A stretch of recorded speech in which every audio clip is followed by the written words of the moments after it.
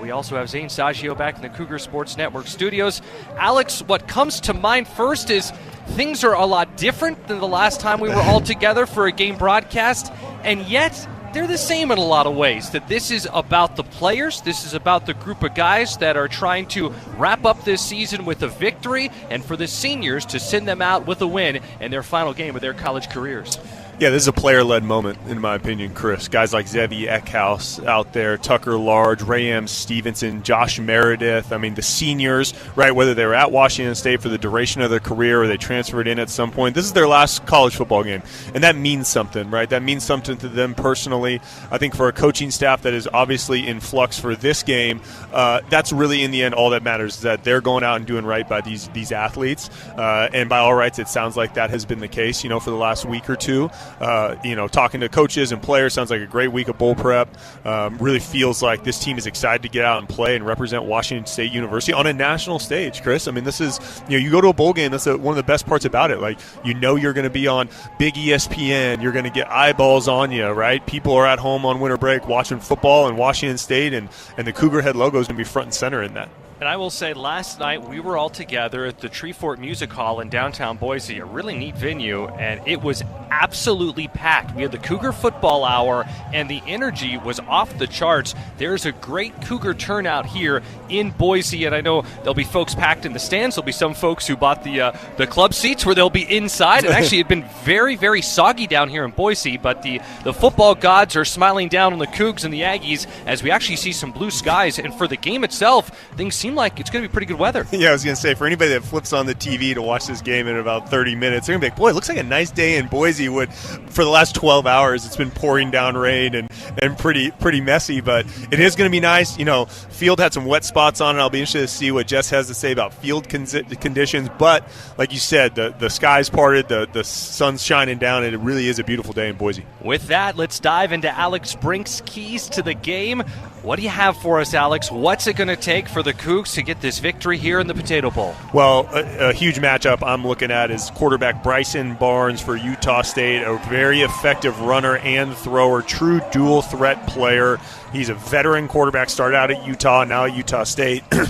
He operates this kind of Bronco Mendenhall offense that Cougs saw last year at New Mexico, where quarterback runs a big part of it, misdirection. Cougs have to have great eyes on defense. So I'm looking at some of the veteran players for Washington State, Caleb Francel, Tucker Large, Matthew Durrance, those second-level players. Can they have great eyes, make sure that they're not getting thrown off with the misdirection from this Aggie offense? That's number one for me. Number two on offense, Washington State needs to throw the football. Like, there's been too much this year, of this ball control, trying to make it something I think it's not. And I think Danny Friend wants to throw the rock. Zevi Eckhouse wants to throw the rock. And in my opinion, and Chris, I've said it all year, Josh Meredith and Tony Freeman are your two best players on the field offensively. They need to touch the ball a lot. Think Kyle Williams from the Holiday Bowl last year. Zevi Eckhouse knows how to throw the pill, right? And he's going to distribute today, and I'm excited to see that. And it will be his final game of his college career, final game of Josh Meredith's college career. We will see what happens here. And last year, a huge theme going into the Holiday Bowl was, what percentage of the team was going to be out there for the bowl game. There is some of that, but to a lesser degree. We will dive into that more. We'll take a timeout here from Albertson Stadium in Boise. Still to come on our pregame coverage as we get you ready for kickoff between Washington State and Utah State in the famous Idaho Potato Bowl. We will head down to the sideline and have our pregame injury update with Jessamine McIntyre. And with the bowl game, there's an opt-out update that comes with that as well. She'll get us all up to speed. Then we will sit down and talk with the interim head coach of the Cougs, Jesse Bobbitt, get his perspective on this matchup, and of course, kickoff right around the corner. More after this. You're listening to Washington State Football on the Cougar Sports Network. When putting in a tree or fence post, we all hate it when our shovel hits a big rock. But there are worse things to come across, like a natural gas or electric line. Nowadays, buried utilities are everywhere, some just below the surface. That's why it's the law to call 811 before you dig, to have your lines marked ahead of time. It's free for Avista residential customers. So call 811 2 business days before you dig. You need time to pick out that perfect shrub anyway. Avista, we just want you to be safe. Get game day ready at Rosars.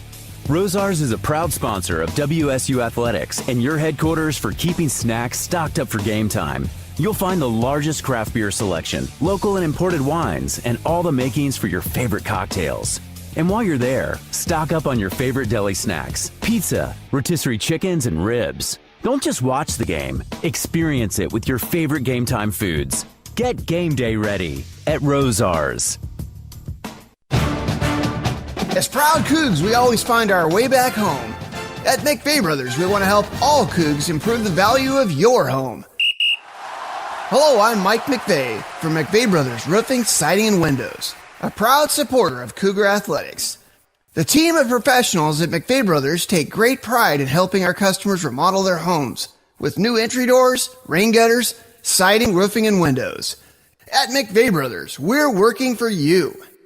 Toyota Thon is on. Get in the spirit of the season with a new Toyota. Now through January 5th, get 2.99 APR financing on remaining new 25 Tacomas. Excludes TRD Pro and Trail Hunter. Or lease a 25 Tacoma SR5 for $259 a month for 39 months with $39.99 due at signing. With approved credit through TFS. Tax, title, and license extra. A negotiable doc fee of up to $200 may be added. Call 1-888-48-TOYOTA for details or go to Toyota.com. Toyota. Let's go places. Time for a look at the Pullman Regional Hospital Injury Report. As the official hospital of Washington State University Athletics, Pullman Regional Hospital takes care of Cougs.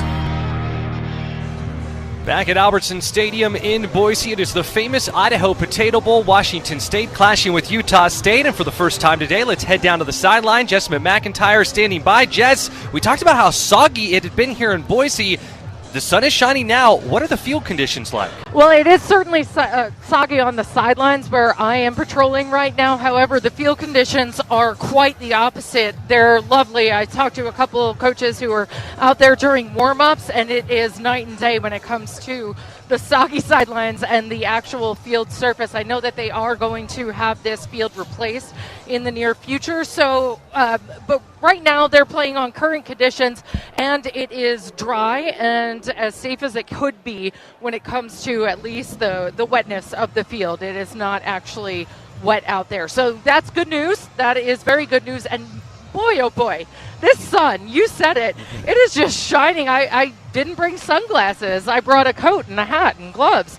I thought it was going to be a frigid day, and it is absolutely gorgeous right now. It's a beautiful day for Zeviak House to have the ball in his hands. So that speaks well to the Cougs offense today.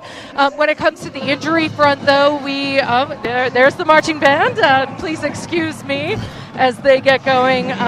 We unfortunately on the defensive side will not see Parker McKenna or Colby Humphrey, so they are a little bit diluted when it comes to that backfield on the defensive side of things. But obviously we know on the offensive side, Kirby Voorhees did enter the transfer portal, so they are down one running back, a very, very important one for this Cougar team this season. However, that doesn't mean that another couple of Cougs can stand up, because they do have some depth at the running back position. Well, thank you, Jess. And with that, and we'll get into this coming up with Jesse Bobbitt when we talk to the interim head coach of the Cougs. But without Parker McKenna, without Colby Humphrey, those are two big losses on the defensive side. And, let's make it clear as well, these are guys who are here with their teammates. This is not a situation where it's an opt-out. These are guys who are banged up. And the Cougs have had a real next man up mentality this year that they've been successful with, especially on defense. But those are a couple of spots where it's going to be next man up, where the Cougs haven't had to face that adversity this year. Yeah, and at linebacker, you're going to have to. I mean, Parker McKenna has been fantastic. I think he was kind of named the defensive player of the year between Oregon State and Washington State, the Pac-2, so to speak. And he was incredibly productive this year. So whether it's Gavin Barthel, the veteran, right, who's started out at Washington State, went to Utah State, came back to Washington State. We talked about his story. Jack Ellison, maybe from from state of Washington, stepping up. Obviously, Sullivan Schlimgen's going to be in the mix. He's already there. I think it's going to be interesting to see what the linebacker position is like on the back end. There is, with Colby Humphreys out, he's been such a great tackler all year, right? And so being able to see him out there, you also, I think, to me, we're going to see some young guys make some plays today on defense, and I'm excited for that. To Jess's point, that's part of kind of the bowl game is you see some guys step up. Well, we will talk about that with Jesse Bobbitt about who will have the opportunity to step up and help to fill the gap without Parker McKenna, without Colby Humphrey available. That will be after this timeout. We will sit down and talk with the interim head coach of the Washington State Cougars, Jesse Bobbitt. We're getting you ready for kickoff here in Boise. It's the famous Idaho Potato Bowl, Washington State against Utah State. This is Washington State football on the Cougars Sports Network. Whether you're cleaning up to host a backyard game day party or just powering through your fall projects, you can count on the performance of Steel. From blowers to chainsaws, Steel tools are built to go the distance. With legendary quality and real dealer support, you'll find the right tool and the right team for every job. Steel, proud supporter of your Washington State Cougars. If we know anything about Cougs fans, it's that a win isn't all you're hungry for on game day. So Northern Quest has a full lineup of restaurants and lounges ready to face any appetite. Cheer on your Cougs with craft beer and cocktails in front of Epic's 10 by 30-foot screen. Grab a steak at Maslow's, a fine cigar at Legends of Fire, or tackle a burger at Fat Burger, before it tackles you. Full menus at northernquest.com. Go Cougs! Everybody knows you shouldn't retire until you're 65. Buying a house? 20% down or nothing, bud. It's easy. Put your money into savings and never touch it. There's a lot of questionable money advice out there. For financial knowledge that can help you reach your version of success, come to Gisa Credit Union. We can walk you through everything you need to feel confident about your finances. There's a healthier approach to money. Find it at Gisa Credit Union. Gisa is an equal opportunity lender. Be a part of all the excitement at Beasley Coliseum this year. Come cheer on the Washington State Cougars men's and women's basketball teams as they host the likes of Gonzaga, St. Mary's, and Oregon State in conference play this season. Don't miss out on all the action. Grab your tickets to upcoming WSU basketball games today at WSUCougars.com/Tix. Again, that's WSUCougars.com/TIX. See you at Beasley Coliseum. Go Cougs!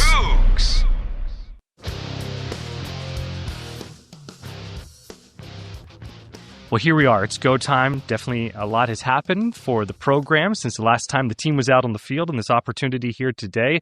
How is it finally being at the point where it's time for football and it's go time? I think that's what we've all been looking forward to these last few weeks through change, is just being able to finish this thing off together as one team for the guys, for the seniors, and come out with a win. What has gone through your mind most when being tasked with this and given this opportunity to lead the team here today? It was something that I really wanted to do, to be here for the seniors, to help in any way for this team, to help in any way I could to make sure, we finish this thing the right way as one group, just like we started a year ago. There's been a lot of changes since then too, and just be able to finish this the right way and attack it and assist in any way I can. And yes, it's a great opportunity for me, but it's really about these guys and just making sure that, I am here for them and I'm doing everything I can so they can finish this thing the right way. Today, there's going to be an opportunity for some guys to step up. There were some names known that wouldn't be playing, like Kirby Voorhees, Kenny Worthy III, but also, unfortunately, the injury bug has hit the Cougs here a little bit with two standouts on defense, guys you've worked so closely with throughout the season, Colby Humphrey and Parker McKenna. How's it going to be adapting without them? Yes, those are tough losses. Those are guys who have had just a ton of success this year and really helping us succeed on defense. And there's guys on offensive as well. And so guys are going to step up. Guys are going to step into those roles. And I know we're going to be able to work through and not skip a beat and execute just as good as on defense as we have been. And then offensively, guys like Kyle Martin stepping in for Brock Dew like he has been, and commanding the offense and making sure we're communicating things through. And I know we're ready for the task. The guys are ready to execute next man up mentality. Everyone's confident in the guy that's next to him. You mentioned Kyle Martin is one of those guys, and we saw him have the start in the last game against Oregon State. But on defense, who are those guys that are going to get a little more run today, a little more chance to be out there and make an impact? Yeah. With Parker being out, Gavin Barthiel and Jack Ellison, potentially Isaiah Hung sighting as well. Guys will step up at the corner position. You have Trillian Sorrell and Jamari Smith. Those are the guys, Kai Rapola, those guys will be stepping up. And, when we've had a a lot of a 3-man rotation at that corner position for a lot of the year. Now there's going to be a lot of young bucks getting some awesome experience, and I'm excited for them to attack the challenge. Utah State's got some good talent in a tough scheme on offense, and I'm excited for those guys to go execute and play at a high level. You talk about that challenge. You talk about the scheme that they have. What is the biggest challenge that they pose? Yeah, on offense, the big thing that they do, quarterback run game, RPO game, some triple option stuff. You got to be sound. You got to do your job. You got to just make sure we're communicating all on the same page. There's some tough things within timing and run fits to pass fits all at the same time in a triple option scheme that it makes it really tough on what you're facing. And on defense, they're multiple. They give you some different looks, and we'll see early in the game kind of what their plan is for us, and we'll be able to adjust if we need to, and adjust at halftime and roll from there and execute. With those looks, it is a defense that has improved as the year has gone on. Is there anything, just kind of the initial thought about them where you feel like, hey, I think we have an opportunity to have success against the Utah State defense in this way?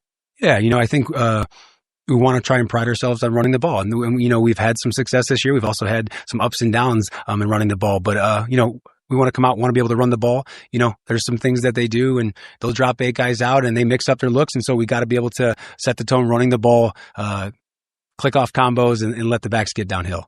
Anything else we haven't touched on you think is going to be especially important today? The guys playing together, the guys finishing, doing this the right way, and coming out with the win. Appreciate the time. Best of luck here today. Yeah, thanks. Appreciate you. For nearly 100 years, Adams Tractor has helped the Northwest knock out to-do lists one tough job at a time. As your local Kubota dealer in Spokane and Lewiston, we're proud to back Washington State athletics with the same grit we bring to every yard, field, and job site. From mowing to digging to plowing, Kubota delivers, and so do we. Visit AdamsTractor.com. Adams Tractor, nearly a century strong, powered by Kubota, fueled by Coug pride.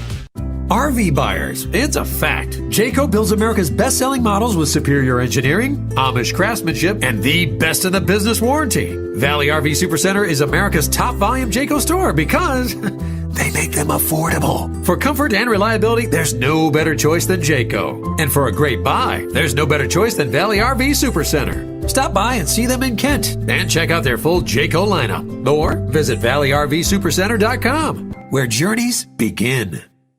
Get game day ready at Rosars.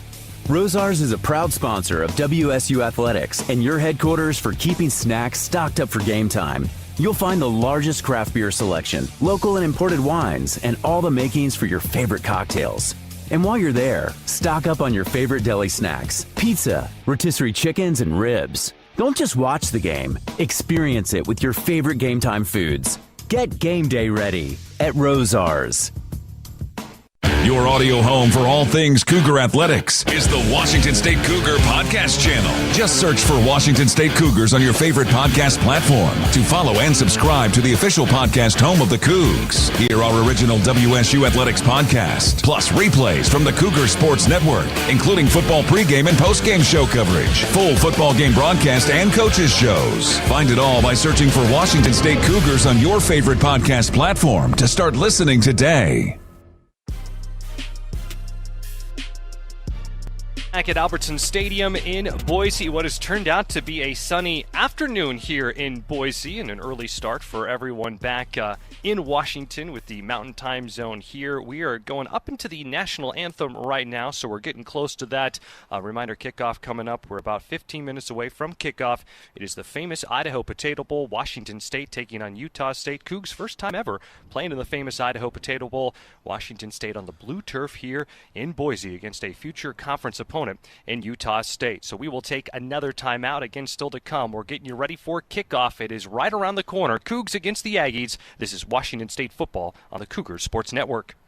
This Washington State University sports broadcast is brought to you in part by Pullman Regional Hospital, the official hospital of Washington State Athletics. Rural communities face unique healthcare challenges. By providing hands-on opportunities for WSU students in health sciences, nursing, pharmacy, and the Elson Floyd College of Medicine, Pullman Regional Hospital is helping to shape the future of local healthcare. Learn more at pullmanregional.org. Pullman Regional Hospital and Washington State, partners in excellence.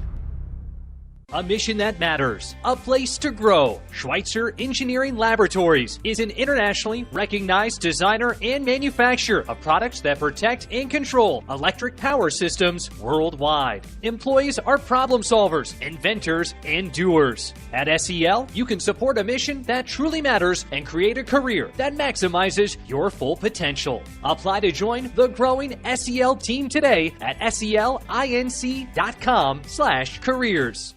Coors Light is cold lagered, cold filtered, and cold packaged for a smoother finish. It's got that crisp, refreshing taste that makes every moment cheering on your team even better. Plus, the mountains on the bottles and cans turn blue when your beer is Rocky Mountain cold. So you never have to guess if your Coors Light is ready to drink. So crack one open, take a sip, and enjoy the game. Coors Light. Choose chill. Celebrate responsibly. 2024 Coors Brewing Company, Golden, Colorado. Dear Traction, Toyota has 25 vehicles with available all-wheel drive and four-wheel drive. The RAV4 has legendary versatility. The Grand Highlander's adult-sized third row is for real. And the Tacoma's wild side comes standard. From job sites to campsites and game nights, there's an all-wheel drive or four-wheel drive Toyota to get you there in style. Find yours at Toyota.com. Toyota, let's go places.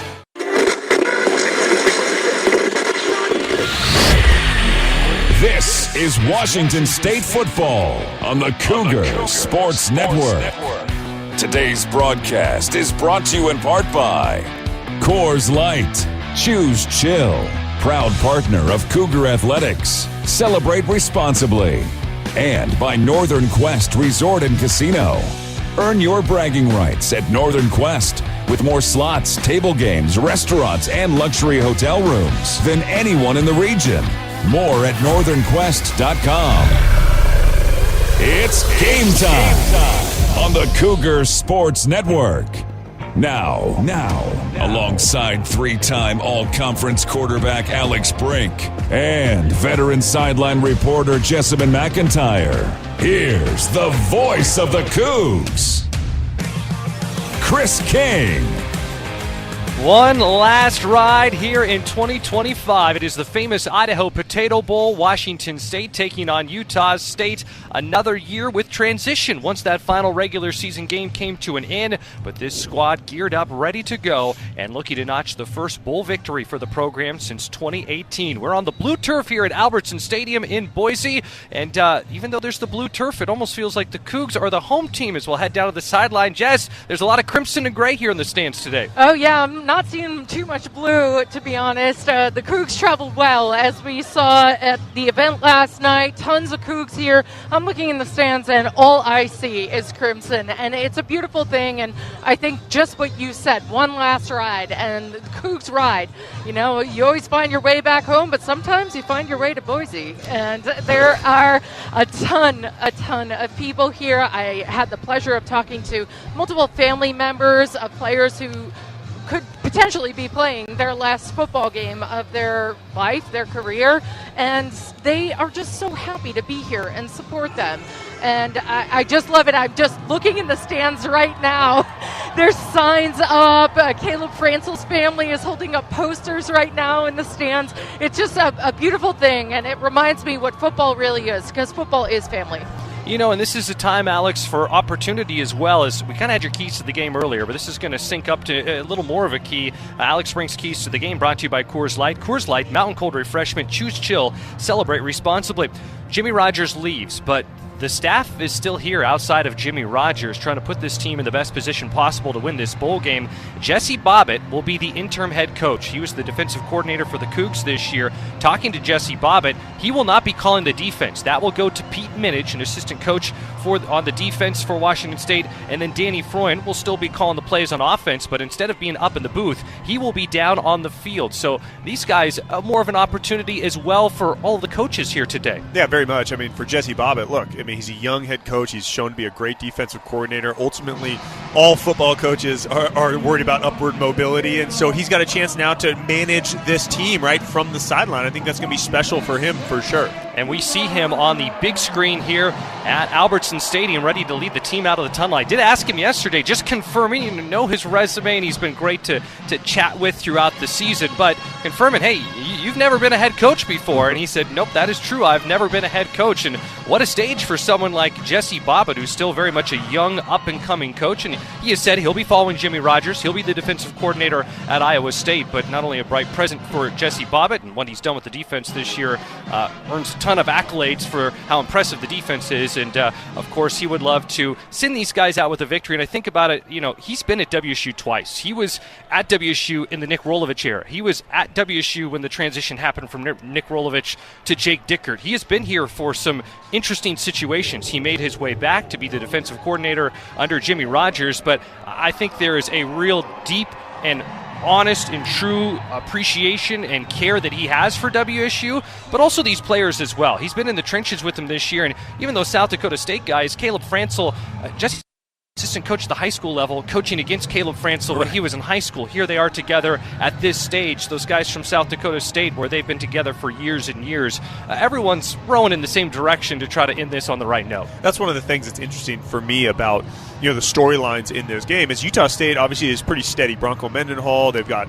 Bryson Barnes, their quarterback. They're starting their journey, so to speak, right, as a program. Washington State's obviously in transition, but to your point, there's so much connection on this team with the coaching staff and the transfers from South Dakota State, the veteran, senior-laden team that it is, a bunch of Cougs that have been in the uniform for 4 or 5 years. So, yes, this is Washington State's in a transition period, but I think they're as positioned as anybody to come out and compete and win this football game, which is ultimately the goal that we all have for today. Butch with the Cougar flag leading the team out on the field. Washington State white uniforms, white tops, white helmets, the Crimson Cougar head logo, and here comes Utah State as well. We'll have the coin toss momentarily. Let's get on our final commercial break before kickoff. It's the famous Idaho Potato Bowl, Washington State, Utah State. All the action after this. This is Washington State football on the Cougar Sports Network. Get game day ready at Rosars. Rosars is a proud sponsor of WSU Athletics and your headquarters for keeping snacks stocked up for game time. You'll find the largest craft beer selection, local and imported wines, and all the makings for your favorite cocktails. And while you're there, stock up on your favorite deli snacks, pizza, rotisserie chickens, and ribs. Don't just watch the game, experience it with your favorite game time foods. Get game day ready at Rosars. As proud Cougs, we always find our way back home. At McVeigh Brothers, we want to help all Cougs improve the value of your home. Hello, I'm Mike McVeigh from McVeigh Brothers Roofing, Siding, and Windows, a proud supporter of Cougar Athletics. The team of professionals at McVeigh Brothers take great pride in helping our customers remodel their homes with new entry doors, rain gutters, siding, roofing, and windows. At McVeigh Brothers, we're working for you. Alliant Employee Benefits is the Inland Northwest leader in employee benefit consulting and brokerage. Alliant is a difference maker, providing employee benefit solutions and problem solving while helping companies grow and protect their business. Alliant keeps its clients on the forefront of the benefit industry's constant evolution while improving the benefits experience for employees through better health outcomes and more cost-effective care. Give Alliant a call and see what they can do for you.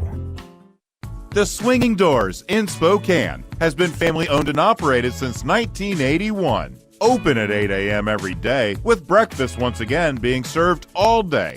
The kitchen is open until 9 p.m. on Sunday, Monday, and Tuesday, and open till 10 p.m. Wednesday through Saturday. With over 50 TVs, come watch your favorite team in action, including Cougar games. The Swinging Doors in Spokane, a great place to meet, eat, and have fun.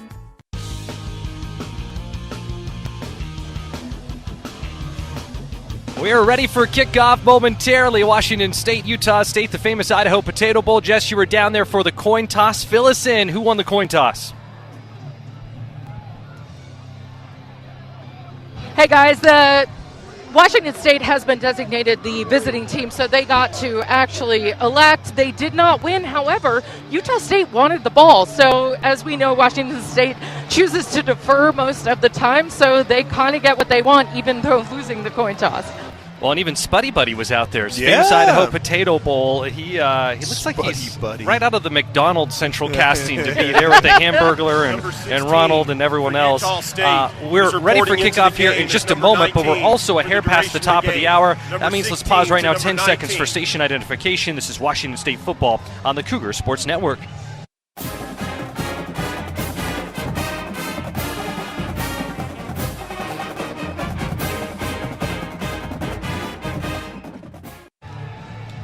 Jack Stevens kicking off for Washington State. Utah State, they've got their uniform combo. They've got their Aggie blue, which is really navy blue, white and gray. So the Aggie blue pants, Aggie blue tops, white numbers, Utah State on the front. And they've got the white helmets with the Aggie blue Utah State logo. Cougs looking sharp in their, again, white bottoms, white tops, white helmets, crimson Cougar head logo. This is incredible how nice this day is considering what it's been like here in Boise. 48 degrees. There's blue skies above the blue turf here at Albertson Stadium. It had been very soggy since the Cougs had gotten to town. Jack Stevens steps up.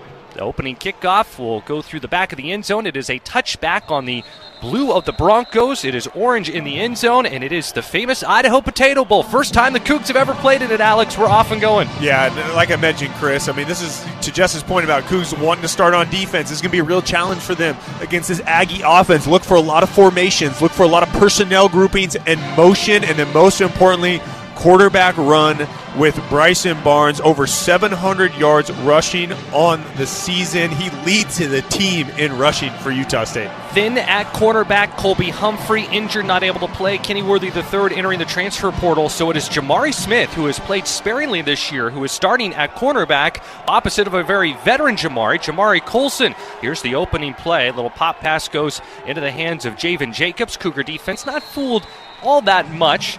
Stopped at the 29, so it's 1st and 10 from the 25, a game and 4. We also see out there as well for Washington State that kind of that youth movement too we'll see at linebacker as well, because it is Parker McKenna, the leading tackler for the Cougs, who is out injured for this game. Yeah, Gavin Barthel makes the tackle there, the veteran. He's in there for Parker McKenna. You see right away Javen Jacobs, the backup running back. You're going to see a lot of running backs for Utah State as well. On 2nd and 6, the snap goes back to Bryson Barnes. Dangerous with his legs, floating out to his left. He's it up. No one nearby. It's over to the Washington State sideline, and it's actually Leo Pulalasi who makes the catch over on the Cougar sideline. Even a little celebration as well for the Cougar running back. We could see a healthy dose of him with Kirby Voorhees opting out of this game. It is an incompletion, though. Opening drive of the game, no score. Utah State with the ball. It is 3rd and 6 for the Aggies from their own 29. Yeah, well defended. Sprint out to the left. Little flood concept. 3 receivers, low, medium, and high. Cougs played it well. Sullivan Slim Jim put some pressure on Bryson Barnes, which forced the throwaway and a big 3rd down right off the bat for Washington State. Utah State without their top wide receiver, Braden Pagan, entering the portal. Empty set. Here's the snap. Pressure comes. Fransel off the corner. Brings the heat pass thrown. Incomplete.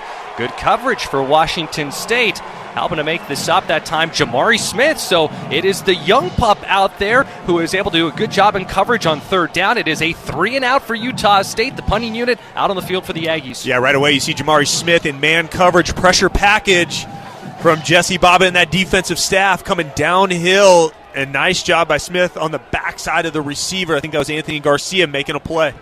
Central Valley High School product, Landon Rico on to punt for Utah State. It is Tony Freeman. We know how dangerous he can be. Awaits the punt. The snap is clean. The punt is off. Freeman will drift towards the near sideline. Not a great punt by Rico. It got into Cougar territory, bouncing in front of the 40. It all depends on where it's marked out of bounds. Kind of a friendly spot.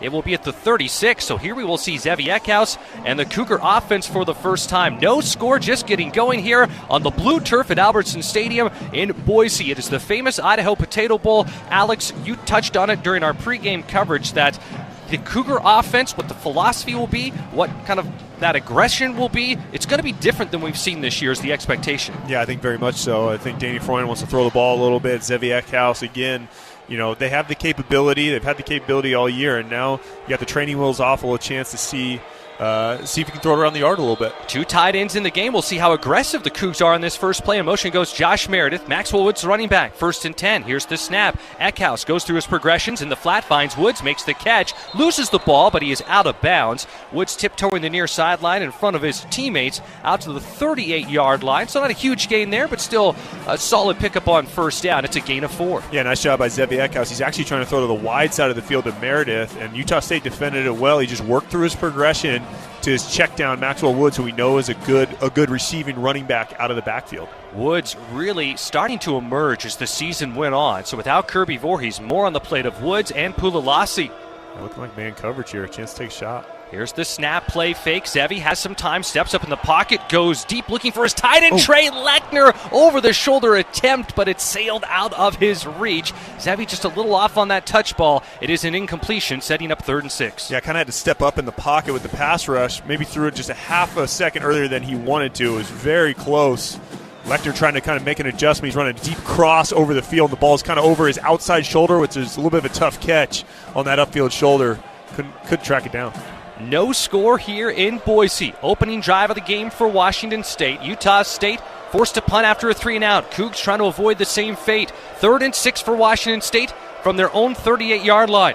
4 wide receivers in the game, including Tony Freeman with those highlighter green sneakers in the slot. Here's the snap, gets rid of it quick. Meredith with the catch. He's going to be close to the marker. It is going to be either right there, about a half-yard shy. And no, they're going to give it to him. Wow. Indication from the officiating crew. I was with you, Alex. I thought it was going to be a hair shy. Instead, it's enough for the first down. On 3rd and 6, Meredith with the 6-yard reception. Good decision by Zevi Eckhouse. Pressure gets it to Meredith on the slant. Tempo for the Cougs. Eckhouse flushed out of the pockets over the middle. Has a man. It's Noga playing in his final college game. Jeremiah Noga straight up the seams with the reception. He's off to the 34-yard line. Cougs a gain of 18. Tempo continues for Washington State. Yeah, a little tempo. They want to go fast and make this Aggie defense run sideline to sideline. Woods stays in the game at running back. The snap, Zevi throwing it all over the yard. Has an open receiver. Passes caught. Far sideline. It's Brandon Ganeshamorthy, who has been in the program for a number of years. We saw him get a touchdown last year in the Holiday Bowl. Yep. Expecting to see him a little more involved today. How about this, Chris? You know what we haven't seen yet? A run. Jinx, yeah.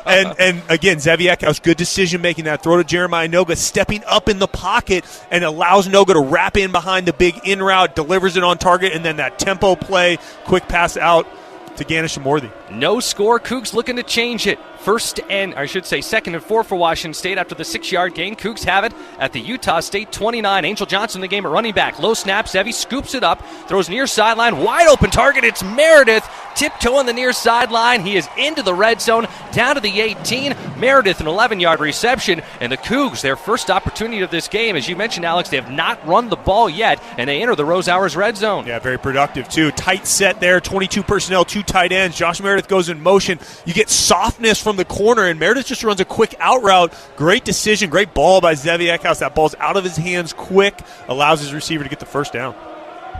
2 tight ends in the game, split out wide to the left is Mackenzie Allen, Josh Meredith in the slot. Angel Johnson remains the running back. In motion goes Josh Meredith. Eckhouse takes the snap, sets his feet, overthrows his intended target, Meredith, and it will be an incompletion. Yeah, he had him, a little flat route. Josh Meredith goes in yo-yo motion. It means he starts across the formation, then snaps back to where he started, runs a flat route, and Zevi Eckhouse had him, just threw it high over his head. Lechner, Adamola Filet, and Josh Meredith over to the sideline. Cougs will send in Jeremiah Noga, Leon Neal Jr., and Tony Freeman. No score. Washington State marching down the field, getting into the red zone here on their first opportunity on offense of the day. Cougs with it 2nd and 10 at the Utah State 18 here in the famous Idaho Potato Bowl. Snapped his legs, and he is shoved out of bounds. Nice job there by Brevin Hamblin to kind of lower the shoulder and to get Freeman out of the 15. It will set up a 3rd and 7 for Washington State. Yeah, and, again, you got to remember, Brock Dew's not in there, Kyle Martin in at center. You're going to have some inconsistencies at times with those snaps. Utah State sometimes plays what we call an odd front. That means there's a zero nose, a nose tackle right over the top of the center. That can make it hard for him as he's thinking about snapping and blocking and making his calls. Not a single running play on this opening drive of the game. Cougs looking to convert on 3rd and 7 at the Aggie 15. The snap to Zevi over the middle, has Freeman, can't quite hang on to it. Hamblin in coverage, probably would have been tackled a yard shy. So instead of being able to punch it in, Washington State showing that spark on this opening drive of the game, moving the ball into the red zone all the way to the 15, but will settle for a Jack Stevens field goal attempt. Yeah, and Tony Freeman could have had that. Would have been interesting to set up the 4th and 1 down inside, down at the 10 or inside the 10, see what Jesse Baba would have done. Good decision versus pressure. You're getting a lot of pressure on Zevi Eckhouse. He's getting the ball out and delivering it well. A 32-yard attempt. Ryan Harris, the holder. Long snapper for the Cougs, Colton Peoples. Stevens this year, 14 of 16. Here's the snap. The hold is down. The kick is up, and it is going to be no good. Just the 3rd miss of the season. So a really strong start to this game for the Cougs, but Alex, that is a bit deflating to come away with no points after being able to move the ball all the way down to the 15. And not a good kick by any means from Jack Stevens. Kind of eerily similar to that miss at the end of the Oregon State game. Short right hash kick and pushed it right. Definitely a disappointing result for Washington State after a good defensive stop and then a solid drive offensively. And I do not think it was an accident, as you pointed out, Alex, that this offense looked a lot different than what we saw throughout the year. Not a single running play on that opening drive. 10:51 to go, first quarter here in Boise in the famous Idaho Potato Bowl. No score between Washington State and Utah State. More after this is Washington State football on the Cougars Sports Network. Statistically speaking, your New Year's resolution will take a backseat sooner than later. Just make sure that seat's leather trimmed and German engineered. Introducing Northern Quest's $115,000 New Year New Benz giveaway. Play daily with your Campus Rewards card to enter, and on January 1st, you could win a brand new Mercedes. You know, so you can drive past the gym in style. The New Year New Benz giveaway, only at Northern Quest. Grand prize drawing January 1st. With the WSU debit card from Giesa, it's hard to tell who's supporting who. When Coug fans use their WSU card, they show off their Coug pride and donations are made back to Cougar Athletics. But the card supports the Coug fan by helping them grow their money. So does the card support the Coug fan or does the Coug fan support the card? It doesn't matter. All that matters is that the WSU card supports Cougar Athletics and your wallet at the same time. Get your WSU card at Giesa.com. Checking account transaction requirements, terms and conditions apply. Insured by NCUA. Coors Light presents To Chill or Not to Chill. When your friend skips your favorite song on the playlist. End of friendship. Or choose chill because that song lives rent-free in your head anyway. And you planned ahead by bringing Coors Light to the party. And the sound of that ice-cold can cracking open was music to your ears already. Coors Light. Choose chill. Celebrate responsibly. 2024 Coors Brewing Company, Golden, Colorado.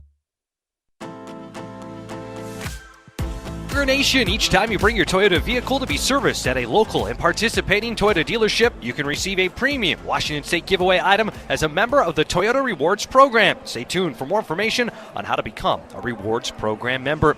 No score here at Albertson Stadium in Boise. Cougs taking on Utah State on the blue turf. It's the famous Idaho Potato Bowl. 10:51 to play first quarter. 3 and out for Utah State on their first drive. Cougs went 10 plays, 51 yards, got it down to the 15 of the Aggies, but it ended up being a missed 32-yard field goal from Jack Stevens. And if there was any question about what the energy level would be like coming out of the gate, Jess, I know you're on the sideline right now seeing Zevi Eckhouse fire up his teammates. The team coming off strong. The only kind of fly in the ointment right now is that missed field goal. Yeah, absolutely, and I know it can be deflating to have a drive like that and come away with 0 points. However, Zevi is ever the cheerleader for his teammates in his final game here at Washington State, rallying the troops right now. He is all in, coming over to the offensive line huddle, to his fellow backup quarterbacks. He's all in. Here's the first play for Utah State as they start at the 20, and it's a design quarterback run for Bryson Barnes. Cougs not fooled in the slightest. He's actually dropped for a loss of 1. Bryson Barnes, a lot was talked about him, Alex, in the build-up to this game. He's a major threat with his legs, and so far through 4 plays, hasn't been able to flex his muscles with that. Yeah, to be fair, the team speed of Washington State's going to mitigate that a little bit. Caleb Francel in there for the hit early. Snap on 2nd 11. 4-man rush. Barnes gets out. There will be a holding flag, or a flag thrown. Looks like a hold as he runs near sideline, chased down by Sullivan Schlimgen. Also Caleb Francel there as well. But Bryson Lamb clapping his hands. The white gloves to go with the white jerseys, pants, and helmets for the Cougs. All indications seem to point to this being a hold on Utah State. Yeah, it's going to be a hold on Sony Fina, on the offensive lineman blocking Sony Fina. Offense, number 55. The penalty to enforce half the distance to the goal line from the previous spot. Second down. And even at that, Chris, what'd you notice there, right? Is Bryson Barnes out in the open field? Normally he breaks a run like that. Sullivan Slimjin, with elite speed at the linebacker position, tracks him down. Again, the Washington State defense, has the speed to match up against even an athletic quarterback like Bryson Barnes. That hold going against the sitter, Jimmy Liston, as you pointed out, it was Sony Finau who he was trying to prevent from getting to Barnes. So that will really put Utah State back. It was 2nd and 11. Now we'll make it 2nd and 21 here. Play action. Barnes, he is in the pocket, brought down. Cougs get a hand on him, and he is dropped. Washington State with the sack, and all the way down to the 3-yard line. Jess, you see something there on the sideline, maybe a little extracurricular? Yeah, some trippiness happening, I think, on behalf of, I thought it was Lamb, but it actually wasn't. But yeah, no, these guys are talking. They have some words for each other, for their new brethren in next year's Pac-12. So they're just getting well introduced.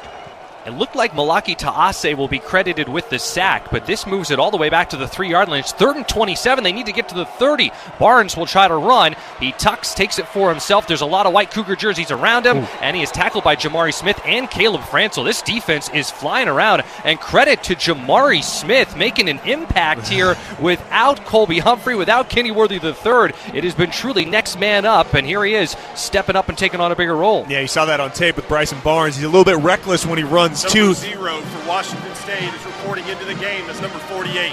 0 for 48. He breaks into the open field. Francel again tracks him down with that good speed, and then, like you said, Smith finished him off. Barnes took a big hit on that play.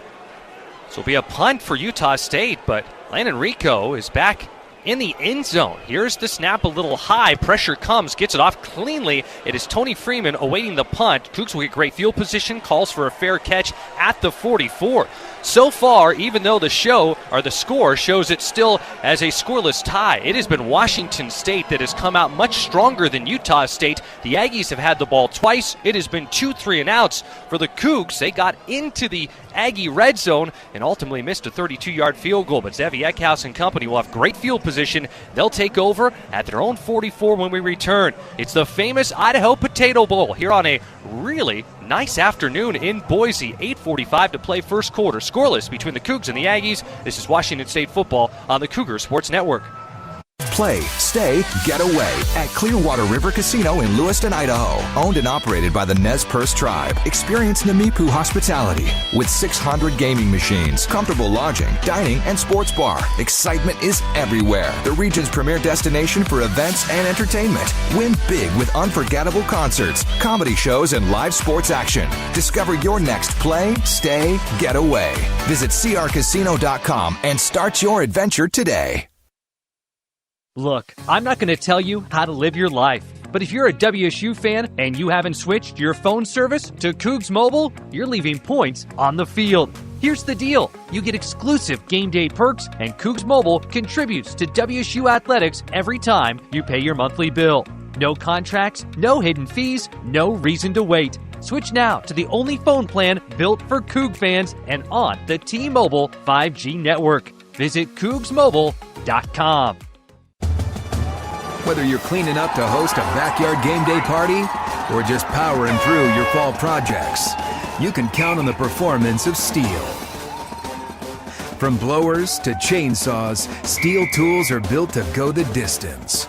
With legendary quality and real dealer support, you'll find the right tool and the right team for every job. Steel, proud supporter of your Washington State Cougars. Boise, no score here in the famous Idaho Potato Bowl between Washington State and Utah State. Cougs, great field position to get going here. 8:45 to play first quarter. And Jess, injuries have been a factor here late in the season, especially for the Cougs. One of those injured Washington State players, a great Coug, a leader in Brock Dew. Brock Dew was named a team captain for today, came out for the coin toss, and it's just wonderful. He is actually on his feet. He is still in a boot, and he has a scooter and everything. But one of the privileges I have of being on the sideline is getting to talk to the guys while I'm down here and speaking to him, his leadership, his encouragement of everyone. He's such a smart player. He's not the tallest. He's obviously a very physically gifted athlete. athlete, but not the biggest guy to ever play center. And his smartness obviously plays true on the field. And I watch him just coaching up his teammates and know he wants to be out there. He told me so, because this would have been his last game as a Coug as well, but his leadership on this sideline is unmitigated. Yeah, Brock Dew will wrap up his Cougar career and have a home for life in Pullman. He will be bleeding crimson and gray, and great to welcome him back in future years. I already know he's married, mechanical engineering degree, so unfortunately he can't be out there today, but doing everything he can otherwise to help the Cougs get this bowl victory. 1st and 10 for Washington State from their own 44. Out of the pistol, Cougs will throw again, play action. Zevi feeling the heat, slings it towards Meredith. Stops his feet, makes the catch into Aggie territory at the 41. Kind of had to pump on the brakes a little bit, but Eckhouse to Meredith, we've seen that connection so far. Washington State with a nice gain. It's a pickup of 13 and a first down for the Cougs. What a nice throw from Zevi Eckhouse, having to hang in the pocket. Johnny Lester, I think, pulled around to help block the right defensive end and kind of got tripped up a little bit. Oh, yeah, he might have got hurt. Oh, boy, we got a Coug down. And if you're right, that's Johnny Lester. That's the left guard for Washington State. Cougs already thin on the O-line with Brock Dew down, Kyle Martin, the center. Everyone else are the starters. Lester from Spokane. Talked about I never really watched sports growing up. Didn't start playing football until high school. Was at Northwest Christian, so at a smaller school. Timeout on the field for an offensive injury for Washington State. Player presented as injured after the ball was spotted. Washington State will be charged their first timeout of the game. So the Cougs going to be charged with a timeout here, and discussing with Danny Freund going into this game, Cougar offensive coordinator, who that next man up would be if there was an injury on the offensive line. He said Noah Dunham would be the next man up, either at center or at the guard position. So if Lester, who has kind of flipped over, and I know Jess has eyes on this, if he can't continue in this game, which would be unfortunate, he's had a really strong year as a redshirt junior, had to be put out to right tackle, and Christian Hilborn got hurt. Has been back at left guard, which is more of that natural position for him. This would be a tough loss for the Cougs. Yeah, it is. I mean, again, I kind of saw it live. He went down awkwardly when he was in a position, blocking a defender. It seemed like he was in a good position. Then he kind of just went down. Zevi had to deliver a nice throw to Meredith with the defender in his face. But, Jess, what do you see? It looks like he's popped up now? Yeah, he is on his feet, but very gingerly walking off the field. He is being guided by medical personnel, and I'm sure he's going to get checked out in the injury tent. I'll keep an eye on it, but a ginger walk as we're looking at it right now. One of the men helping him up, Micah Upati, who had a great career at Idaho, went on to play a long time in the NFL with the Seahawks, the 49ers, and also the Cardinals, was a Pro Bowler, but also has great memories here in Boise when he was at Idaho. He was on a 2009 team that won the bowl game when Rob Akey was leading the Vandals, so he helps up Lester. And, Jess will help us keep eyes on this, but Noah Dunham is who we expect to come in at left guard, and we will confirm that when we get a good look at the number. But the Cougs, it's coming off a completion. No score first quarter here in the famous Idaho Potato Bowl. 1st and 10 from the Aggie 41 for Washington State. First running play of the day, and Utah State's able to prevent it to only be a gain of 1 from Maxwell Woods. And Alex, let's talk about that. It is 10 straight passes. We have not seen that anywhere close to that in any game this year. 10 straight plays, all passes. Yeah, really productive too. Nice mix of quick game. The long throw to Meredith just before this play action pass. So I like the mix from Danny Freund. On 2nd and 9, it will be play action. Zevi steps up in the pocket, hasn't used his feet so far, just hanging onto the ball as he is brought down. D'Angelo Mays able to rip him down to the turf. It's a sack and a loss of 3. So the Cougs got great field position at their own 44. They're in Aggie territory, but it's going to set up 3rd and 11 from the Utah State 42. Yeah, Mays corner blitz, and Maxwell Woods was the one protecting. Didn't really see it, came to a late and got blown up, and that play again just got away, like you said. Zevi Eckhouse, good job hanging on to the ball. Mays was going for the strip sack. First sack of Mays' career, sophomore, who transferred from New Mexico, following Bronco Mendenhall and that staff from Albuquerque to Logan. Angel Johnson in the game. Snap back, play action. Pressure comes. Zevi heaves it up, has a man up the seam. It is caught. Alene off to the races. Touchdown, Washington State. A 42-yard strike on 3rd and 11. Mackenzie Alene, his second career catch, his first career touchdown, and the Cougs draw first blood here on the blue turf in Boise. Boy, how about Mackenzie Alene? Taking the top off, as they say. Little pressure from Utah State. Zevi Eckhouse hangs in there, delivers the vertical over the top. Stutter seam from Aline leaves the defender in the dust. What a beautiful throw and catch on third down from Washington State. Aline put on scholarship in this spring, was a walk-on last year, red-shirted two-time Scout Team Player of the Week. That first catch was against Louisiana Tech. A 9-yard reception. How about that for a memory? Jack Stevens makes the point after attempt, and the Cougs take the 7-0 lead here in the famous Idaho Potato Bowl with 7:08 to go in the first quarter. Let's head down to the field. Jess, what do you have? Well, Aline is getting celebrated just as strong as that touchdown. He is screaming at cameras, his teammates who are all around him right now, and he deserves this moment. Also, I do have an update on Lester. He has a lower body injury, and it's possible that he will return to this game. But, man, let's talk about this celebration. Literally everyone just surrounding Aline right now. A great scene, and even Danny Freund, who is out of the booth, out on the field as the offensive coordinator, jumping, and him and Zevi Eckhouse kind of hugging, bumping chests mid-air. The Cougs are having fun. They're off to the early lead. Washington State up 7-0. More after this. You're listening to Cougar Football on the Cougar Sports Network. Imagine waking up in a place where spectacular views change every day, where unforgettable memories are made every night, and where the journey is far more fun than your destination. Now stop imagining and go RVing. Coach Walden here for my friends at Valley RV Supercenter in Kent, the Northwest premier Jayco dealer, the affordable RV dealer and proud sponsor of Cougar Football. So whether it's a family weekend on the coast, a winter in the desert, or a tailgate party in the Palouse, your journey begins at ValleyRVSupercenter.com. Toyota-thon is on. Get in the spirit of the season with a new Toyota, like the spacious Corolla Cross. Now through January 5th, lease a new gas-powered 26 Corolla Cross L with all-wheel drive for $279 a month for 39 months with $29.99 due at signing. With approved credit through TFS, tax, title, and license extra. A negotiable doc fee of up to $200 may be added. Call 1-888-48-TOYOTA for details or go to Toyota.com. Toyota, let's go places. If you use natural gas, you recognize its blue flame. But natural gas is actually invisible and odorless. That's why Avista adds a rotten egg scent, in case there's ever a leak. If you smell natural gas at home, get outside fast. Don't flip switches or do anything to cause a spark. Go somewhere safe. Call 911. Then Avista. We'll take care of the problem and tell you when it's okay to return. Till then, it's a good excuse to visit the neighbors. Avista. We just want you to be safe. At Albertson Stadium in Boise, 7:08 to go in the first quarter. It's the famous Idaho Potato Bowl. Cougs up 7-0 on Utah State. A 41-yard Mackenzie Aline touchdown reception. 4 plays, 56 yards, a minute 37 coming off the clock. And Alex, this jumps out the most to me. I'm looking at the numbers. Both teams, WSU and Utah State, have had 2 drives. Cougs, 107 yards of total offense. Utah State with 1. Yeah, I mean, boy, Coug defense right off the bat, I mean, showing their team speed and aggressiveness.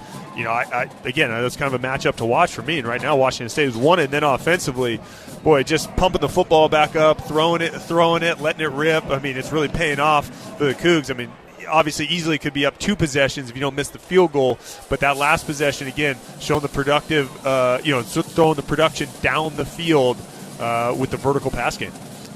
The Cougs have run 13 plays on offense. 11 have been passes, but 1 was a sack where Zevi Eckhouse was looking to pass. There has been 1 true running play. So this obviously, and you told us going into it that, hey, this was the word coming in that the philosophy was going to be changing as far as the team breakdown of how often it would be running the ball and how often it would be passing the ball in this game. Yeah, and honestly, I think the 1 run was because they had a new left guard right in there, and they wanted to make sure they got him going and put him in a drop-back pass situation right away. So, yeah, definitely, staying true to form from, what I was told coming into this game, and, fired up for Zevi to see it. Jack Stevens on for the kickoff. Utah State will look to return it. Out to the 3-yard line is Javen Jacobs. Jacobs' far sideline has some room as he'll be shoved out of bounds. Nice job by Ryan Harris. Ooh, boy, there is the late flag. So he was out of bounds, and that's going to lead to more. So I did credit Ryan Harris, the kicker, for making the stop, but he was out of bounds when he laid on that hit. So Utah State going to get excellent field position here. Knocked out of bounds close to the 35. Yeah, he's about 2 steps out of bounds, too. That's a kicker who's feeling a little wide-eyed, thinks he's got a shot. Good return. Good return on that by Utah State, and again, they get extra yardage tacked onto it. Interesting story about Ryan Harris. He never played college football at Boise State. After the play, personal foul, late hit, kicking team, number 32. There'll be a 15-yard penalty added to the end of the return. First down, Utah State. So Harris was a student here at Boise State. Out of high school, he didn't try to play college football. He was a student at Boise State, then said, hey, I got a leg, I want to try kicking and punting. Ended up going to San Diego Mesa Junior College. He's from Vancouver, British Columbia, so he was actually just a regular student here at Boise State, and this happens to be where his college career will come to an end. He's a senior, and with that penalty, they're trying to figure out exactly where the returner was out of bounds and where to tack on the penalty. It's going to be close to midfield, and it will be at the 44, so the exact spot where the Cougs started on their last drive. That's where Utah State will begin. 7-0 Washington State. An explosive offensive start for the Cougs. Let's see if the defense can continue to keep the Aggies quiet. Here it is on the option pitch. Goes into the hands of the running back, and it's going to be a first down. Javen Jacobs, he is a real threat for them, one of the talented trio of running backs. He's into Cougar territory. It's a gain of 12. That's what makes Utah State so hard to defend. Effectively, they're running the triple option out of shotgun with various formations, running backs. Bryson Barnes pulls the ball there, then he gets out on the edge. Cougs tackle him, but he pitches it for a good gain. Barnes hands it off, this time to Miles Davis, who's met up and upended. Anthony Polano and Caleb Francel right there to form a white brick wall. Cougs in their white uniforms here on the blue turf. The two linebackers hold Davis to a gain of only 1. Yeah, good eyes by Polano. Kind of flows over the top of it. Makes a play at the line of scrimmage. And then not only does he make contact at the line of scrimmage, he gets it back down to the ground. Mackenzie Allen, a 41-yard touchdown for the Cougs. The difference in this game. Now 2nd and 9 for the Washington State 43. Here's the snap. Drop the back pass. Almost picked. Oh, so close for Washington State. There to break it up. Trillian Sorrell, true freshman cornerback. So without Colby Humphrey, without Kenny Worthy III, we've seen more Jamari Smith, and now more Trillian Sorrell, who is an eyelash away from picking off that ball. Yeah, he stepped right in front of it. It's what we call a snap. State outside receiver runs in and sits down about 5 yards. Sorrell saw it the whole way as the corner folded over the top and triggered. Just barely missed. Probably a walk-in pick six. Big play here. 3rd and 9 for the Aggies from the Cougar 43. Deep drop for Barnes. Feeling the pressure. Heaves it up. Has a man. He's going to overthrow his intended target. Was feeling the pressure as he was backpedaling. Still had a potential receiver in Brady Boyd who would have had the catch for the first down near the 20. Couldn't quite get it to him. The Cougs force another punt for Utah State. 3 possessions for the Aggies. All 3 going to end up in punts. Yeah, and credit to Anthony Polano, who's coming on the delayed blitz there. It's a sprint out from Barnes, and with Polano in his face, he cannot set his feet. Reporting to the game is number 48. He can't set his feet to deliver that ball all the way downfield. Like you said, he had an open receiver, just couldn't get it there.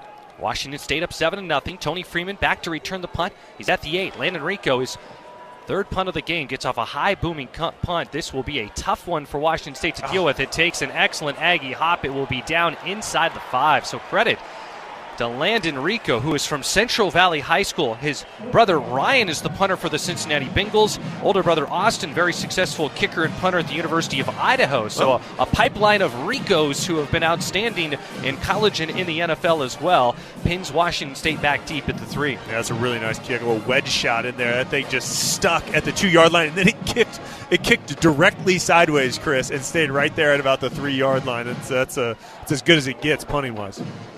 Jess, what do you have for us? Well, it's good news as Johnny Lester is heading back out on the field. I know Noah Dunham is staying adept with the iPads here on the sideline ready to go in, but Lester is good to go and back in the game. Well, that's good news for Washington State. We'll see Leo Pulalasi in the game for the Cougs. So we've seen a combination of Woods, Angel Johnson, and Pulalasi in the backfield. No Kirby Vore. He's opting out of this game. 7-0 Cougs up, but at their own 3-yard line beginning this drive. Zevi claps his hands. A little movement on the line, but nothing that would lead to a flag.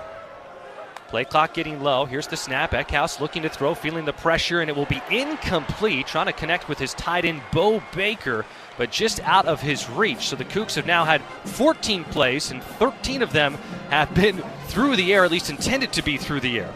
Yeah, trying to get the outcut actually to Meredith to the wide side of the field. It was well defended. They'd thrown that ball earlier in the game, so then he's got to bring his eyes backside. Another corner blitz, though, from that same defender, D'Angelo Mays, and kind of forced Zevi to throw that one a little wider than he would have liked.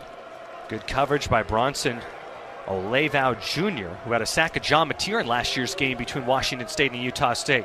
Cougs need some breathing room. 2nd and 10 from their own 3. It's a handoff up the gut. Leo Pulalasi, forward progress a yard, maybe 2, but it's still going to be 3rd and long. So the Coug offense had been humming, but with that excellent punt from Landon Rico, it puts Washington State in a real difficult spot. Yeah, hard. I mean, that's just a hard spot. 2nd and long, backed up. Utah State's got 7 guys in the box, 8 guys in the box, actually, against, really against your 7. And for Washington State, hard to move the line of scrimmage. You got to think there's probably a pass down, but obviously got to be smart when you're backed up. Jeremiah Noga split out to the left. Josh Meredith in the slot. Now motioning from right to left is Tony Freeman. Cougs have it up 7-0, but it's 3rd and 8 from their own 5. The snap sprinting out to his left is Evie Eckhouse. Spins the ball up in the air. It's going to be intercepted, deflected, picked off by Utah State, and knocked out of bounds. Tony Freeman with the tackle. It is Ike Larson here at Mountain West Conference Honors for the 3rd time in his career this season. Comes away with the interception, the 10th of his career, but the first of this season. Deflected ball, and Utah State pulls it down. Cougs up 7-0, but the Aggies are going to take over after the turnover at the Washington State 13. Yeah, and it was a tip ball on the sprint out. Zevi was trying to get the ball to Josh Meredith on the 2nd level of the flood concept. And I don't think he saw a low defender. Ball was just too low coming out of his hands. Ball tipped up in the air, and then off that tip drill, that interception sets up great field position with Ike Larson for this Utah State offense. Utah State on 3 drives so far. They've produced 9 total yards, but here they are in the red zone. Will it be a direct snap here? The snap, Barnes will keep it for himself. Cougs not fooled.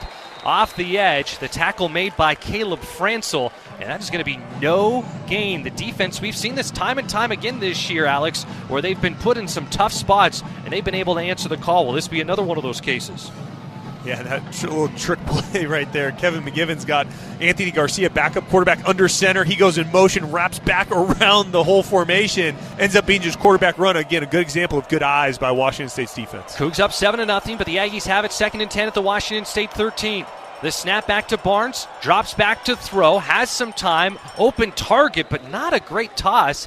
It's Kahanu Davis who's starting in the place with Braden Pagan out, their top receiver, opting out of this game. He makes the grab at the 11, but a better throw. There was more room to work with. It will go down as just a gain of 2, and it's now 3rd and 7. And those first down plays where Washington State, gets an offense into 2nd and long. Same thing we've seen happen to Washington State offense. If you're not productive on first down, it really gets you behind the chains. It can be a challenge. And now Utah State, 3rd and long in the tight red zone, plays into Washington State's hands with their team speed and aggressiveness. The Zevi Eckhouse interception allowing Utah State to get the ball at the Washington State 13. The ruling on the catch is under further review. Yeah, like you said, it wasn't a great throw. The receiver had to kind of go down before it. I wonder if it hit the turf first. Well, this will be reviewed, and again, no real downside here for the Cougs. On the video board, they have Spuddy Buddy walking through downtown Boise as it says, under review. Spuddy Buddy, he is prominent, as you might imagine, at the famous Idaho Potato Bowl. Spuddy Buddy representing those Idaho Spuds. And Jess, you're next to Spuddy Buddy. Will you get close to him, or you don't want to get too close? I don't know. I certainly am, and I don't think it's a danger because it's just a Spud. But we got Tater Tot. I guess that's the little cousin of Spuddy Buddy, standing right next to us. But yeah, Spuddy seems to be in a good mood today. Yes, I can confirm via physical commands. We can't get verbal confirmation on that, but I can confirm here with my reporter eyes that Spuddy Buddy is having a wonderful time. We've got the eagle eye up here. He's dancing right next to you, Jess, and he's got a sack of potatoes, so that seems appropriate. Yeah, I'm wondering if there's going to be a potato sack race at some point because there is a sack and there is a Spuddy Buddy, and there's a lot of kids here too, so I'm wondering if we might see some entertainment come mid-quarter. My favorite, but everybody loves the college football playoff and all that. You know what my favorite part of postseason is right now in football? The bowl season where the bowls are really leaning into the marketing, like the Pop-Tarts Bowl. The pass is incomplete. The receiver did not maintain control of the ball while going to the ground. 3rd down. So it is an incomplete pass, and that's maybe not a huge deal, but that's a couple of more yards that Utah State was not going to have. So 3rd and long here. For those just joining us, here we are on what has turned out to be about as good of a day as you could reasonably hope for in Boise, Idaho on December 22nd for a game that kicks off at noon local time. It is mostly blue skies up above. The lights are on, not in full effect. It is a sunny day. We're in temperatures the high 40s. Cougs up 7-0 on Utah State. A Zevi Eckhouse pick, giving the Aggies good field position, and the defense looking to stiffen up here. 3rd and 10 for the Aggies from the Washington State 13. Here's the snap back to Barnes over the middle, looking for a man pass. Deflected. It's Anthony Polano who gets a hand on it. Otherwise, that's probably a touchdown caught by Brady Boyd, but Polano's fingertips have a different idea there, knocking the ball away. It is an incompletion, and after having that great field position with the interception, they're going to have to settle for a field goal. Yeah, I thought that was a touchdown, Chris. Great job. Anthony Polano's on the backside of the formation, and he's just watching Bryson Barnes' eyes the whole way, and as soon as he sees Barnes' eyes snap to his receiver, he moves with it, gets a big hand up there, and knocks that thing down. Chip shot here for Tanner Rinker, but he is from the far right hash. It'll be a 30-yard attempt. Here's the snap. The hold is down. The kick is low. Is it no good? It is no good. Misses it wide left. Holy cow. That thing just shot out like a shanked golf shot, and he misses the officially a 31-yard attempt, way wide left. Well, both teams have missed an easier field goal. It was Jack Stevens who couldn't convert on a 32-yarder for the Cougs after the opening drive. And Alex, how about that? Zevi Eckhouse throws the interception. Utah State gets the ball at the WSU 13, and it's still a goose egg up on the scoreboard for the Aggies. Just a huge stop for the defense and for Washington State. And now you get the ball back, feel like you can really capitalize on this. And, Chris, I'm going to forgive you for using the S word there when it comes to golf. I'm going to forget that. I'm going to forget that came out because we don't need that seeping into my golf game at all. So it's almost golfing weather here, which you wouldn't necessarily expect. Cougs up 7-0, getting the ball back. Here it is, snap. It's a handoff to Angel Johnson, and Johnson swallowed up in the backfield. We saw him get going more than any other time this year against Oregon State, but still, it just hasn't quite found his legs as a Coug. It is a loss of 2. And again, for Alex, for those just tuning in, how would you describe the breakdown between the run game and the passing attack for Washington State to this point? Well, the easiest way I can explain it is 107 yards passing and 2 total yards rushing, right? Washington State's been really productive throwing the ball, 13 attempts already, and I think that's, again, where the Cougs want to lean. Hard to be off schedule here a little bit. 2nd and 12. Zevi takes the snap, has a man in traffic. It's Brandon Ganeshamorthy, a contested pass. That ball zipped right to his tummy. He hauls it in. I think he did not quite hang on to it. That one was there. We'll watch the replay. It was Adam, maybe a little bit behind him, but it's an incompletion. So after the strong start for the WSU offense, back deep in their own territory and kind of getting off schedule these last 2 drives. 2 minutes and 54 seconds. 2:54. The game clock will start on the snap. Yeah, and Ganeshamorthy's coming across the field to sprint out to the right. He's on the left, running all the way across the field. And Zevi kind of purposely throws it behind because he knows the defender's coming. And as a receiver, you got to kind of feel that, know that that's coming, slow down. Ganeshamorthy almost ran through the ball a little bit. Ends up dropping it because it's on his back hip. Cougs up 7-0.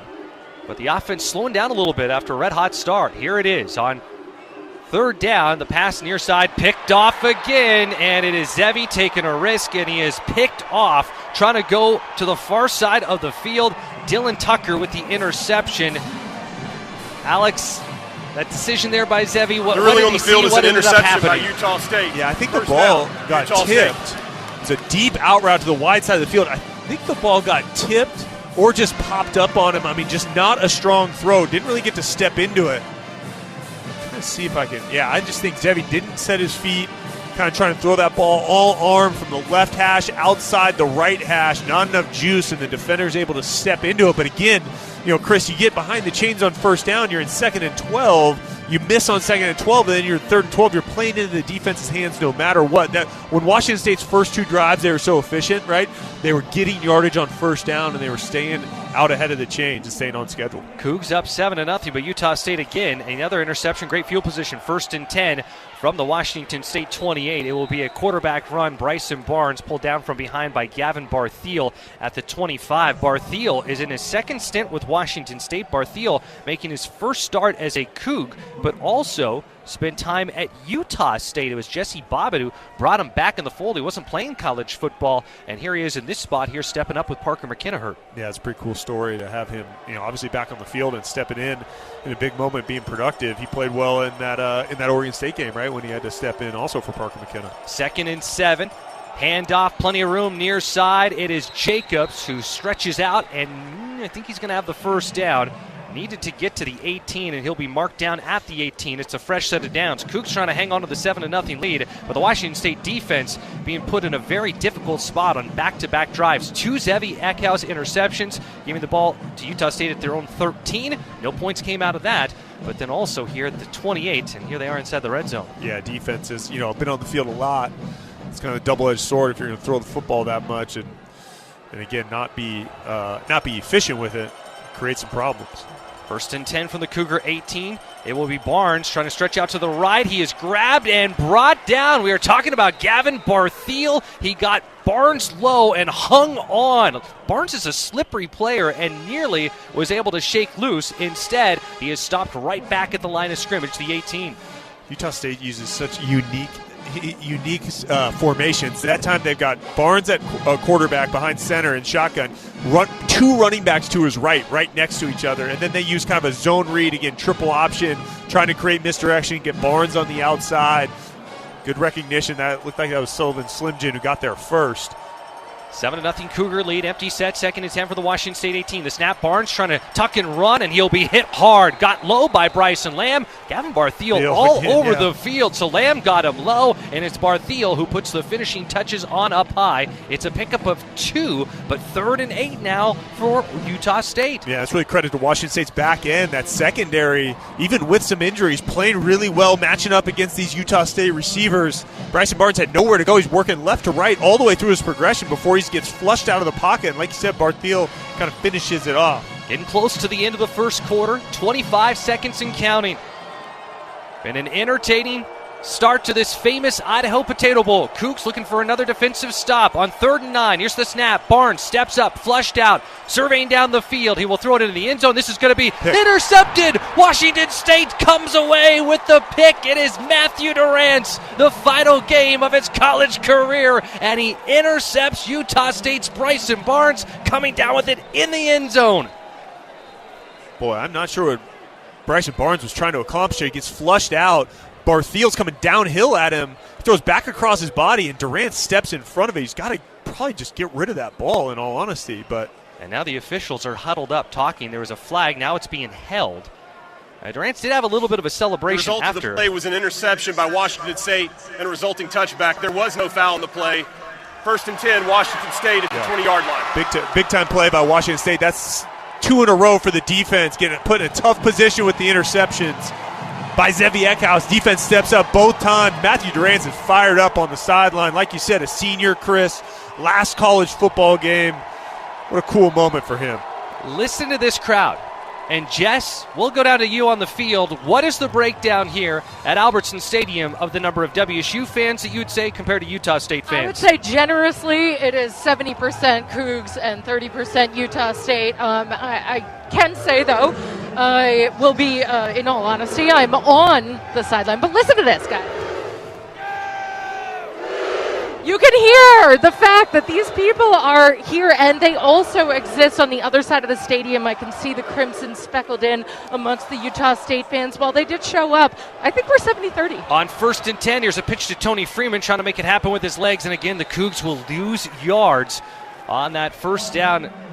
Really give to Freeman, trying to let the wide receiver make something happen. He's explosive, but going east to west, it's a loss of 1, and that will do it for the first quarter. This has been a wildly entertaining start to this game. We see Washington State come out throwing the ball all over the field. The offense has sputtered a bit. Zevi with 2 interceptions, but then a turnover for Utah State. They were twice in the Cougar red zone, and they are still without any points. It's Washington State 7, Utah State nothing. Yeah, you need Washington State, to find a way offensively here to make something happen.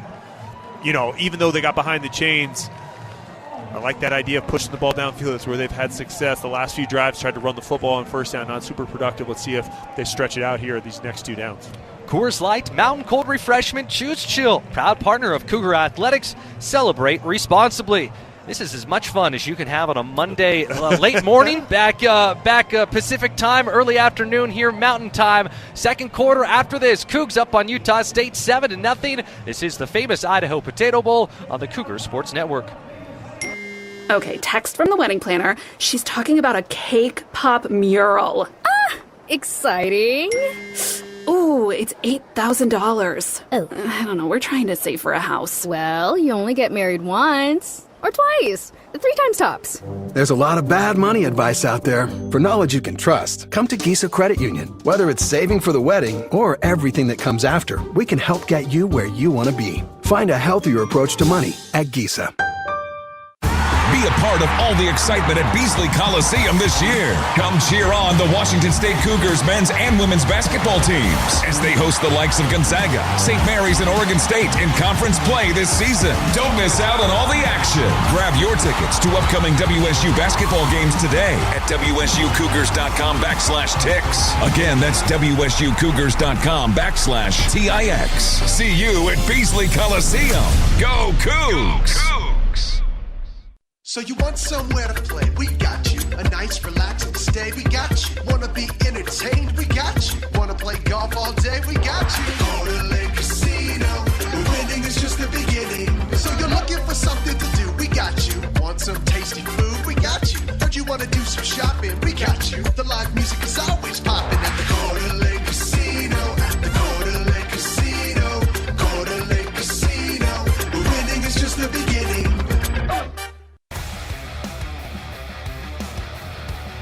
Back high above the blue turf here at Albertson Stadium in Boise. 7-0 Washington State leads Utah State as we start the second quarter, the famous Idaho Potato Bowl. We got the whole crew here. Jessamine McIntyre down on the field. Up in the booth, Chris King next to Alex Brink, our engineer Jerry Kylo. We even have on the WSU Cougars YouTube page our live stream going of the booth cam as well. So for those folks tuning in, appreciate you joining us, whether you're on the Cougar Sports Network or with the booth cam here for this game. 7-0 Cougs up.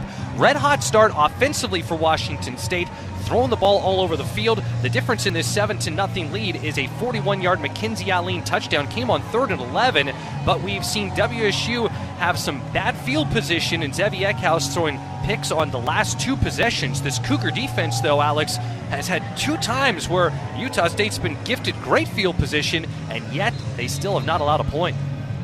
Well, yeah, and, the defense, it's kind of carrying on what we've seen most of the year, particularly the back half. And, offensively, the pass game's been effective. You've had a few mistakes by Zevi Eckhouse.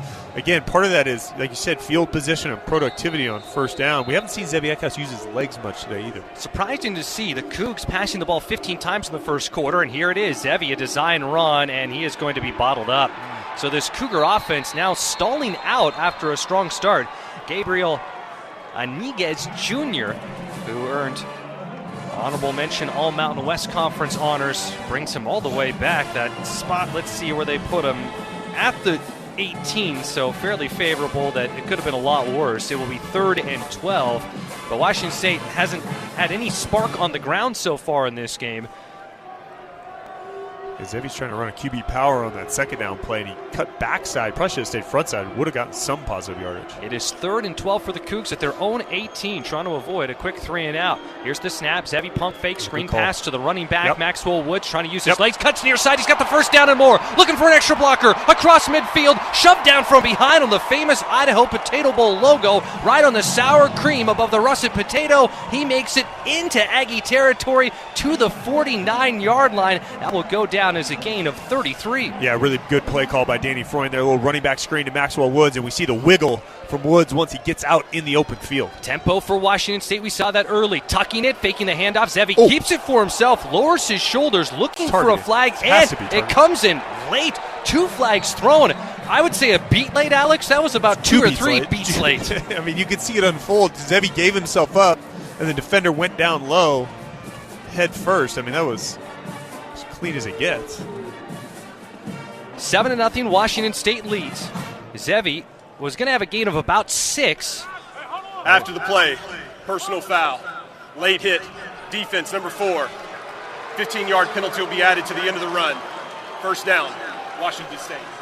Brevin Hamblin, an outstanding member of that Utah State defense. Honorable mention All-Mountain West, was named the Mountain West Defensive Player of the Week after having a pick six, a fumble recovery, and a sack against Nevada. He's the guilty party, so a big break with that penalty. It was just 2 plays ago, the Cougs had a 3rd and 12 at their own 18. That 30-plus yard running back screen for the first down, and then that run and the penalty tacked on after. Cougs have it 1st and 10 at the Aggie 29. Yeah, and I'd expect a little play-action shot play right here, first down across the 50. Hudson Cedarland, the tight end in the game. Cougs play fake. They try to hit Cedarland. Ball tipped in the air, and it is incomplete. Oh, so close to being intercepted. Bronson Olevau Jr. doing Superman extension to try to grab that ball that was hit high up in the air. Boy, and D'Angelo Mays, the short side corners all over the field, 6'1", 180 pounds. He comes on the corner blitz again and gets his hands up and creates that tip ball. Like you said, almost got picked off. Ball was kind of hanging in the air.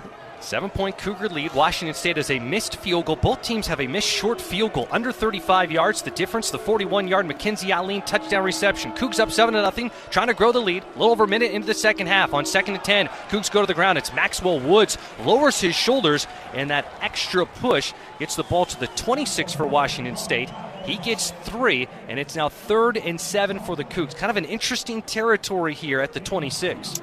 Think of anybody on this offensive group, Maxwell Woods is the one that I've felt for most this year, because every time I see him touch the ball, he feels electric, right? And just with Kirby Voorhees' production, Leo Puolasi in the room, feels like they were trying to force-feed Angel Johnson during the year. It's like Woods was the one that got kind of left out in the cold, and he's been so productive the last few weeks for Washington State. The 3 most veteran wide receivers in the game for the Cougs here on 3rd and 7. Snap back to Zevi. Pressure comes. Zevi is in trouble, and he will take a sack. That's tough for Washington State. If Zevi throws away that ball, it's a chance for a field goal. Instead, a major loss all the way back to the 41-yard line. Zevi just kept getting pushed further and further back. It'll be interesting to see who gets the exact credit. Chris Joe got him low. It looked like up high John Miller, the Oregon State transfer. John Miller got there. Again, for Zevi, you want him to throw the ball. That's really hard, right? Man coverage by Utah State, nowhere to go with the football, and then John Miller kind of shows up out of nowhere because he defeats his block.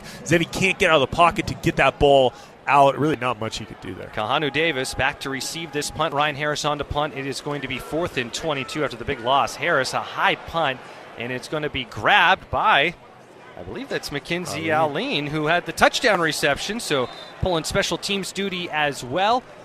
He marks it down at the 13, so Utah State will be pinned back deep. Alex, I want to go to this point. You come into a game like this, and we're going into a media timeout, but a lot has happened for WSU. You have the coaching change. It's the 2nd straight year that's happened going into a bowl game. There has been no lack of spirit from the Cougs. This group, from what we've seen on the field, what we've been around this week, the togetherness has definitely been there. First down, Utah State. Yeah, I will say that's, when I said player-led to kind of start the broadcast, that's the thing I've been most impressed with this Washington State football team is these athletes they haven't let any of it faze them, right? You talk about crazy travel, right? Back-to-back long road trips, a blowout loss early in the season to North Texas, tough loss to your rival with Washington. You go toe-to-toe with Ole Miss, down in Oxford. I mean, so many ups and downs, so much stuff, and then to get the gut punch with Jimmy Rogers leaving after the season, and now still to show up against a team that was favored to come win this game, that's got continuity with Bronco Mendenhall and the staff, and come out and be up 7-0. I think, again, it's a real credit to the athletes, to the players, that they're able to stay focused and come out and play well. Timeout on the field. We'll be back after this 2nd quarter in Boise. It's the famous Idaho Potato Bowl. 11:58 to play first half. Cougs up on Utah State 7-0. You're listening to the Cougar Sports Network. Dear Traction, Toyota has 25 vehicles with available all-wheel drive and 4-wheel drive. The RAV4 has legendary versatility. The Grand Highlander's adult-sized 3rd row is for real. And the Tacoma's wild side comes standard. From job sites to campsites and game nights, there's an all-wheel drive or 4-wheel drive Toyota to get you there in style. Find yours at Toyota.com. Toyota, let's go places. If we know anything about Cougs fans, it's that a win isn't all you're hungry for on game day. So Northern Quest has a full lineup of restaurants and lounges ready to face any appetite. Cheer on your Cougs with craft beer and cocktails in front of Epic's 10 by 30 foot screen. grab a steak at Maslow's, a fine cigar at Legends of Fire, or tackle a burger at Fat Burger. You know, before it tackles you. Full menus at northernquest.com. Go Cougs! On game day, Pullman heads to the Lumberyard Food Hall. Enjoy burgers and drinks from Timber, island favorites from Island Grill, and bold Colombian flavors from Mi Rinconcito Colombiano. And when the sun goes down, dancing every Friday and Saturday night, 18 and older after 10 p.m. There's something for everyone at the Lumberyard Food Hall in downtown Pullman.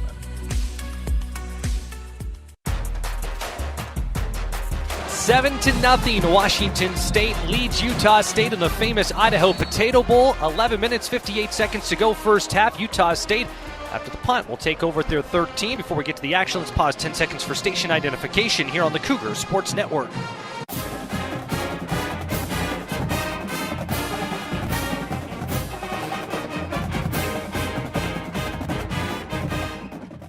On the blue turf here at Albertson Stadium, really strong turnout of Washington State fans. Again, Jess told us earlier, 70-30 is what she thought the breakdown was here between Washington State fans and Utah State fans. It is 1st and 10. It will be a handoff, giving the ball into the hands of Miles Davis. Davis upended far side. It is Anthony Polano and Caleb Franzel. We've talked about that duo before. That may even go down as a loss of 1 on the first down carry. Cougs without some key players on defense. Parker McKenna, Colby Humphrey both hurt, and yet guys have been stepping up, and you feel like they haven't missed a beat. Oh, they haven't missed a beat, that's for sure. Little tempo here, screen pass, looking for some room. It is Caleb Franzel right there to greet Miles Davis. Grabs the screen pass, and Franzel all over the place. Guys like Caleb Franzel, Matthew Durant, who had the interception earlier, those guys leaving it all out there in the final game of their college careers. You know, Chris, there's just some guys that are just flat out good football players. And Caleb Franzel is a really, really good football player. He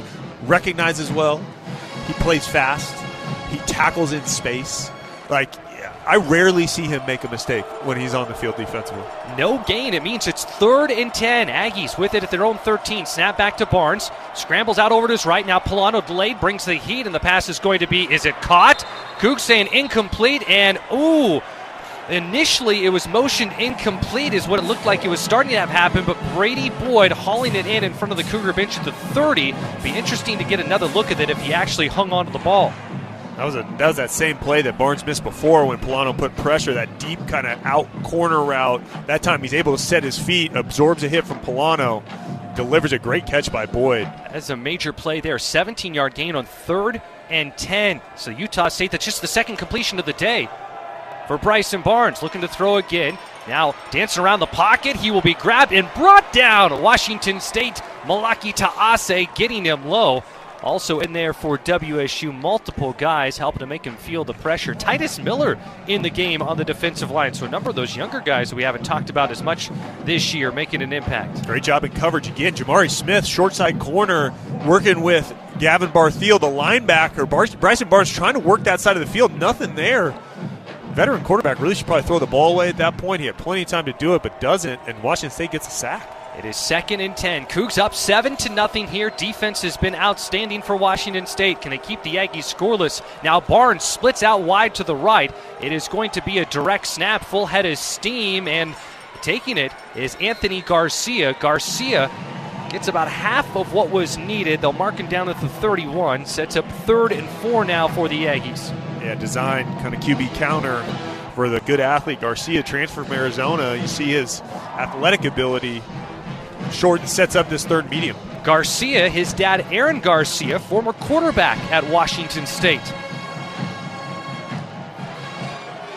9 minutes to play first half. Cougs up by 7. Utah State 3rd and 4 at their own 36-yard line. Snap back to Barnes. Cougs bring the blitz. Barnes hangs tight in the pocket, slings it out near sideline. Ball tipped and deflected. Washington State denying it. The intended target was Garcia, but who is in coverage for Washington State? Large. What a nice play by Large. Large, but is that Large who's holding his knee right now? It is. So Large unable to get up on the Cougar sideline. And Jess, you got your eyes on this situation here. This is unfortunate to see for large. What can you tell us? Well, it is, especially because of what a contributor he's been to this team in such a short amount of time. Obviously, they're going to make sure they check him out, but he is down on the sidelines right now, has yet to move. Appears to be holding the knee, and Tucker Large is as tough as they come. Landon Rico going to punt, so after the stop on 3rd and 4. 4th down ball for the Aggies at their own 36. Rico back at his own 21. Here's the snap. Steps into the punt. High kick. Tony Freeman at the 24 will make the catch. Cut near sideline. Has some room. Freeman out close to midfield. He's still going into Aggie territory and finally lassoed down at the 47-yard line. It was in the last game for the Cougs, which clinched bowl eligibility back in late November against Oregon State when Freeman set the WSU record for most punt return yards in a game. He had 169, breaking Sean Timms' record that he set in 1997 of 167. So the Cougs will get excellent field position. It's been at this 7-0 score for a while. Washington State's been knocking on the door of growing that advantage. Will it happen here? First half, 8:41 to play, and the famous Idaho Potato Bowl. Washington State looking for that first bowl victory since 2018. Cougs up on the Aggies, 7-0. This is Washington State football on the Cougar Sports Network. Hampton and Pullman is just a short drive from the Wazoo campus. They've got you covered for all your lodging and dining needs with a new addition of their on-site bar and restaurant, Crimson Bar and Bites. You will feel right at home with their spacious rooms, famous Hampton waffles, cozy outdoor patios, Cougar gift shop, and the friendliest staff in town. Visit HamptonbyHilton.com to reserve a room for your next trip to the Palouse. Coug owned and Coug managed. It matters where you stay. Hampton and Pullman. Hilton for the stay. When putting in a tree or fence post, we all hate it when our shovel hits a big rock. But there are worse things to come across, like a natural gas or electric line. Nowadays, buried utilities are everywhere, some just below the surface. That's why it's the law to call 811 before you dig, to have your lines marked ahead of time. It's free for Avista residential customers. So call 811 2 business days before you dig. You need time to pick out that perfect shrub anyway. Avista, we just want you to be safe. RV buyers, it's a fact. Valley RV Supercenter is America's #1 volume Jayco store. And as their volume leader, Jayco keeps them supplied with all the models. Let's just say they have what you're looking for. Jayco Class A, B, and C motorhomes, fifth wheels, toy haulers, and travel trailers, including the best-selling trailer in the world since 2005, the Jayco J-Flight. And they all come with the best warranty in the industry. Go see them in Kent or visit ValleyRVSupercenter.com, where journeys begin. Book your next global getaway awards more often with Atmos Rewards by Alaska Airlines and Hawaiian Airlines. It's the #1 airline rewards program according to the U.S. News & World Report, and your invitation to explore over 1,000 plus global destinations. Thanks for making Cougar football a part of your Monday, not a day that we're typically here above, we're usually above green turf. Here we are above blue turf. It's at Albertson Stadium in Boise. Cougs up 7-0. Washington State with the ball. Great field position at the Aggie 47. 8:41 to go. We'll get an update on the sideline. Tucker Large deflecting that 3rd down pass, but coming up very, very slowly. And Jess, I think he's even coming out of the medical tent right now. What can you give us the latest on? He is, and he is in very severe emotional distress right now. I think this is a very severe injury. He's currently hugging his teammates right now. He is sobbing, actually, probably knowing that this is the last play that he will have played in his college career. They're going to take him into the locker room right now, hoping to get a diagnosis on exactly the injury, but he's limping off, and just the emotion that he is showing on his shoulder right now as he exits the field for what is likely the last time is something that should be respected and recognized as these guys give their bodies to this game. And that was Matthew Durrance that he was talking to, those longtime teammates who were together at South Dakota State. Here's the snap on 1st and 10. Cougs go to Leo Pulalasi, little turf monster, trying to make that extra cut. Still a positive running play, which Washington State hasn't had happen so far. It is a gain of 3, so on 1st down it sets up 2nd and 7 for the Cougs at the Aggie 43-yard line. Washington State 9 carries, -9 yards up until that play. Yeah, and he had a chance to get a little more out of it. Like you said, kind of got tripped up on that turf. Just love the way Leo Pulalasi runs. Smooth, long strider. Said he's viewed as a power guy. He considers himself a finesse guy, likes juking. Empty set for Zevi. Quick screen pass over to Maxwell Woods. A little bit of a low throw. He still hauls it in. Couldn't quite get the extra blocks. He's bounced back, fighting for everything he can. This is going to be no gain or maybe a loss. Actually a loss of 2. And the Cougar offense, Alex, started off very strong. Missed field goal but got in the red zone. Then a 41-yard touchdown. That's the difference in this game, the Mackenzie Allen catch. But the offense just cooled off a little bit. What's it going to take to get things jump-started? Well, I think a credit to Utah State's defense, too. It feels like Washington State hit them in the mouth a little bit. They're playing very aggressive right now, and Washington State is not matching that energy offensively that Utah State has kind of come back with, absorbed the blow, and they're giving the blow back. It's now 3rd and 9. Cougs getting great field position, trying to avoid having to punt it after starting in Aggie territory. At the Aggie 46, the snap is heavy. Pressure comes, man, over the middle. Pass caught by Noga. 1st down and more to the 30, and he will get to the 29-yard line. Cougs needed a big gain on 3rd down. They get it. It's a pickup of 17. We've seen 3 third down conversions on 3rd and long coming through in the clutch. Chris, that was such a great throw and catch from Zevi Eckhouse to Jeremiah Noga. That's a corner blitz again coming in Zevi Eckhouse's face. He stands in there, goes left to right in his progression, works the dig route to Noga on the backside, delivers it on the numbers. Couldn't be a better throw from Zevi Eckhouse. Under 7 minutes to play first half. Cougs looking to grow the 7-0 lead here in the famous Idaho Potato Bowl. 1st and 10 for the 29. Cougs taking a shot, looking for Meredith, just out of his reach into the end zone. Meredith unable to haul that one in as Zevi just put it slightly away from his hands. Taking a shot there, but couldn't quite convert. Yeah, slot fade from Josh Meredith, and you like that one-on-one matchup. Nice job by the defender. Bryson Taylor running step for step. I mean, that ball was going to have to be perfect, but I like the idea on 1st and 10 inside the opponent's 30 to take a shot. Last drive, Cougs had it right about this spot at the Aggie 26. Zevi took a sack on 3rd down and had to punt instead. Let's see if the Cougs can get points out of this, make this a 2-possession lead no matter what out of this drive. 2nd and 10 for the 29. Design run for Zevi, trying to shake loose. Only the 2nd time we've seen his design run for him, and he goes up the gut, not much there. Only a gain of 1. Now 3rd and 9 for Washington State. You're in this spot here. You could maybe have a long Jack Stevens field goal, but you're really looking to keep this drive going. Yeah, and for Washington State, kind of every time they bring more guys into the box, Utah State matches that, and it's just the numbers aren't quite there for the run game for Washington State. They're better off being more spread out, spreading out that Utah State defense, and either throwing the ball or running out of spread, maybe work some of that screen game again, like we saw the big play to Maxwell Woods. 12 personnel, Bo Baker, Trey Lechner, the tight ends, Angel Johnson, the running back. Split out wide to the right is Mackenzie Ali. Now motion from left to right is Meredith. Here's the snap. Eckhouse heaves it up, looking for Meredith. High toss in the air. Meredith comes down with it. Oh, a high arcing pass, and Meredith in the final game of his college career. One of 7 Cougs to spend every year of their career at Washington State. Comes up with a catch. It's down to the 8-yard line. Washington State setting up here 1st and goal. Tempo for the Cougs.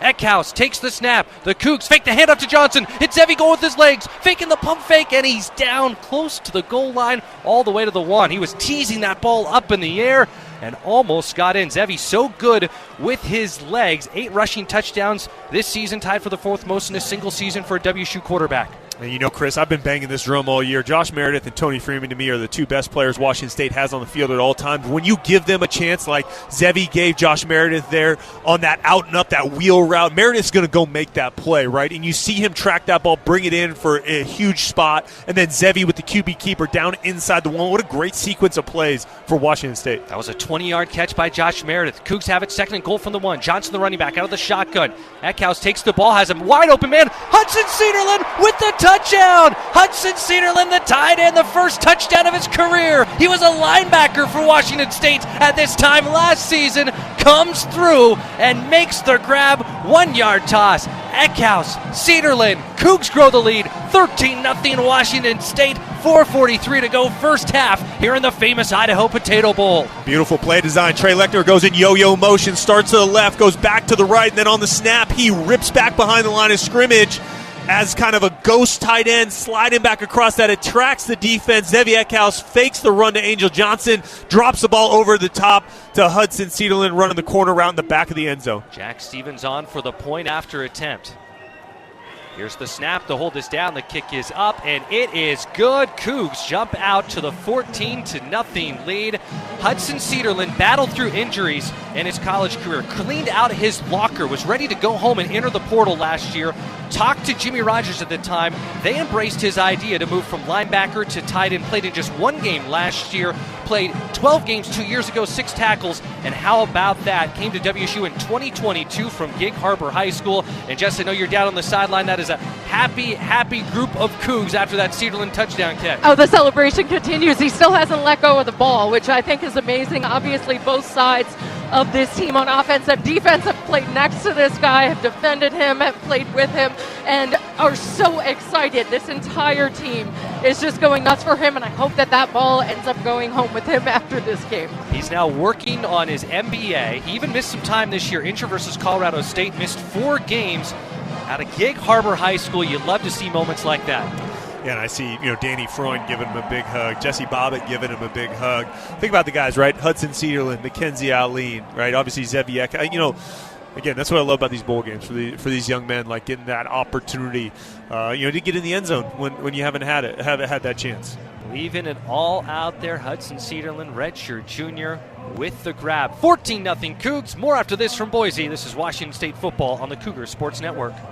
Play, stay, get away at Clearwater River Casino in Lewiston, Idaho. Owned and operated by the Nez Perce Tribe. Experience Namipu hospitality with 600 gaming machines, comfortable lodging, dining, and sports bar. Excitement is everywhere. The region's premier destination for events and entertainment. Win big with unforgettable concerts, comedy shows, and live sports action. Discover your next play, stay, get away. Visit crcasino.com and start your adventure today. Whether you're cleaning up to host a backyard game day party or just powering through your fall projects, you can count on the performance of Steel. From blowers to chainsaws, Steel tools are built to go the distance. With legendary quality and real dealer support, you'll find the right tool and the right team for every job. Steel, proud supporter of your Washington State Cougars. Coors Light is cold lagered, cold filtered, and cold packaged for a smoother finish. It's got that crisp, refreshing taste that makes every moment cheering on your team even better. Plus, the mountains on the bottles and cans turn blue when your beer is Rocky Mountain cold. So you never have to guess if your Coors Light is ready to drink. So crack one open, take a sip, and enjoy the game. Coors Light. Choose chill. Celebrate responsibly. 2024 Coors Brewing Company, Golden, Colorado. Back high above the blue turf here at Albertson Stadium in Boise with Jessamine McIntyre down on the field. Chris King in the booth next to Alex Brinker. Engineer Jerry Kylo. Cougs up 14-0 on Utah State in the famous Idaho Potato Bowl. Both touchdown receptions for the Cougs in this game. Mackenzie Alleen, Hudson Cedarland, both guys having their first career touchdown catches. Cougs putting together an 8-play, 47-yard drive, took 3:58 off the clock. And now Ryan Harris on to kick it off back to Utah State. The Cougar defense has held the Aggies scoreless so far in this game, as it will be a touchback. And twice, Utah State has had the ball inside the red zone. Quick recap. Cougs came out throwing the ball all over the field, off to a hot start. Cougs missed a short 32-yard field goal. They got the 41-yard Mackenzie Alleen touchdown reception. Things cooled off after that. Zevi Eckhouse threw interceptions on back-to-back possessions. Great field position both times for Utah State, and yet the Cougar defense held the Aggies without a point. And we saw the offense, Alex, break through once again right there. Yeah, defense has been playing fantastic, and the offense stepped up in a big way. Again, that throw to Jeremiah Noga from Zevi Eckhouse kind of sparked it.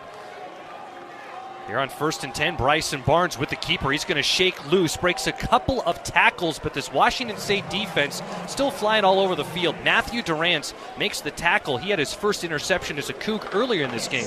Yeah, how about the embarrassment of riches? Obviously really disappointing and sad for Tucker Large that he goes out with an injury in this game, but you get to send in a veteran and Cale Reeder to play next to Matthew Durant. Now, again, a lot of talent on that back end for Washington State. Demarius Russell comes into the game, so rotating in a lot of younger guys, especially a cornerback as well, yet everyone has kept that same high level of play. Here it is on 2nd and 4. It's a screen pass, swatted down. Malaki Ta'ase, he is a beast, the interior defensive lineman for the Cougs. He is all over the place.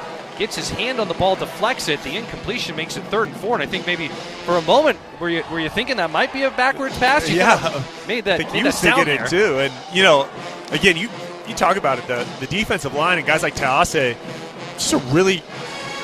We talked about defensive line coach Jalen Bibbs before and his ability to get these guys ready to play. And Taase, one of the transfers from New Mexico State, I mean, he's been a revelation this year. On 3rd down, New Mexico 1 for 7. It's 3rd and 4. Barnes takes the snap. He's dropped. It's a sack. Buda Paletti, the teammate of Malaki Taase from New Mexico State, both going from Las Cruces to the Palouse. Back-to-back impact plays for those two longtime friends. A sack on 3rd down. The Aggies now 1 of 8 on 3rd down. The Cougar defense, they are jumping around on the sideline. They continue to deliver in this game. Cougs set to get the ball back, up 14-0, 3.5 minutes to go in the first half. What a great rush by Paletti. Gets extended with those arms, drives the right tackle back into the lap of Bryson Barnes, and then finishes it off as Barnes steps through the pocket. Landon Riccio, the punter, has been a busy man for Utah State today. Tony Freeman already one outstanding punt return. He awaits back at the 30, steps back at the Albertson Stadium logo, falls down and makes the catch as he was tumbling backwards. He kind of misjudged that one a little bit. Not really a lot of wind out there, but that looks like that ball kind of just hung up a little longer than Freeman was expecting. He had to take a step back and, like you said, fell down. He was lucky to catch that ball going down on the ground, honestly. And he tumbles down at the 25. Cougs up 14-0, 3:15 left to go in the half. And it was Utah State who got the ball to begin this game. If you could expand your lead here, that would be an incredible thing to do before going in the locker room. Yeah, it could be a big swing of events, getting that last score. Obviously, defense keeps getting stops. Get another one here going into half. And like you said, a lot of momentum, and you get the ball back. 1st and 10 for the Cougs at their own 25. Zevi Eckhouse 13 of 22 passing, 176 yards, 2 touchdowns, 2 interceptions. Here the snap, looking to throw, finds Freeman, splits up the seam, and he's got the 1st down. So Freeman, who is such a weapon in the punt return game and also through the air, moves the sticks for the Cougs. Tempo for Washington State. Fresh set of downs at their own 37. Quick snap. Cougs screen pass. Josh Meredith able to split between 2 Aggie blue uniforms of those Utah State defenders, and he turns the legs forward for a gain of 3. Yeah, actually pretty positive there. I thought that thing was going to get blown up for a loss or no gain. Meredith's able to stick his head down and get a few. On 1st down, Utah State had kind of their drop 8 look, 3 rushers, 8 droppers. Nice job by Zevi Eckhouse finding the open man in Tony Freeman, and then Freeman getting upfield for a 1st down on 1st down. Cougs 190 yards in the first half. Utah State with just 50, 2:25 and ticking to go in the half. It is 2nd and 7 for Washington State. Eckhouse steps back. Now he's going to tuck. He's going to run up the middle near midfield. He's got the 1st down. Close to the right to midfield. He'll still be in Cougar territory at the 49, and Cougs still going with tempo here, up 14-0. Inching closer to the 2-minute mark of the half. Eckhouse a little bit of time as he will now have Woods come back into the backfield, and it will reach the 2-minute mark. So here we go. Cougar offense has been delivering in this game. That potent WSU offense, it's been different. You told us before the game, and that was the word kind of from the offensive coaching staff and offensive coordinator Danny Freund, that, hey, we're going to be throwing the ball more, and that was no joke. Yeah, the shackles are off, so to speak, you know what I mean? And it's productive, and when it's with the tempo and the ability to move fast and get the ball in space to playmakers, it puts a lot of pressure on a defense, and you're not one-dimensional in that aspect. And, I think it's been a good showing from the offense so far. 2 minutes to play in the first half. We'll take a break. Cougs up 14-0 on Utah State. Before we go to that timeout, we'll remind you that you can earn your bragging rights at Northern Quest with more slot machines, table games, restaurants, lounges, and luxury hotel rooms than anyone else in the region. Northern Quest, yes, the best. More at northernquest.com. Back after this, you're listening to Washington State football on the Cougar Sports Network. I love a day on the water with friends, but my moderate to severe plaque psoriasis sometimes holds me back. Now I'm all in with clearer skin thanks to Skyrizi. Risankizumab Riza, a prescription-only 150 milligram injection for adults who are candidates for systemic or phototherapy. Teaching music is my passion, but my active psoriatic arthritis can limit me at times. Now I'm treating my joint symptoms with Skyrizi. With Skyrizi, most people with plaque psoriasis saw 90% clearer skin at 4 months. Or if you are an adult with active psoriatic arthritis, Skyrizi helps you move with less joint pain, stiffness, swelling, and fatigue. Don't use if allergic to Skyrizi. Serious allergic reactions, increased infections, or lower ability to fight them may occur. Before treatment, get checked for infections and tuberculosis. Tell your doctor about any flu-like symptoms or vaccines. There's nothing like clearer skin. There's nothing like better movement, and that means everything. Ask your doctor about Skyrizi. Visit Skyrizi.com or call 1-866-SKY-RIZZI to learn more. This Washington State University sports broadcast is brought to you in part by Pullman Regional Hospital, the official hospital of Washington State Athletics. Rural communities face unique healthcare challenges. By providing hands-on opportunities for WSU students in health sciences, nursing, pharmacy, and the L.S. Floyd College of Medicine, Pullman Regional Hospital is helping to shape the future of local healthcare. Learn more at pullmanregional.org. Pullman Regional Hospital and Washington State, partners in excellence. 2 minutes to play in the first half here at the famous Idaho Potato Bowl. Cougs up 14-0 on Utah State. Washington State with the ball at their own 49. Alex, Zevi Eckhouse has thrown already 2 touchdown passes in this game. One more, and he would be in some pretty unique company for a record that we haven't talked a lot about over the years. Yeah, most touchdowns thrown in bowl games by a quarterback. Connor Holiday had 6 in one bowl game, the New Mexico Bowl. Zevi's got 5 through 2 bowls now with last year's Holiday Bowl and then this famous Idaho Potato Bowl. It's interesting that Zevi, in just a few number of games he's played in his Cougar career, 2 of them have been those bowl games.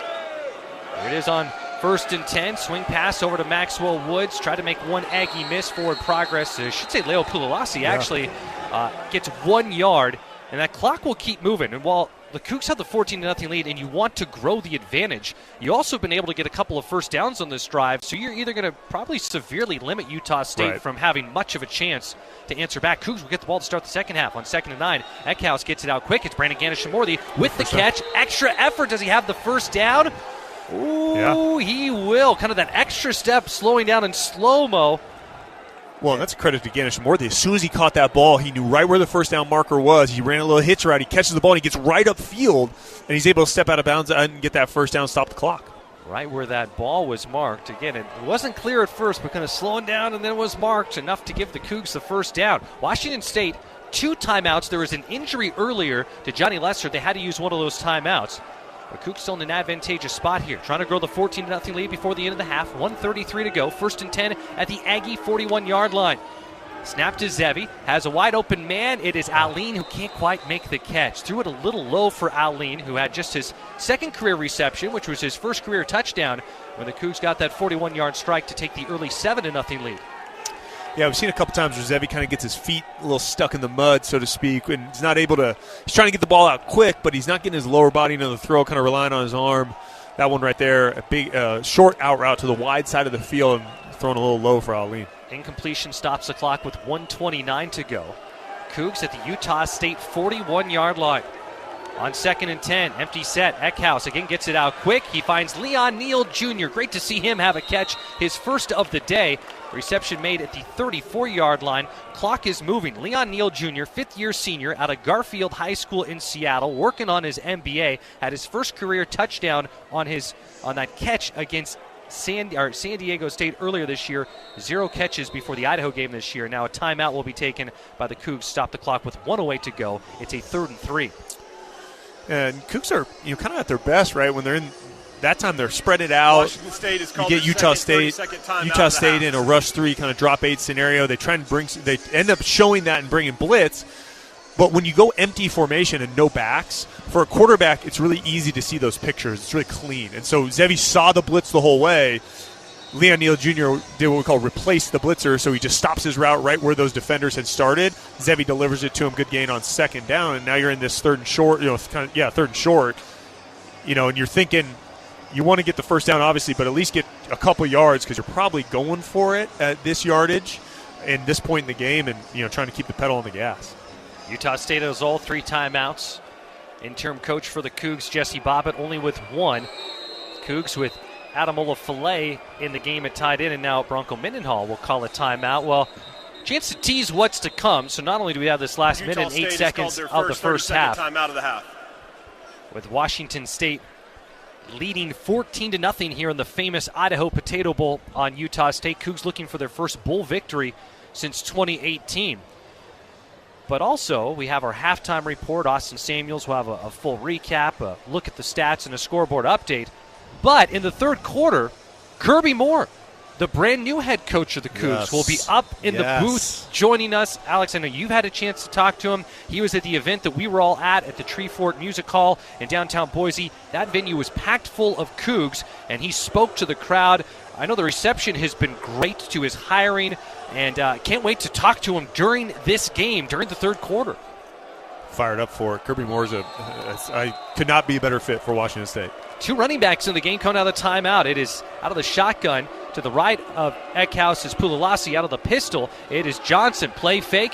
Eckhouse over the middle, has a man, pass is caught, and it is Mackenzie Alline who entered today with one career reception. Well, here he comes through on a third down conversion to move the sticks. He also had his first touchdown catch on a 41-yard reception. Cougs enter the Rose Hours red zone with 1:02 to go in the half. Yeah, and Alline's the last guy in that progression for Zevi Eckhouse. He's trying to get a quick throw to Lechner, who gets chipped at the line of scrimmage. So then Eckhouse has to make a throw across his body, moving to his left. Big-time throw and catch in a pivotal moment on third and short. Four wide receivers, Jeremiah Noga, Josh Meredith in the slot to the left, Tony Freeman and Brandon Ganishmorthy out to the right. Angel Johnson the game. The Aggie 18, quick pass. It's caught by Meredith, shakes one defender, lowers his shoulders, still going. He brought John Miller an extra yard with him. That was an ankle breaker by Josh Meredith, shy of the first down marker, 50 seconds and counting to go. It is 2nd and 2, all the way down at the Aggie 11. That veteran receiver, Meredith set him up, knew to fake outside and then break inside on that catch and run. Eckhouse quick pass, it's over to Meredith again. He is upended by D'Angelo Mays. He will not have the first down. And the clock continues to move. So Jesse Bobbitt, interim head coach for the Cougs, not using the timeout here. 26 seconds, 25 seconds. It is 3rd and 1. Low snap, Zevi pump fake towards the end zone off the hand of Jeremiah Noga. And this sets up an interesting decision here. 20 seconds to go. It is 4th and 1. You're at the 10-yard line. And the offense is currently staying on the field. Alex, you could make it a 3-possession game. What do you think? I like it. It's bowl game, be aggressive. It's too bad that last play, kind of a bad snap. Again, Kyle Martin down low, threw off the timing of that out route. Zevi had Noga and had to rush it because he had a hard time handling it. Big moment in this game. If Utah State's able to rally, they will look back at this point. It seems like a stop would almost have to be part of it. 4th and 1 from the 10. Here's the snap. It's a handoff to Angel Johnson, and he's going to be stopped short. Interesting on 4th and 1, you feed Angel Johnson, who has really struggled this year to be productive for the Cougs. And instead of going for a short field goal to make it a 3-score game going into halftime, the Cougs turn to the ground game, which they have aired it out way more than any other game this season, and they get stopped. So Utah State has something good to feel about heading into the locker room. Cougs up 14-0. 15 seconds left to go in the first half. Cougs will get the ball to start the second half. Yeah, again, I don't mind the decision to go for it. I don't like the play call, though. I mean, you've been so productive throwing the football, getting Zevi Eckhouse out on the edge, using again kind of the QB run or the kind of zone read action. And that to me was just you're kind of trying to square peg round hole that one, and Utah State gets a big stop. Utah State will just take a knee, and that will send us to halftime. Jessamine McIntyre will grab interim head coach Jesse Bobbitt when he's available. We'll keep it here until then. 14-0 Washington State. Austin Samuels is going to dive into these numbers and have a full recap coming up during our halftime report. But a little tease of what's to come. Cougs 242 yards of total offense. Utah State 50 yards of total offense. Your Washington State, maybe the only bummer is you feel like there was some meat on the bone where you could have had a much larger lead than 14-0. We've reached the end of the first half. Yeah, you certainly have. I mean, obviously, missed field goal on your first possession, and then, so what's disappointing is you kind of bookend the half, right? Your first possession, you don't get points, and then your last possession, you don't get points. Both times you're down, in the tight red zone, and so, yes, if depending on how this game goes, we may be talking about that in the end. I think the thought process is Washington State's defense is playing so well. You get the ball at a half, you could really jump on them now. And Jess is standing by with Jesse Bobbitt. Take it away. Coach, you got aggressive there at the end of the half. What went into that decision? Yeah, believing in our guys that we can get it. Didn't happen that time, but trusting in our defense as well would have been a big one to maybe finish that and maybe try and put it away.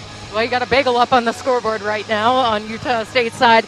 When it comes to the offense, though, a healthy dose of the air game, more than we've seen this entire year. How have you felt Zevi has performed today?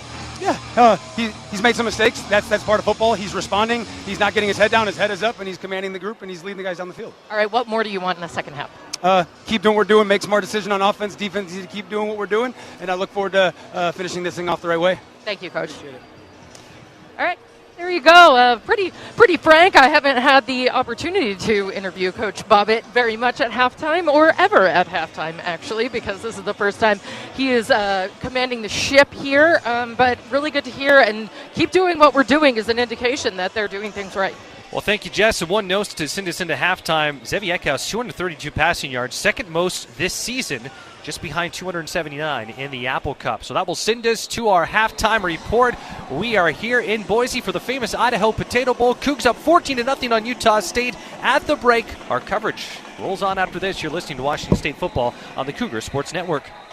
Coors Light presents To Chill or Not to Chill. When your friend skips your favorite song on the playlist. End of friendship. Or choose chill because that song lives rent-free in your head anyway. And you planned ahead by bringing Coors Light to the party. And the sound of that ice-cold can cracking open was music to your ears already. Coors Light. Choose chill.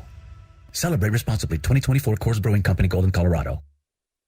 Hey fans, how are those fries treating you? How about some cheesy nachos and a beer later on? All of these amazing treats are brought to you by farmers right here in Washington. In fact, Washington farmers raise more than 300 different crops that keep our fridges full, even when you're on a budget. Whether you shop at a box store or a local farmer's market, you can find Washington-grown food everywhere.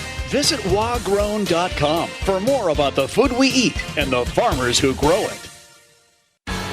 Dear Traction, Toyota has 25 vehicles with available all-wheel drive and four-wheel drive. The RAV4 has legendary versatility. The Grand Highlander's adult-sized third row is for real. And the Tacoma's wild side comes standard. From job sites to campsites and game nights, there's an all-wheel drive or four-wheel drive Toyota to get you there in style. Find yours at Toyota.com. Toyota, let's go places. Download the WSU Cougars mobile app today, which features the latest news. Plus, it's your way to stream all of our Cougar Sports Network radio broadcasts. Listen to Cougar football, volleyball, men's and women's basketball, baseball game broadcast, plus coaches shows, all for free with WSU Cougars Game Day app. Take our broadcast with you wherever you go. Available now by searching WSU Cougars Game Day in the Apple App Store or Google Play. 30 minutes are in the books. Coming up, a first half recap, a look at the stats, plus scores from across college football. Now, it's time for the halftime report on the Cougars Sports Network. Washington State leading Utah State 14-0 in the famous Idaho Potato Bowl, the sixth all-time meeting between WSU and USU. Austin Samuels with you here for the halftime report, and let's dive right in to the first half recap. Utah State took the opening kickoff, and the Cougs defense came out strong in this game. They stood tall, forcing a quick 3-and-out. Washington State took their opening drive, 10 plays, 51 yards, all pass plays from Washington State. Deep into Aggie territory, unfortunately for the Cougs, Jack Stevens missed a 32-yard field goal wide right to keep us scoreless for the moment midway through the first quarter. But the Cougs would force another 3-and-out. WSU would drive into Aggie territory, and facing a 3rd down and 11, the Cougs got a conversion in a big way. Angel Johnson in the game. Snap back, play action. Pressure comes. Zevi heaves it up, has a man up the seam. It is caught. Allen off to the races. Touchdown, Washington State. A 42-yard strike on 3rd and 11. Mackenzie Allen, his second career catch, his first career touchdown, and the Cougs draw first blood here on the blue turf in Boise. Eckhouse to McKenzie Aline. The PAT was good. Washington State with a 7-0 lead. That was with 7:08 to play in the first quarter. A 4-play, 56-yard drive that took just over 90 seconds for Washington State to get into the end zone. The Cougs would force another punt, but backed up deep in their own territory. Zevi Eckhouse threw his 10th INT of the year to Ike Larson for Utah State, who returned it deep into WSU territory to the 13-yard line. But the Cougs defense stiffened once more, holding Utah State to a 30-yard field goal attempt, which Tanner Rinker for the Aggies missed wide to the left. The Cougs, unfortunately, couldn't capitalize back the other way. Zevi Eckhouse threw another interception, his second of the day. Dylan Tucker with the pick for Utah State set them up at the Washington State 28-yard line. But the Cougs would make a big defensive play of their own, still leading 7-0. They would get an interception in the end zone. Matt Durrance with his first pick of the year in his final collegiate game. In the end zone, picked off quarterback Bryson Barnes for Utah State. That was the end of an eventful first quarter. Washington State leading 7-0 at the end of one. Early in the second quarter, both teams would sort of trade field position and punts back and forth before Washington State got a spark from Tony Freeman with a 29-yard punt return to set WSU up with great field position inside of Utah State territory, and the Cougs would capitalize. Thanks to a couple of big third and long conversions, WSU would march down the field to the Utah State 1-yard line before this play. The Cougs have it, second and goal from the one. Johnson, the running back, out of the shotgun. Eckhouse takes the ball, has a wide open man. Hudson Cedarland with the touchdown. Hudson Cedarland, the tight end, the first touchdown of his career. He was a linebacker for Washington State at this time last season. Comes through and makes the grab. 1-yard toss. Eckhouse, Cedarland, Cougs grow the lead. 13-0 Washington State. 4:43 to go, first half. The PAT would be good from Jack Stevens as well. 14-0 Washington State. That was the first touchdown catch of Hudson Cedarland's career, and WSU led 14-0. 4:43 to play in the first half. That was an 8-play drive, 47 yards, took 3:58 off the clock. But the Cougs weren't done. Late in the first half, Washington State marched down the field in the 2-minute drill all the way down to the Utah State 11-yard line before failing to convert on a 4th and 1. That would bring us to the end of the first half. Washington State leading Utah State 14-0. The Cougs looking to win their first bowl game since 2018. Also, the Cougs will get the football to start the second half. When we come back, we'll take a brief look at some scores around college football and dive into the first half numbers in the famous Idaho Potato Bowl. You're listening to Washington State Football on the Cougar Sports Network. Whether you're cleaning up to host a backyard game day party or just powering through your fall projects, you can count on the performance of Steel.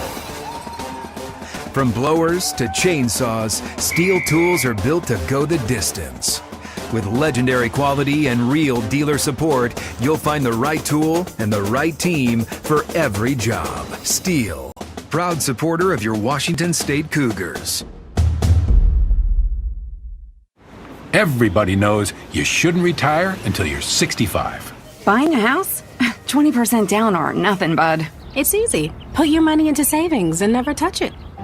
There's a lot of questionable money advice out there. For financial knowledge that can help you reach your version of success, come to Gisa Credit Union. We can walk you through everything you need to feel confident about your finances. There's a healthier approach to money. Find it at Gisa Credit Union. Gisa is an equal opportunity lender. So you want somewhere to play? We got you. A nice relaxing stay? We got you. Wanna be entertained? We got you. Wanna play golf all day? We got you. Go to Lake Casino. Winning is just the beginning. So you're looking for something to do? We got you. Want some tasty food? We got you. Heard you wanna do some shopping? We got you. The live music is always popping at the Go to Lake Casino. At the Go to Lake Casino. Go to Lake Casino. Winning is just the beginning. This Washington State University sports broadcast is brought to you in part by Pullman Regional Hospital, the official hospital of Washington State Athletics. Rural communities face unique healthcare challenges. By providing hands-on opportunities for WSU students in health sciences, nursing, pharmacy, and the LSNS Floyd College of Medicine, Pullman Regional Hospital is helping to shape the future of local healthcare. Learn more at pullmanregional.org. Pullman Regional Hospital and Washington State, partners in excellence. Time now to check scores from across college football. Brought to you by Coors Light. Choose chill. Proud partner of Cougar Athletics. Celebrate responsibly. Washington State leading Utah State 14-0 here at the halftime break in the famous Idaho Potato Bowl. Austin Samuels with you to check some scores. And, well, this game going on right now is the only college football game that's live today. There will be 3 more bowl games coming up to tomorrow. So with that said, let's dive right into the team stats from this first half. Again, Washington State leading 14-0. They will get the football to start the second half. It was pretty much domination from Washington State in this first half. 242 yards of total offense for the Cougs. They got 10 yards on the ground, 232 through the air. A big first half for quarterback Zevi Eckhouse. For Utah State, just 49 yards of total offense, 27 on the ground for them, and just 22 yards through the air. Third down conversions were huge in this first half. Washington State 6 for 11 on third downs. Meanwhile, Utah State 1 for 8 in that first half. The Cougs and the Aggies both with 2 sacks apiece defensively, and there were 3 turnovers in this first half. Washington State turned it over twice, 2 Zevi Eckhouse interceptions, but the Cougs got a takeaway of their own. Matt Durrance picked off Bryson Barnes, the quarterback for Utah State. Washington State with a 14-0 lead over Utah State. Again, the Cougs will get the ball to start the second half. When we come back, we'll take a look at the individual player stats from the first half. Again, the Cougs up 14-0 in the famous Idaho Potato Bowl. You're listening to Washington State football on the Cougar Sports Network. If you use natural gas, you recognize its blue flame. But natural gas is actually invisible and odorless. That's why Avista adds a rotten egg scent, in case there's ever a leak. If you smell natural gas at home, get outside fast. Don't flip switches or do anything to cause a spark. Go somewhere safe. Call 911. Then Avista. We'll take care of the problem and tell you when it's okay to return. Till then, it's a good excuse to visit the neighbors. Avista. We just want you to be safe. Get game day ready at Rosars. Rosars is a proud sponsor of WSU Athletics and your headquarters for keeping snacks stocked up for game time. You'll find the largest craft beer selection, local and imported wines, and all the makings for your favorite cocktails. And while you're there, stock up on your favorite deli snacks, pizza, rotisserie chickens, and ribs. Don't just watch the game, experience it with your favorite game time foods. Get game day ready at Rosars. As proud Cougs, we always find our way back home. At McVeigh Brothers, we want to help all Cougs improve the value of your home.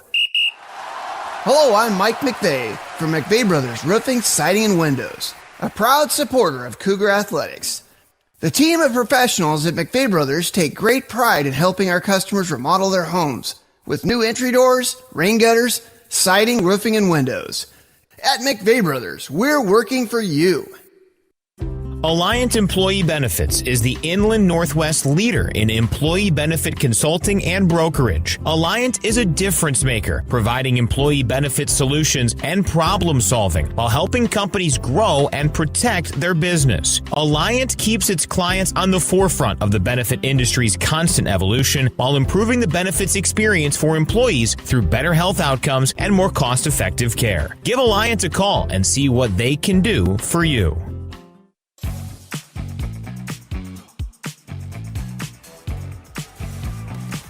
Cougs up 14-0 on Utah State here in the famous Idaho Potato Bowl. Austin Samuels with you for one final segment in the halftime report. Taking a look at the individual stats from the first half. Well, for Zevi Eckhouse, a solid first half in his final collegiate game. He goes 21 for 32 in the first half. Cougs really slinging it through the air in the first half. 232 yards through the air, 2 touchdowns, 2 picks for Zevi Eckhouse. Washington State didn't get much going on the ground in the first half. 14 carries, 10 yards as a team. A couple of sacks made that number look a little bit worse for Washington State. Leo Puolasi, 2 carries, 5 yards. Maxwell Woods, 2 carries, 5 yards for the Cougs. Lots of different players getting in on the receiving effort for Washington State. 9 different players with receptions in the first half. Josh Meredith led the way, 7 catches, 64 yards for him. Mackenzie Aline, 2 catches, 56 yards, and that deep ball touchdown reception in the first quarter, his first ever touchdown catch of his career. Jeremiah Noga, 2 catches, 39 yards. Maxwell Woods out of the backfield, 3 catches, 35 yards. Tony Freeman, 2 for 15. Brandon Ganasha-Morthy, 2 catches, 14 yards. And, of course, Hudson Cedarland, 1 catch, 1 yard, and his first career touchdown also. Meanwhile, for Utah State, a rough first half for Bryson Barnes. Their prolific quarterback goes just 3 for 12 passing the football, 22 yards through the air, no touchdowns, and an interception for him. Utah State's leading rusher is Javen Jacobs, 2 carries for 19 yards at the break.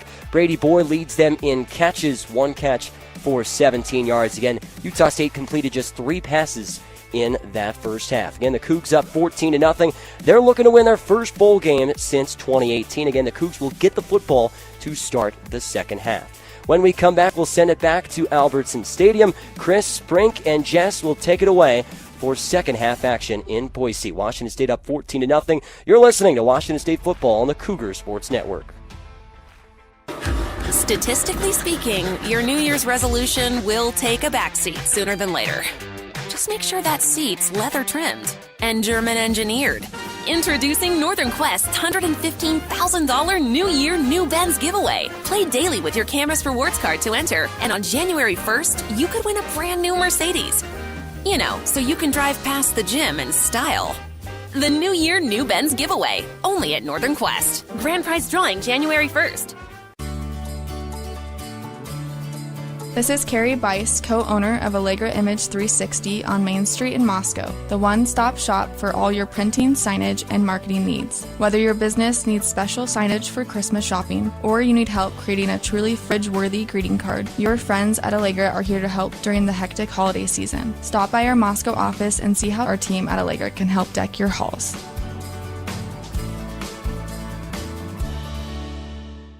Schweitzer Engineering Laboratories is a high-tech global company headquartered in Pullman, Washington, with a mission of making electric power safer, more reliable, and more economical. At SEL, employees enjoy working in a fast-paced, innovative environment while enjoying the many benefits of living on the Palouse.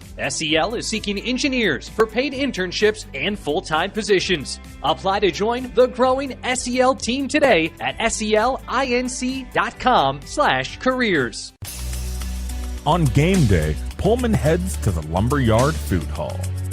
Enjoy burgers and drinks from Timber, island favorites from Island Grill, and bold Colombian flavors from Mi Rinconcito Colombiano. And when the sun goes down, dancing every Friday and Saturday night, 18 and older after 10 p.m. There's something for everyone at the Lumberyard Food Hall in downtown Pullman.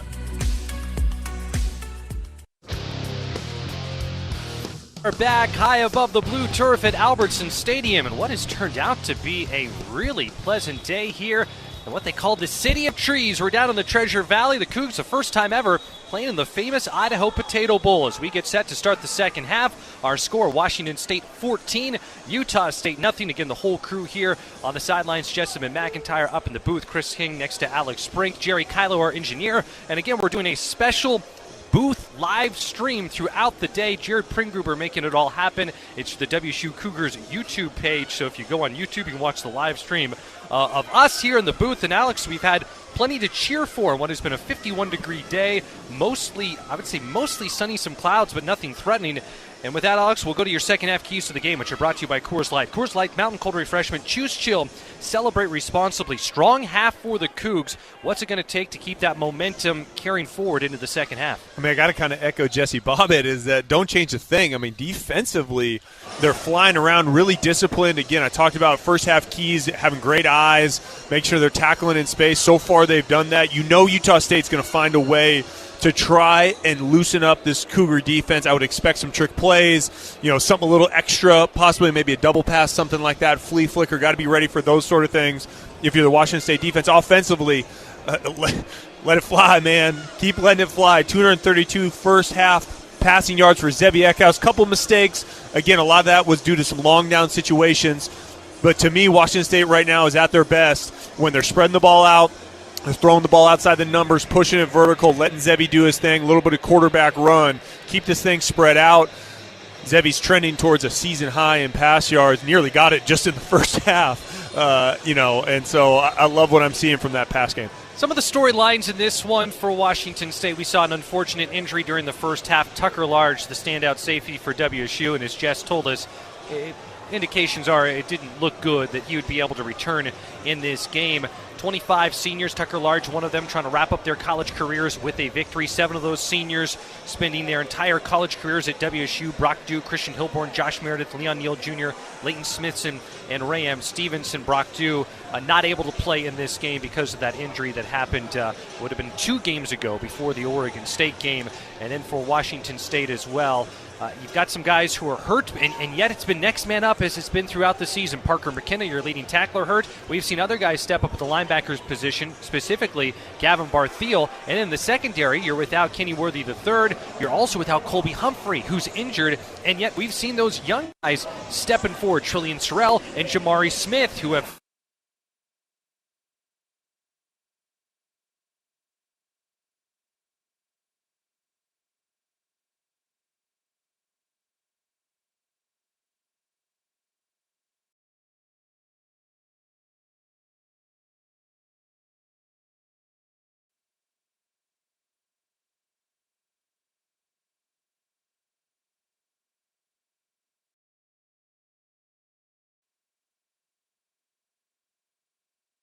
Potato Bowl. Cougs looking for their first bowl win since 2018. Utah State kicking off. This will be brought back by Washington State. It is Leighton Smithson as a flag gets thrown from behind Utah State as they kicked it off. Smithson, one of those seniors we talked about, has it at the 25-yard line. And interesting here that there is an irate member of the coaching staff for Washington State. So pretty clearly, I think it's Ron Pavlik who helps out with special teams.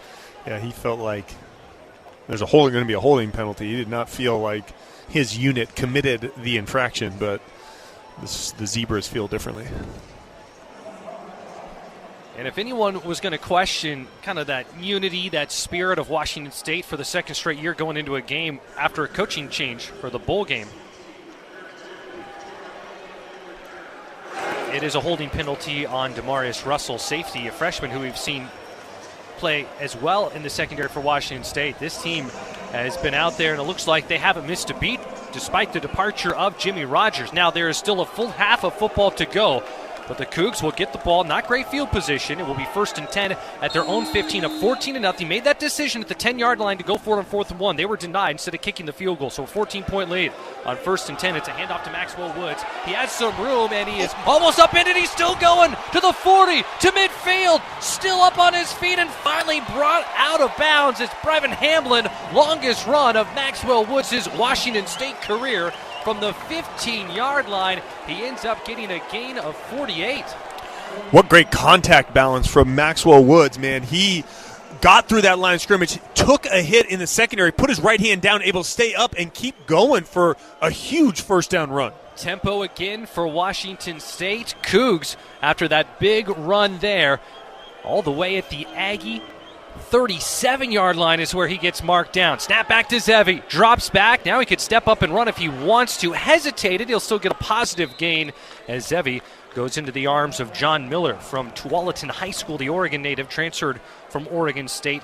2nd in the Mountain West in sacks this year. That hasn't been as much of a factor for Zevi Eckhouse in this game, though we have seen turnovers. Zevi has thrown 2 picks, and Bryson Barnes for Utah State has thrown 1. John Miller's a good player for Utah State. Known that young man since he was an 8th grader, part of our program in Portland, E-Force. Happy to see him finish out his career strong here at Utah State after some time at Oregon State. Zevi credited with a gain of 3. Cougs up 14-0. Opening drive of the second half at 2nd and 7. Here's a handoff to Angel Johnson. He shot out like a cannon into the red zone. Still going. Johnson ripped down at the 11-yard line. Well, we saw the Cougs throw the ball exclusively on the opening drive of the game. First 9 plays, all passes for Washington State. Now they lean on the rushing attack here in the second half, and 2 explosive runs. One for Angel Johnson there as he makes it all the way down to the 10-yard line, and then that gain for Maxwell Woods as well. Yeah, really good job by Danny Freund kind of switching it up. He sees Utah State go to a 3-down lineman set, trying to stop the pass. Immediately goes to a couple outside zone plays by Maxwell Woods and Angel Johnson. Both big runs on this drive. Johnson a gain of 24. Woods officially a gain of 48. First and goal from the 10. Back to the ground. No, it's going to be Zevi who keeps it for himself. He will tuck, try to run. Has a lane, tiptoeing near sideline. Does he go out of bounds? Oh, he is ruled out of bounds at the 4. Left his feet suspended in the air and hit the pylon, but looked like he had that cleat touch that near sideline as he goes out of bounds. Alex, you're watching the replay. Did it look like he go out of bounds? Yeah, I think he caught the white. I just thought it was an interesting. Yeah, he did. It was an interesting play because I don't know. I think Zevi maybe was supposed to hand that ball off because typically when he keeps it, there should be a receiver out there for him to throw to, and he really didn't have an option. It was just guys blocking. Out of the pistol, Maxwell Woods in the game as the running back. Cougs opening drive of the second half, looking to grow the 14-0 lead on Utah State here in the famous Idaho Potato Bowl. Second goal from the 4. Back to the ground. It's Maxwell Woods. No, it is Eckhouse on the keeper. It's a loss of 2. Alex, we saw the Cougs throwing the ball left and right, and here it has been a lot on the ground, and even on first and goal from the 10, it's a handoff to Woods on that second and goal play. Yeah, he should have handed it off there, and Zevi kept it. He should have handed it off. If he had, Wood probably would have walked in the end zone, kind of cut it backside. That's one of those kind of design. You're trying to read that end. QB has a chance to keep it if they want to. I think Zevi made the wrong decision in that scenario. Third and goal from the 6. Can the Cougs hit pay dirt once more? Trying to expand a 14-point lead. Jeremiah Noga split out wide to the right. Hudson Cedarland, one of 2 tight ends in the game. He had the last touchdown. The snap to Zevi. Sprints out over to his left, sets his feet. Now rolling out over to his right. Scrambling, trying to stiff arm a defender, and he'll throw it up in the air, and it is incomplete. So the Cougs had it first and goal from the 10. They're denied the end zone by this Utah State defense. And from the exact same spot almost where Washington State elected to go for it on 4th and 1. At the end of the half here, it is 4th and goal from the 6. They will send out Jack Stevens for a field goal attempt. Stevens entered today 14 of 16 on field goal attempts this year, but he missed a 32-yarder to begin the game. This will be a 26-yard attempt for Stevens. Not quite in the middle, a hair closer to the right hash, but not all the way over to one hash or the other. Colton Peoples a long snapper. Here's the snap. The Harris hold. The kick is up, and it is good. So the Cougs able to get points on the opening drive of the second half. It's now a 3-possession lead for Washington State. 11:25 to play third quarter here in the famous Idaho Potato Bowl. Washington State up on Utah State 17-0. Yeah, you like the Cougs getting points there out of half, right? Especially after not getting anything on the back end of the first half, and so good decision, kick the field goal. Like you said, a little more dose of the running game on that drive, but still productive overall. I think that keeps that Utah State defense guessing. 7 plays, 79 yards. That started all the way back on the 15, 3:28 coming off the clock. That run that helped to set it up from Maxwell Woods got the Cougs into Aggie territory, officially the longest of the career for Maxwell Woods. Well, we've got a timeout on the field. We'll be back right after this. You're listening to Washington State football on the Cougars Sports Network. If we know anything about Cougs fans, it's that a win isn't all you're hungry for on game day. So Northern Quest has a full lineup of restaurants and lounges ready to face any appetite. Cheer on your Cougs with craft beer and cocktails in front of Epic's 10 by 30-foot screen. Grab a steak at Maslow's, a fine cigar at Legends of Fire, or tackle a burger at Fat Burger, before it tackles you. Full menus at northernquest.com. Go Cougs! This is Carrie Bice, co-owner of Allegra Image 360 on Main Street in Moscow, the one-stop shop for all your printing, signage, and marketing needs. Whether your business needs special signage for Christmas shopping, or you need help creating a truly fridge-worthy greeting card, your friends at Allegra are here to help during the hectic holiday season. Stop by our Moscow office and see how our team at Allegra can help deck your halls.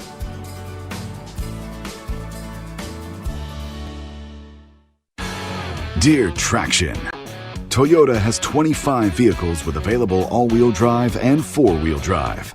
The RAV4 has legendary versatility. The Grand Highlander's adult-sized third row is for real. And the Tacoma's wild side comes standard.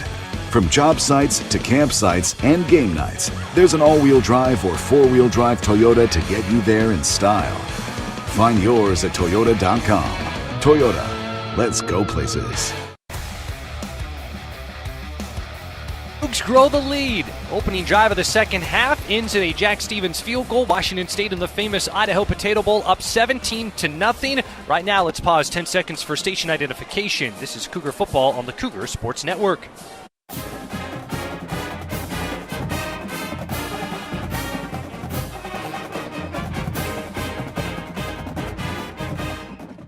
Go down to the field. Jessamine McIntyre, you've got an update on Tucker Large, who we saw leave the game hurt in the first half? Yeah, it's unfortunate, and judging by the emotion that he expressed when he left the game and went to the locker room to get imaging done, yes, he is out for the game. Lower body injury. We're not getting into specifics here, but his career as a Coug, unfortunately, comes to an end today.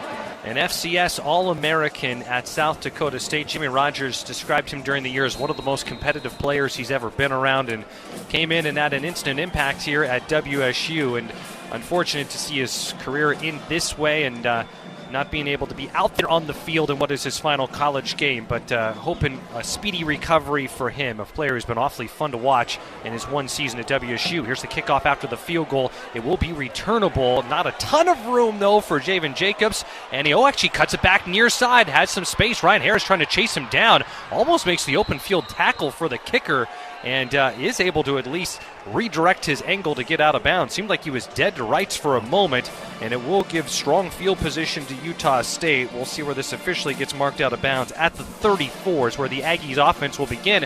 And Alex, that leads me into my question to you. You know, we're thinking about this from the WSU point of view. For Utah State, if you're an Aggie fan, Bryson Barnes 3 of 12 passing right now, 1 interception. This is an offense that has not had a lot of spark here today. I mean, just for context, Chris, averaging almost 32 points per game. That's second in the Mountain West, top 40 in the country, right? Very productive rushing and passing. They've done absolutely nothing today. Here's the snap, play action. First drive of the second half for the Aggies. They're looking to air it out, and that is out of the reach of Kahanu Davis. Far sideline, Davis sort of planted his feet, then had to sprawl towards the sideline for a chance, but Barnes puts it out of his reach. I mean, this Cougar defense, I mean, not only are they athletic, they're incredibly disciplined. Utah State's trying to go big play action pass, run what we call a drop out to the sideline, which oftentimes is open because defenders just kind of give up after 15 or 20 yards. But Kahanu Davis, as he goes away, he's got 2 defenders around him, including Caleb Francel. Nothing there. On 2nd and 10 from the 34, it's a handoff straight up the gut. Miles Davis falls forward to the 39-yard line, got half of what was needed. So a 3rd and 5 coming up for Utah State. The Aggies 1 of 8 on 3rd down in this game. I want to quickly go back to your point about Tucker Large, right? Obviously disappointed for him, but, you know, here's a guy that only played 1 year in the Crimson and Gray, but he truly embodies what Washington State and the spirit of this place is all about, his toughness, his physicality, his can-do attitude. So, you know, much love for Tucker Large, and certainly wish him the best as he moves forward after this game. Cougar defense looking for another stop. Pressure comes, 3rd and 5. Barnes looking to pass, and it's Gavin Bartheo with the sack. The second time Cougs started out at WSU, went to Utah State, was out of football. Defensive coordinator Jesse Bobbitt helped to bring him back in the fold at WSU because they were both together. Their first stint in Pullman has the sack on 3rd down, and he absolutely swallows up his former Aggie teammate Bryson Barnes. How about that? 0 for Washington State is reporting into the game as number 48. Yeah, you got to give a little shout out. Pete Minich calling the defensive plays right there. Sends the house on 3rd down that allows Bartheel to get home for the big sack on Bryson Barnes. A loss of 7 in Central Valley High School product. Landon Rico's been busy on the punt again. A low line drive kick. Tony Freeman has to go east to west. He'll watch it bounce. It takes a Utah State roll and ultimately dies down inside the 20. How about this? The first half, you were wondering whether that momentum would carry over to the second half. Cougs went in the locker room up 14-0, dominating the total yardage in this game. Here in the second half, Cougs marched down the field, had it 1st and goal, have to settle for a field goal, and then it's Washington State's defense forcing another 3 and out. That total yardage breakdown right now, 321 total yards for the Cougs, 47 total yards for Utah State. Here in the famous Idaho Potato Bowl, it is Washington State 17, Utah State nothing, 9:42 to play, 3rd quarter. More from Boise after this. This is Washington State football on the Cougar Sports Network. Cougs, to lead in the new Pac-12, we have to attack this together. Name, image, and likeness, NIL, is essential. It's how our programs recruit, retain, and elevate our student athletes who don the crimson and gray.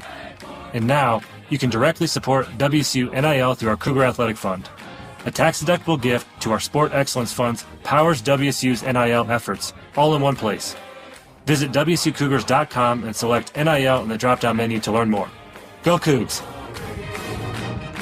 Hey fans, how are those fries treating you? How about some cheesy nachos and a beer later on? All of these amazing treats are brought to you by farmers right here in Washington. In fact, Washington farmers raise more than 300 different crops that keep our fridges full, even when you're on a budget. Whether you shop at a box store or a local farmer's market, you can find Washington-grown food everywhere. Visit wagrown.com for more about the food we eat and the farmers who grow it. Coors Light is cold lagered, cold filtered, and cold packaged for a smoother finish. It's got that crisp, refreshing taste that makes every moment cheering on your team even better. Plus, the mountains on the bottles and cans turn blue when your beer is Rocky Mountain cold. So you never have to guess if your Coors Light is ready to drink. So crack one open, take a sip, and enjoy the game. Coors Light. Choose chill. Celebrate responsibly. 2024 Coors Brewing Company, Golden, Colorado. We are back here at Albertson Stadium in Boise, 9:42 to play, third quarter. Cougs up 17-0 on Utah State, and we are fired up to be joined in the booth by the new head coach of the Cougs, Kirby Moore. What is this like right now? You are at the spot where you played college football. You're watching the program that you're taking over right now, and the team is doing outstanding, up 17-0. Awesome start for the guys. This whole week's been surreal. We were in Columbia, Missouri last Sunday, flying to Pullman, press conference, meeting with players, building a staff. Ironically, the bowl game here being in Boise with those experiences. My wife went to school here as well. The hotel the team's staying at, we stayed at when we got married. This whole week's been first class.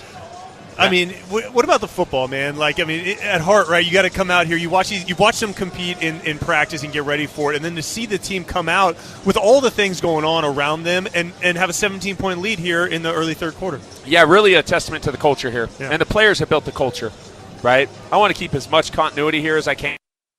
Understanding there is going to be a little bit of change, and we're working on that. The big thing for me with our guys right now is building trust. And when I talk about trust, right, it's an investment on my part. And, them believing in my character when I say something, I'm going to do it, and my football competence that I can help them reach their goals. And here there is the Cougar offense taking over, 1st and 10 for the 18. Another handoff to Maxwell Woods. On the prior drive, had the longest run of his college career, a 48-yarder, and Woods breaks off another big one. How about a 20-yard carry for Maxwell Woods right there? So the Cougar offense has been humming in this game. Again, over 300 yards of total offense. Utah State just 47 yards of total offense. Washington State with it 1st and 10 at the 38. Coach, you and I have talked a little bit before as you kind of got into this about the offense and your mix of throwing it and running it, being able to be multiple, and how that plays out. How do you see that, as you get into this for Washington State? They're doing a lot of it right now, right? So for me, right, it's throwing to score. Right here, we got to run to win. We got to make sure. Great throw.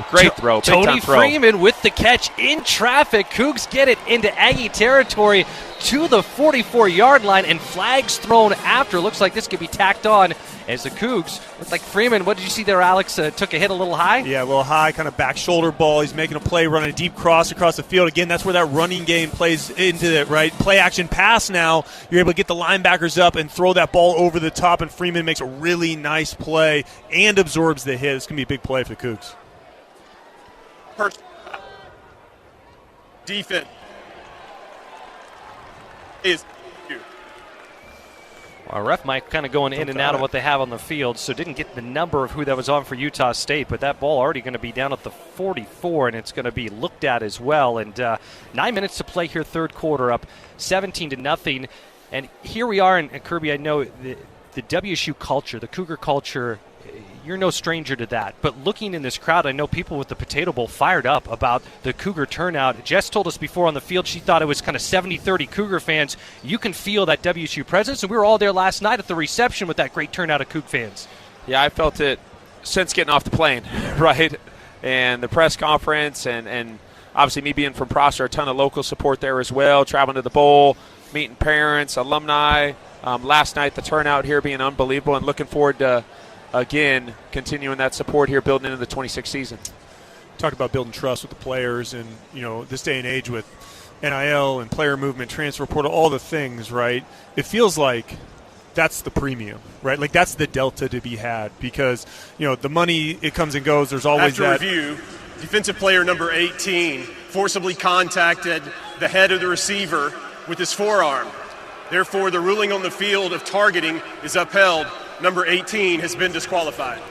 And that is a big loss for Utah State. Ike Larson earned Mountain West Conference honors for the third time in his career this season. He actually started for Utah State the last time that they were in the Potato Bowl back in 2023. He is a senior, so one of the most impactful players for the Utah State defense. His day is done with that targeting penalty tacked on. Cougs have it at the 29-yard line of Utah State.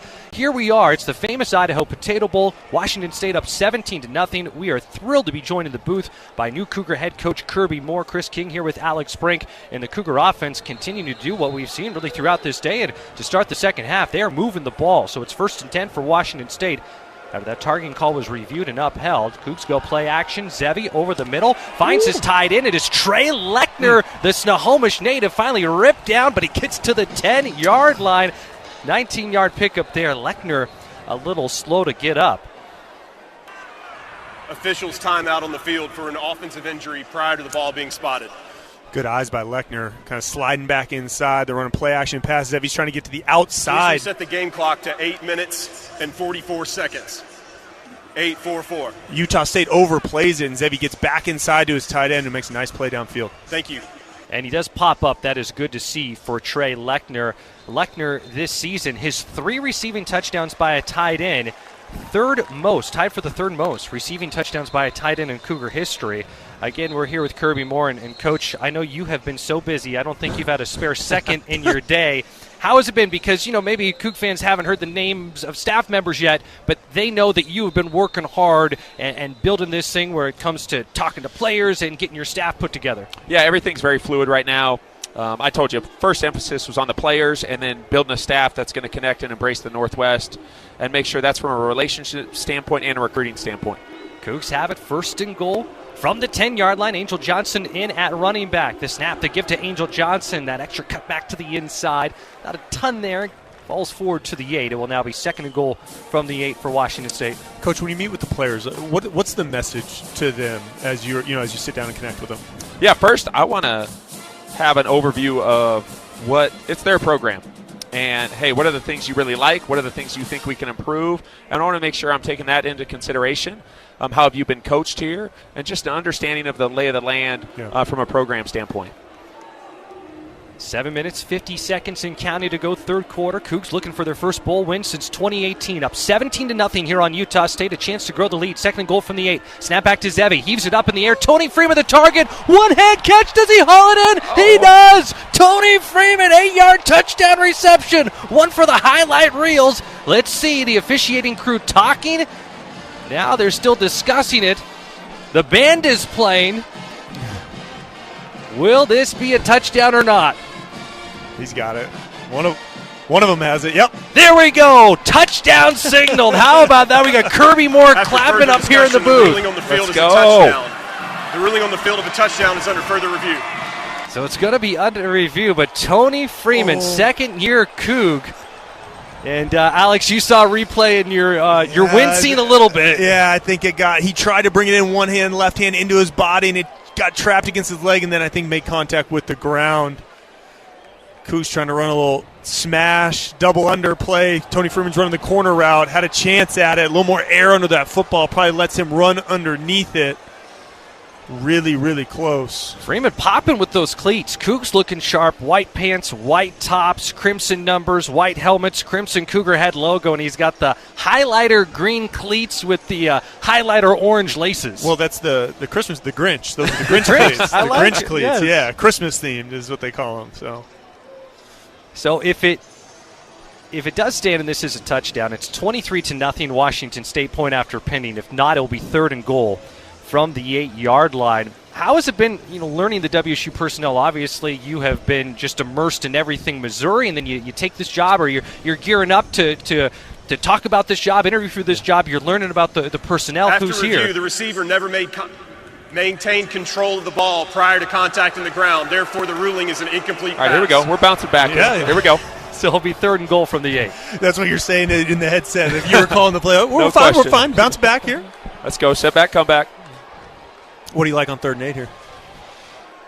Potential for pressure, right? So got to make sure in terms of the quarterback has some awareness here if he's got to check it from a protection standpoint. Make sure the ball gets in the end zone. Yeah.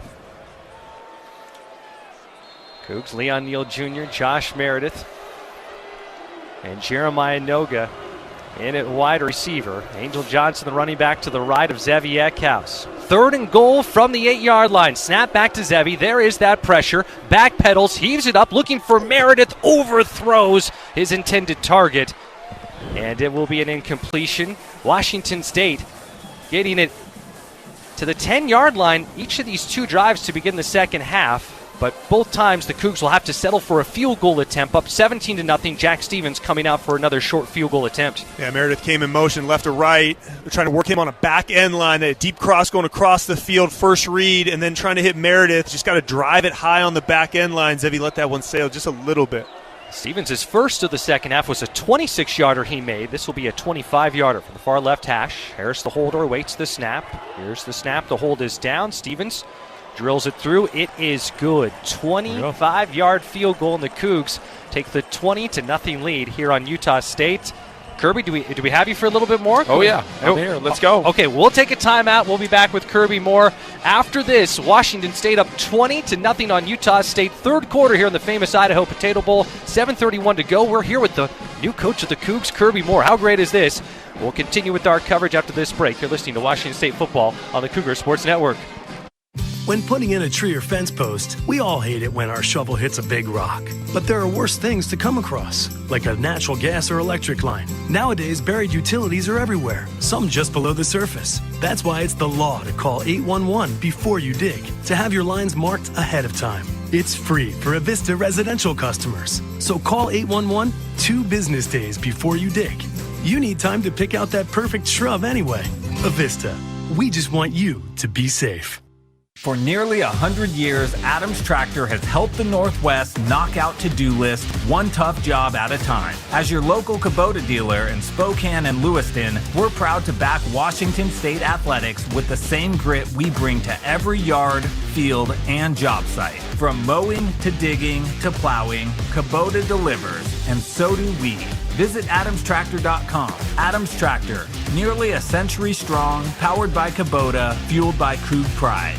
Toyotathon is on. Get in the spirit of the season with a new Toyota. Now through January 5th, get $3,000 customer cash on new 26 Tundras. Or get 2.99 APR financing plus $1,000 TFS APR cash. With approved credit through TFS, excludes TRD Pro. APR cash must be applied to deal. Plus, you get 2 years no-cost maintenance. A negotiable dock fee of up to $200 may be added. For complete details, go to Toyota.com. Toyota, let's go places.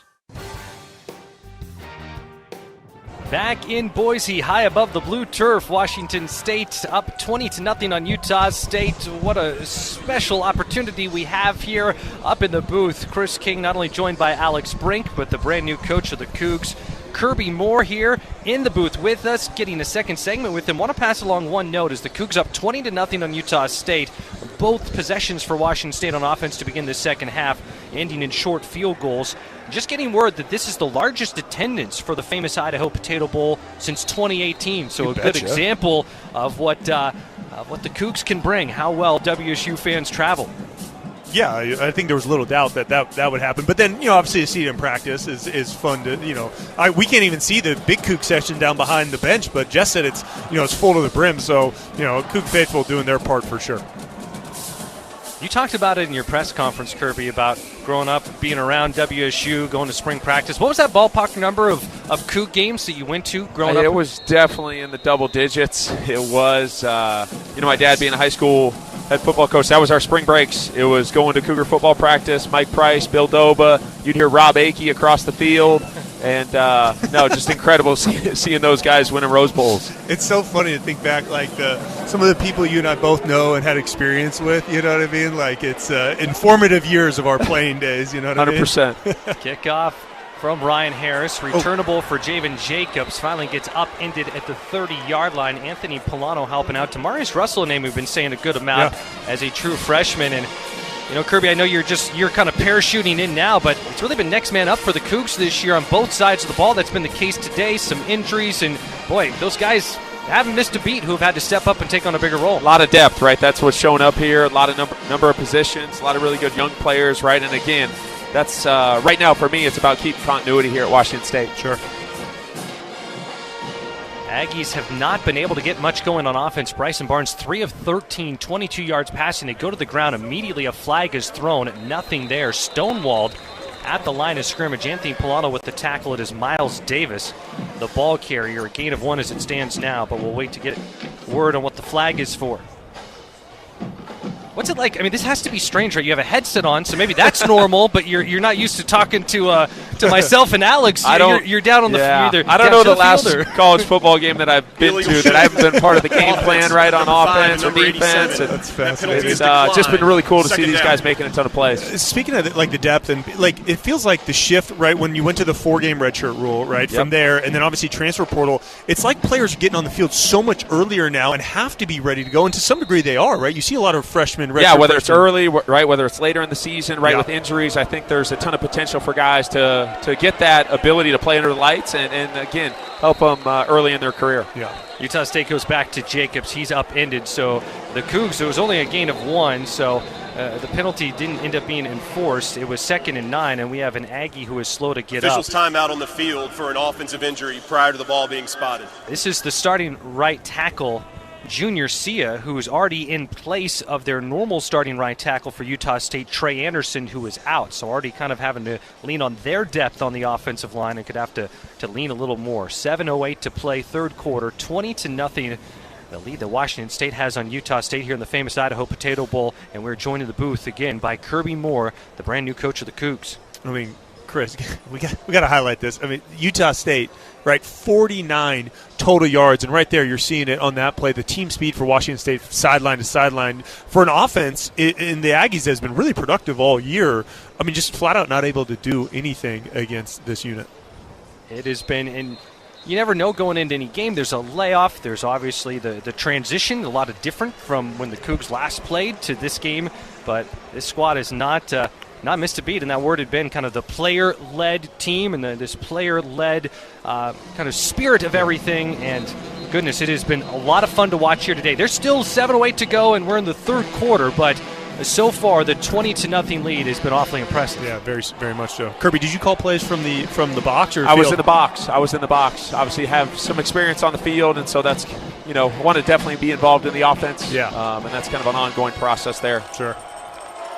So after the injury, back to the action. It is 3rd and 8 for Utah State, their own 31-yard line. The snap back to Barnes, being flushed out to his right, throws near the sticks, and it will be short. Pass is caught, but it will not be enough for the first down. Caleb Franzel flying around, helping to make the tackle. Good job there by the WSU defense. A great play there by Polano as well, right? Yeah, Polano, I mean, he had the big play. Remember batting down in the first half, batting that ball down. We've seen his speed all year, flying around and forcing the punt for Utah State. What a big play by Polano, stopping the momentum. Coach, this is a future Pac-12 matchup, right? Playing Utah State, obviously at Boise State. What about that opportunity that Washington State has kind of to be the flag bearer for this new Pac-12? Yeah, huge opportunity for us to win right now. Right, there's going to be a ton of competition, right, regional ties. I think you look at the success that Boise's had, Utah State's had. But right now, right, I think from an administration standpoint, the investment that they're putting into the football program, really looking forward to building on that through the 26th season. Yeah. After the Landon Rico punt, fair catch called for at the 14 by Tony Freeman. That will take us to a break here. Coach, we can't thank you enough for your time. We are fired up about the future of Cougar football, and this is a neat moment where it's the present and what's going on here in this bowl game, and these guys have been delivering so far, and what is in store for you and Coug fans. It's an exciting time. Thank you, guys. Go Cougs. Again, that is Kirby Moore, the brand new coach of the Cougs, joining us here in the booth. How great is that? 2 segments with Kirby Moore to get his perspective, his analysis. I think that might be the only time, Alex, where we have Kirby Moore up here in the booth with us. So I hope so. We'll be talking about what he'll be doing, but that's a unique opportunity to have him in the booth and get his perspective on things. And super thankful to him and Bill Stevens for making that all happen. Cougs take over 1st and 10 at the 14. Snap back to Zevi. He'll be able to put a little shovel pass forward to Angel Johnson. A little improv there from Zevi. Thought he was going to tuck and run, but instead finds Angel Johnson, who gets out to the 20-yard line. So a solid first down gain of 6 yards there. Alex, just thinking back to what Kirby Moore told us, what stood out most about his comments? It's not so much what he said. For those that aren't watching the live stream, you got to go back and watch it if you get a chance, because his reaction to the plays on the field, that's a ball coach right there. He's watching guys fly around. You can tell he's taking notes, right? He's taking – God knows he's taking notes on. I don't know, but, he's a football coach, and so all they do, the good ones take notes all the time, and, you can see his mind working. Play fake on 2nd and 4. Zevi going to try to do it with his legs. Nice job. Stiff arm one defender, and Zevi able to dance. Good fleet of foot moves by Zevi Eckhouse to get the first down. 20-0. Cougs lead. 5:20 to go in the third quarter. We got a long ways to go here, but there's just some good vibes right now from the WSU perspective. And when you consider a short span ago with Jimmy Rogers leaving, there's just the uncertainty with that. But in a short amount of time, it feels like it's changed to just positive forward momentum. And the things I like to hear from Kirby Moore are things like building trust, continuity, right? He's trying to find a way to make this work as hard as it is in this, this quick time frame. First and goal from the 24. Zevi gets away from play. one defender. Throws to Trey Lechner, who bobbles the ball, juggled it, couldn't quite haul it in. Lechner would have had some room to run, most likely able to pick up the first down. Instead, it's an incompletion, and now 2nd and 10. Nice job by Zevi Eckhouse, stepping up through pressure, really strong in the pocket, and then he dumps it off, and Lechner's got to use his hands. He kind of let that ball get into his numbers. But, back to Kirby Moore again, that's what I like hearing. You know what I mean? I already know he's a good ball coach. I like to hear the way he's thinking about culture, and he's talking about it, and he knows that it's hard. The hardest, you know who's hardest on all of this? It's the hardest on the athletes. Do you know what I mean? And so, he's recognizing that and understands that those are the people he needs to go and talk to first. 2nd and 10 after the incompletion. Zevi drops back, heaves it up. Open man, Meredith the target, makes the catch, has the first down. Tackled shortly after hauling it in, but still plenty to move the sticks. Noah Flores makes the stop, but out to the 43-yard line. Going to be a gain for Washington State of 19 on that play. All right, Chris, if I told you going into this game that Zevi Eckhouse would be trending towards 300 yards late into the third quarter, what would you have been thinking? I'd be thinking it's a good day for the Cougs, really, for the most part, or that it was a shootout, but that has not been the case. This defense has been very characteristic and has been outstanding. Could this be a shutout pitched here today as Angel Johnson gains 2 on the first down carry? 20-0. Cougs up on Utah State. 4 minutes to go third quarter. 411 yards of total offense for Washington State, 56 for Utah State. Yeah, in all facets, just, Cougs are doing pretty much everything right here and seem to be the more physical, fast football team on the field in this game against Utah State. Prior to the ball being spotted. Tyree Morris, the Aggie who is slow to get up, and Meredith, 8 catches in this game. The Cougar who has been here his entire career, final college career, tying his career high with 8 catches. Let's see if he can get past that. And a lot of credit, I think, goes around here. You give credit to what Zevi's doing, but also Danny Freund, as you told us going into the game, there was not really any secret that this offensive game plan was going to look different than any other game this year.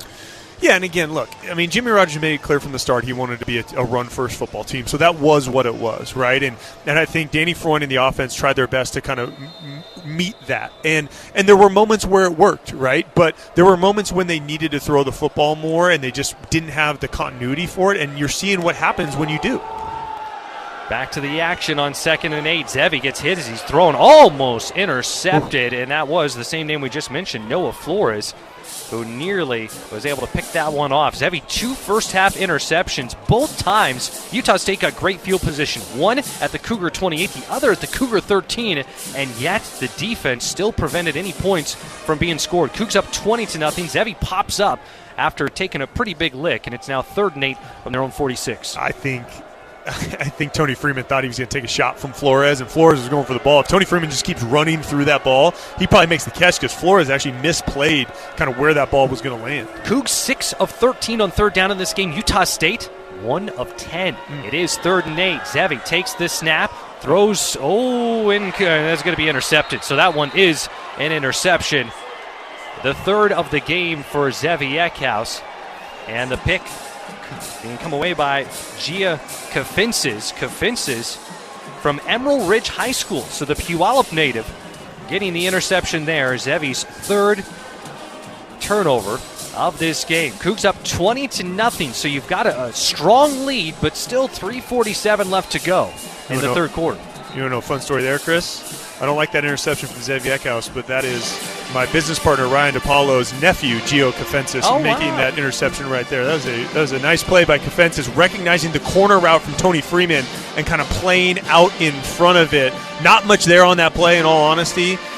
And I think Zevi's just trying to let his player make a play down the field. It doesn't work out. Well, Kafensis, one tackle this season, so he's another guy we speak of next man up. That's the case for Utah State. They take over at their own 40, taking a deep shot. Pass is caught. It is Boyd with the reception inside the 20. By far and away the most explosive play of the game for Utah State.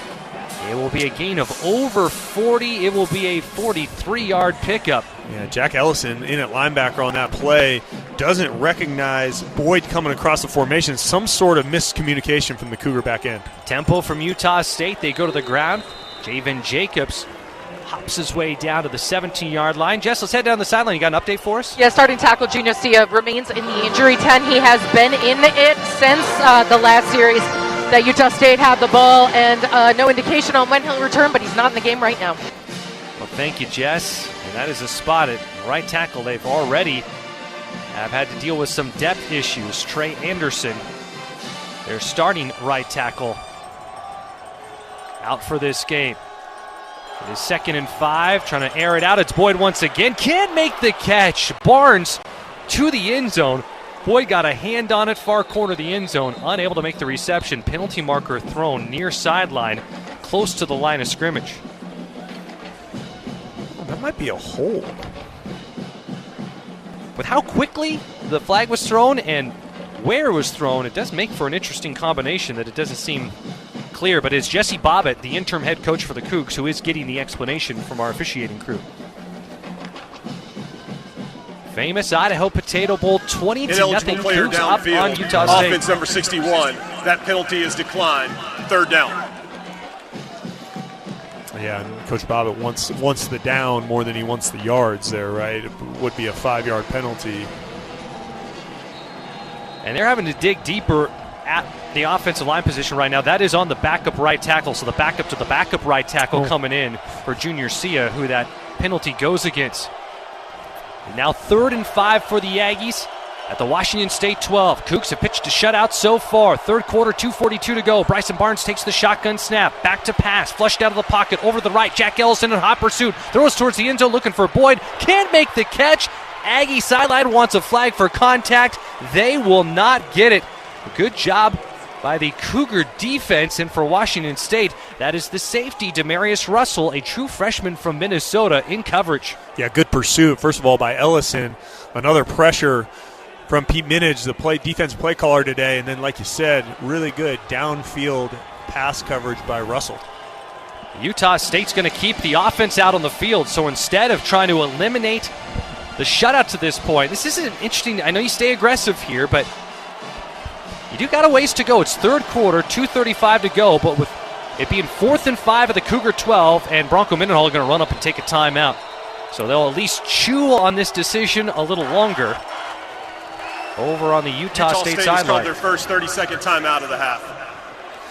Well, the Junior Cougs Kids Club is presented by Toyota. It's the official kids club of the Washington State Cougars, and it is the best way for the youngest members of Cougar Nation to show off their Cougar pride. Find out more information about your Junior Cougs membership perks at wsucougars.com/JRCougs. It has been a great day. I'd say a great trip here in Boise for Cougar pride. Still a ways to go, but Washington State has come out strong, and they have not really taken their foot off the gas pedal. Up 20-0 here in the famous Idaho Potato Bowl on Utah State. Yeah, against the backdrop of everything that's been going on in the last few weeks, I'm so impressed with this Washington State football team and their ability to stay focused and Look, Utah State gave Boise a game in their last, kind of that last regular season game. They had UNLV on the ropes as well. Utah State's been kind of trending upwards to some degree, in my opinion, and now, Washington State's, putting it on them. Coug fans are up on their feet. The Cougs behind the WSU bench. Brock Duke company waving their arms, making noise. It is 4th and 5, going for it. Pass towards the end zone. It will be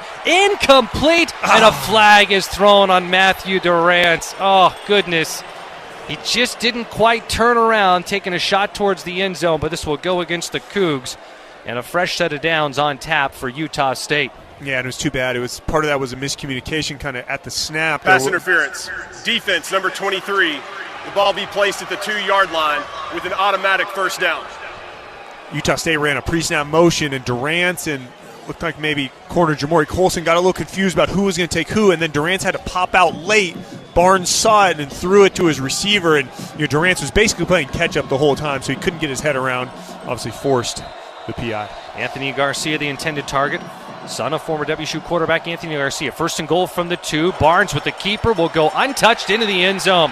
Shutout is no more. Touchdown Utah State, 20-6. The Cougar lead, point after penning for the Aggies. 3rd quarter, 2:27 left to play. And this is still very much a game as the Aggies are able to get that taste out of their mouth of what has been a very unproductive day on offense for Utah State. Yeah, taking advantage of the turnover, obviously, and the Coug defense plays so well all game. But also, you can't expect them, to keep it up with facing 3 turnovers, some short fields. Kind of just is what it is. Offense needs to respond here. There's a long way to go in this game. There very much is. Point after attempt from Tanner Rinker is good, and it is now 20-7. So Cougs getting goal to go. Their first 2 possessions of this second half, both times settling for field goals. I believe it's all 3 possessions. Correct me if I'm wrong on offense in the second half, Alex, where the Cougs have been in Aggie territory, and tough when you only come away with 6 points after moving the ball as well as they've had. Still our yardage breakdown, 413 yards for Washington State, just 106 for Utah State. Yeah, but to your point offensively, just have not been efficient in the red zone. You missed a field goal in the tight red zone. You got stopped on 4th down in the tight red zone, and then you kicked 2 more field goals. You got to come away with touchdowns, right? If you're going to put a team away. And look, Utah State's got a lot of pride too. They've got their fans here in attendance. They're not going to go away with over a quarter left to play. 2:27 left to play, and this will be a big drive for the Cougar offense. How will they respond as Utah State has something to celebrate, because that has been few and far between so far here in Boise today. Kickoff for Utah State is Angel Johnson back to return, not Leighton Smithson. Grabs it at the 1. He will bring it out. Johnson pinballed around, still up on his feet, spins away from a pair of defenders, needs to hold on to the ball. He does, as he is taken down to the turf by Dakota Howe.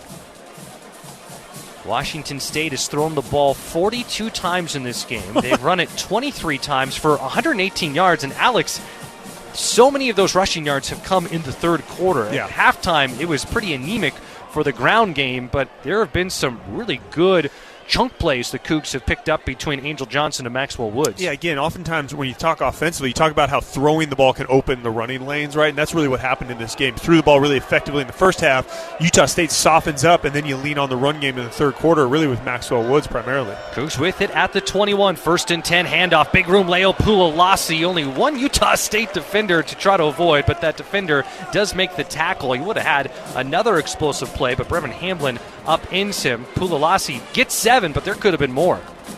Yeah, it was a nice tackle by Hamlin, and Pulalasi put his foot down and I think thought he was going to kind of run right by that tackle. Either way, a good first down run. Cougs are finding a lot of action in these outside zone plays. Credited with 6, so it will be 2nd and 4. Washington State at their own 27, up 20-7. Back to the ground. It's Pulalasi dancing around, up on his feet, still going. He's got the first down. A couple of arm tackle attempts for Utah State. Pulalasi swimming right through those navy blue Utah State uniforms. He's off to the 39-yard line. Good pickup there for Leo Pulalasi. He moves the sticks. Good example right there, Chris, of like he likes to tell you he's more of that finesse back than power back. You see him change direction in the hole, right then left, and then cuts it back to the right, and that's able to open up that lane for him to get that first down run. Pulalasi, a gain of 12. 1:15 in county to go third quarter. Cougs in the famous Idaho Potato Bowl leading Utah State 20-7.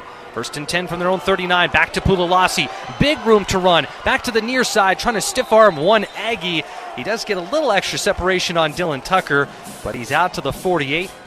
Gets 8 yards. And the Cougs, what's allowed the ground game to have this level of success in the second half, Alex? Yeah, again, it's a defense that's really on its heels because of the passing game, right? They don't know that run's coming, right? They think pass first. That puts you on your heels, and then you get it back like Pulalasi running downhill. A great block by Mackenzie Allen on the outside. And again, you're creating pressure on a defense because you're being multiple. At the 47, it is 2nd and 2. Cougs go back to Pulalasi. Why not? He's got the first down, lowers his shoulders to midfield. He gets 3, needed 2, another fresh set of downs for Washington State. And while, the theme going in was going to be airing it out, especially on this drive, and as you talked about this Utah State defense being back on their heels, really grinding it out and making life tough on the Aggies right now with the success of Pulalasi. Cougs won't need to take another snap, and they will not. That will do it for the third quarter.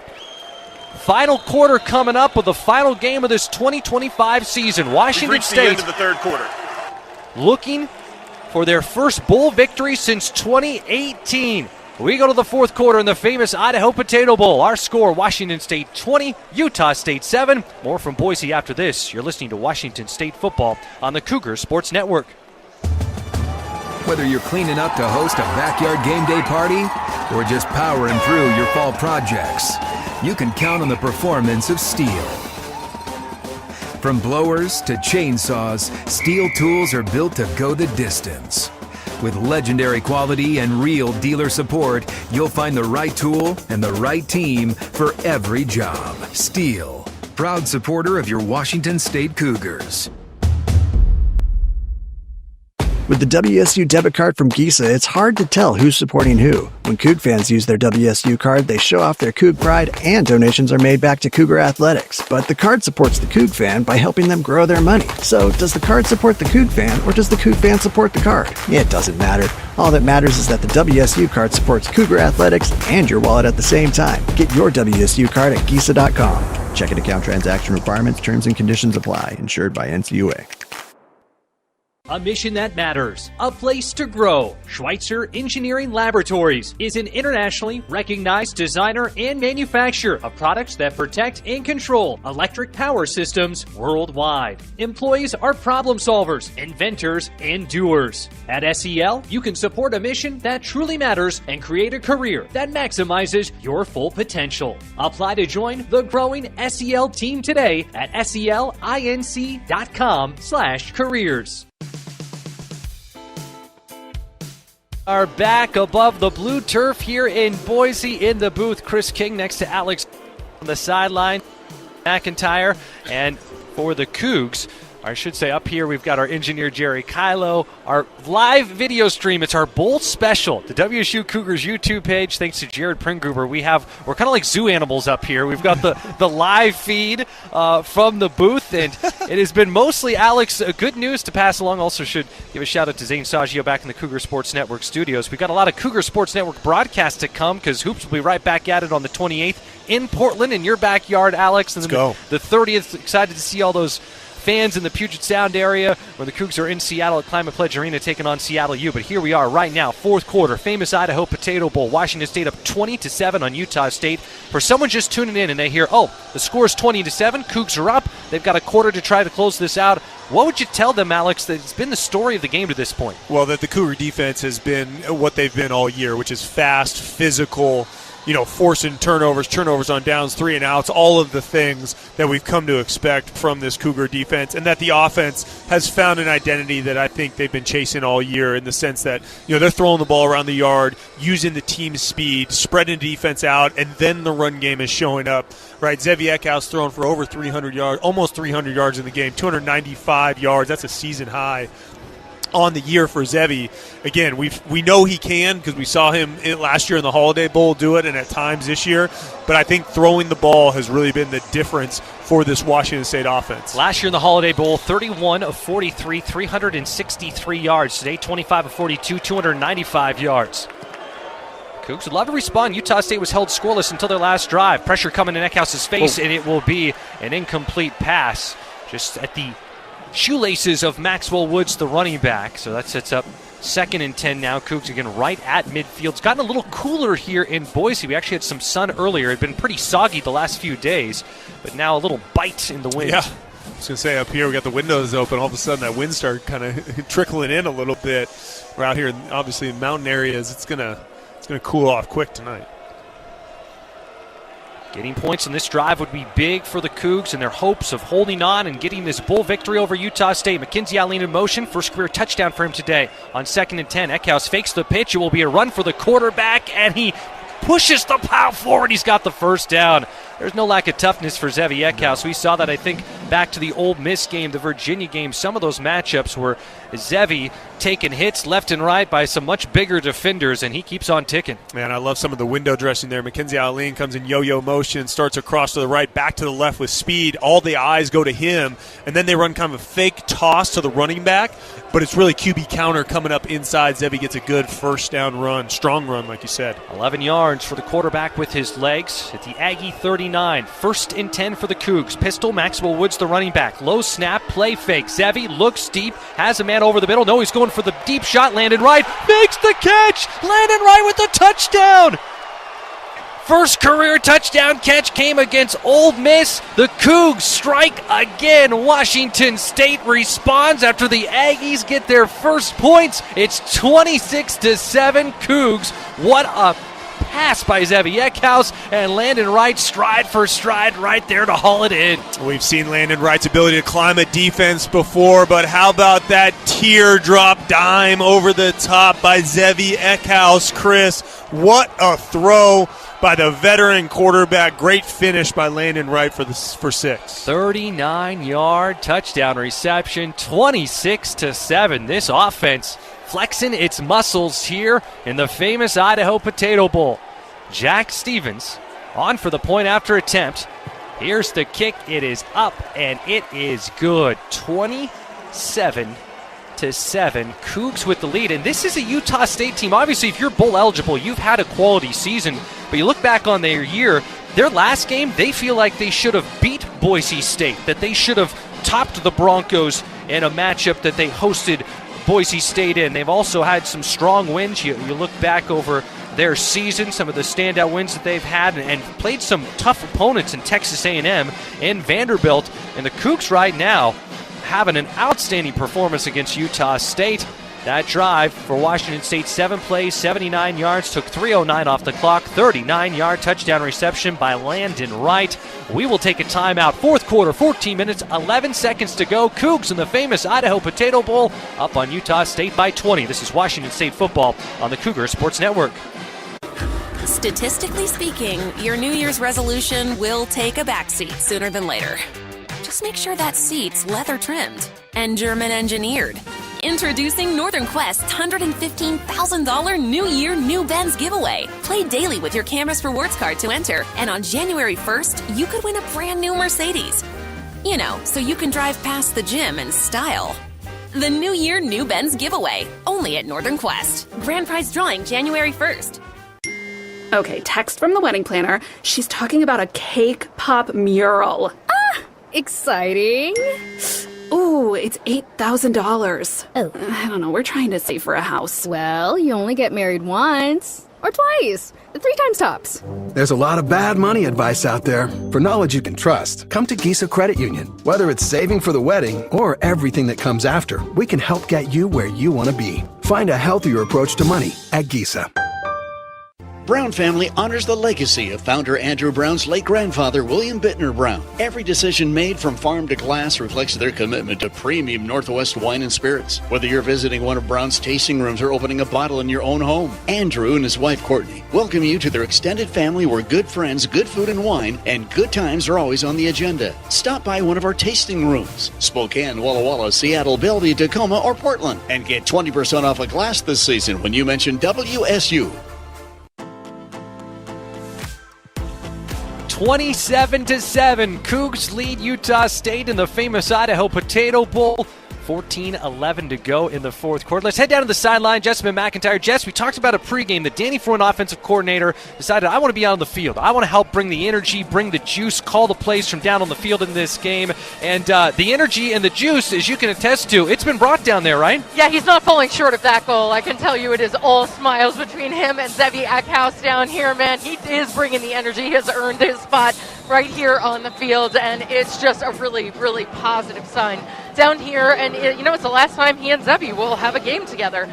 Also, as Utah State is about to receive the ball, I want to give an update on their offensive line. As we know, Junior Sia was taken to the locker room. He is not expected to return as of now. Kaleone Ayusea is going to end up filling in his place. He's a backup offensive lineman, and as we said, that's a backup to the backup, so they're running a little thin up front. Cougs, Alex, 27-7 up on Utah State, and there has not been a lot of daylight for the Aggies in this game. Washington State moving the ball from the get-go. The defense has been smothering. The one chance where maybe there was an opportunity to change the tide in this one was after Utah State got their first points, 2:27 to go in the third quarter, and that was a critical drive for the Cougs. How would they respond? It's a 39-yard touchdown, Eckhouse to Landon Wright. And here it is, the first play of this drive for Utah State. Little screen pass to the running back. It is Javen Jacobs who makes the reception.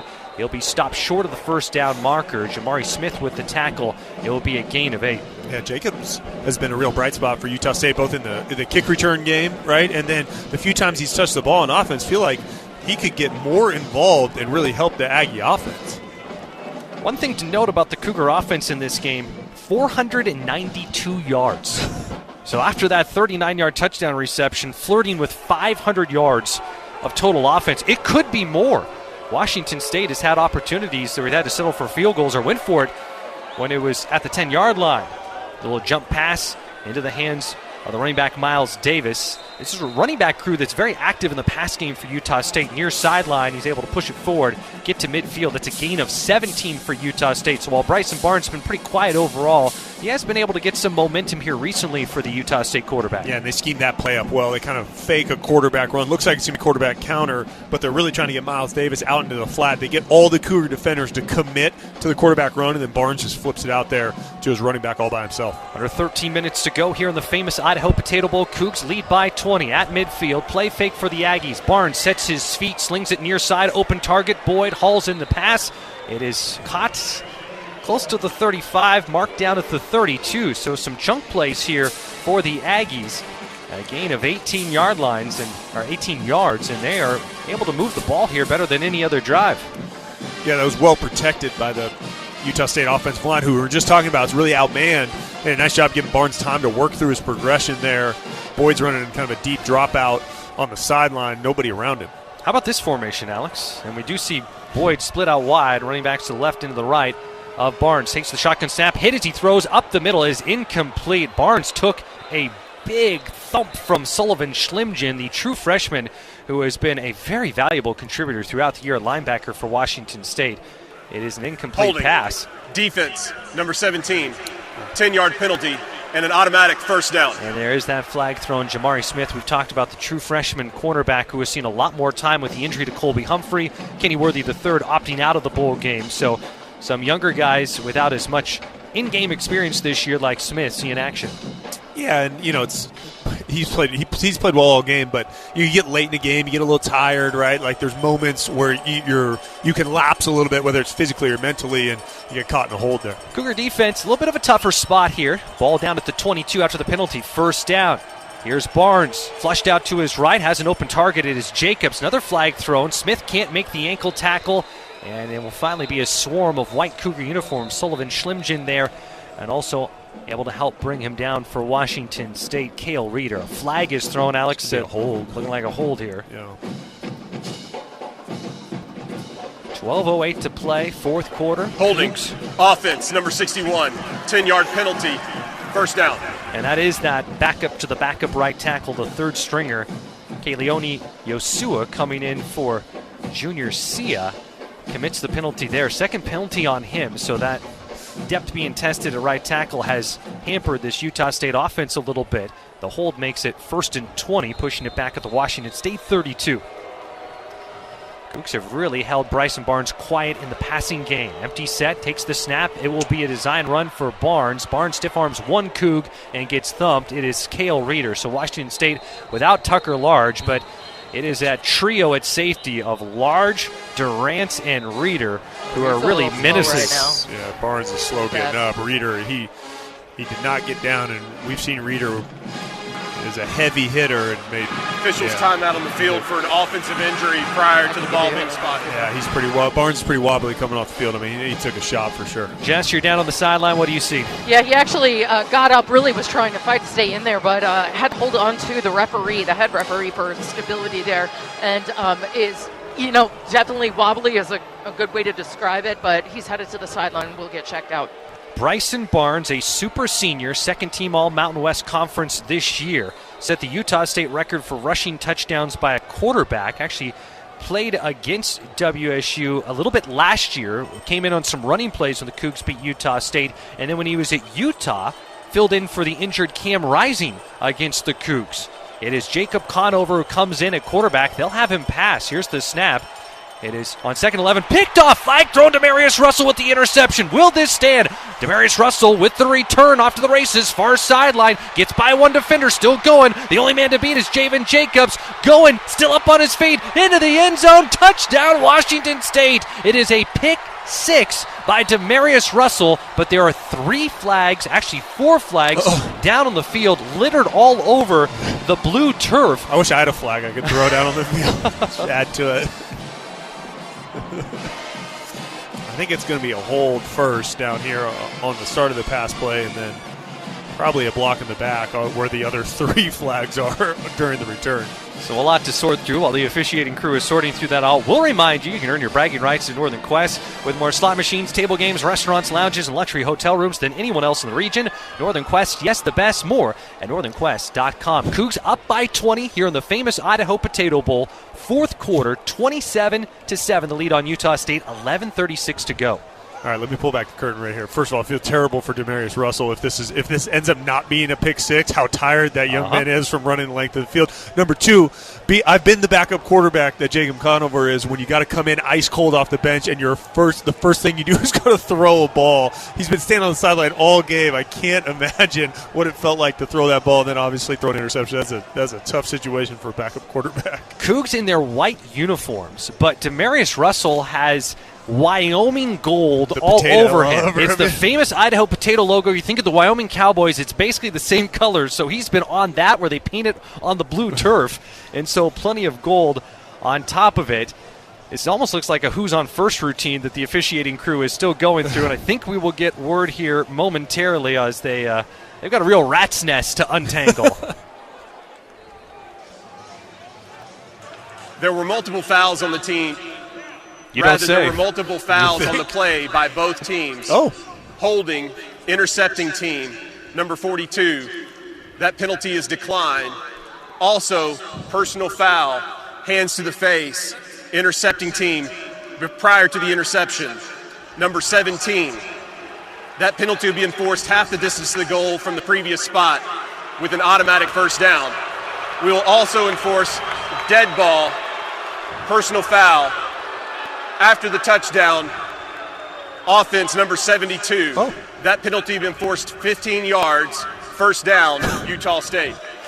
Rat's nest is right, Chris. Holy cow. Well, that's George Miley, left guard for Utah State. His uncle Frank Miley, former WSU assistant coach who was on the staff last year. A lot of connections for him. He has spent time at Utah State and Boise State. Well, before we get back to the action, we're at the top of the hour. Let's pause 10 seconds for station identification here on the Cougar Sports Network.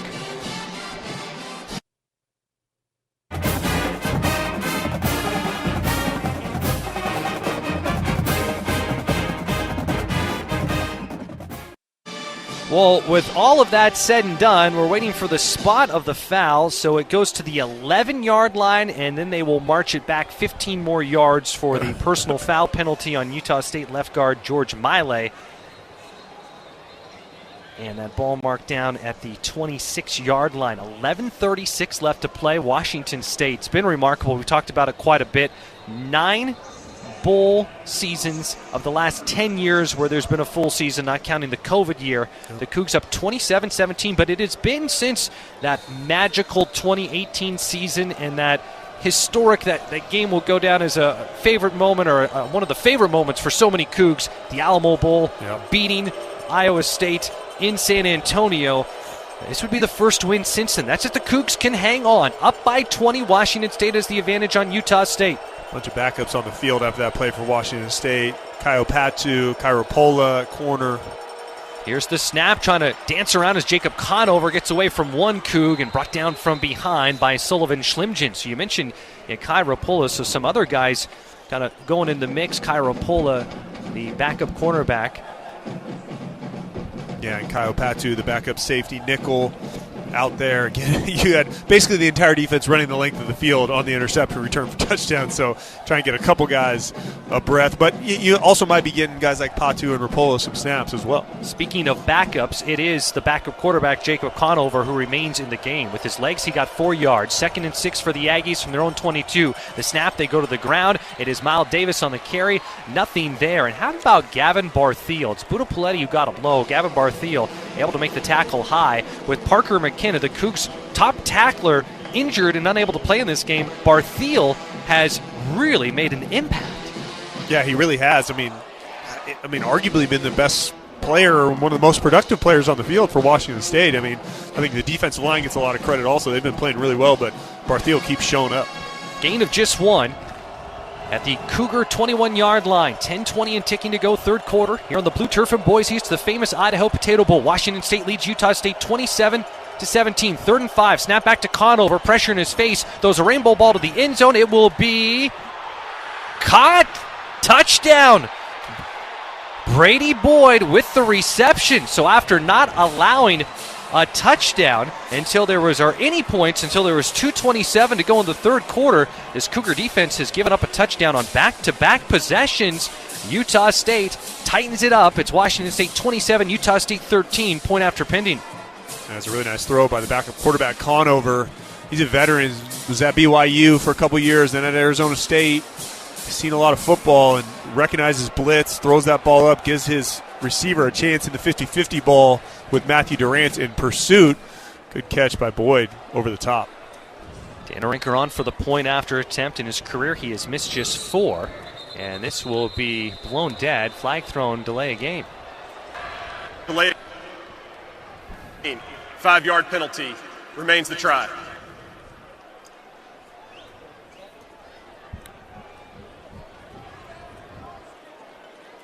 It's a rather important point after attempt if you're Utah State. You're trying to stay within striking distances as much as possible. Difference between a 13-point deficit and a 14-point deficit.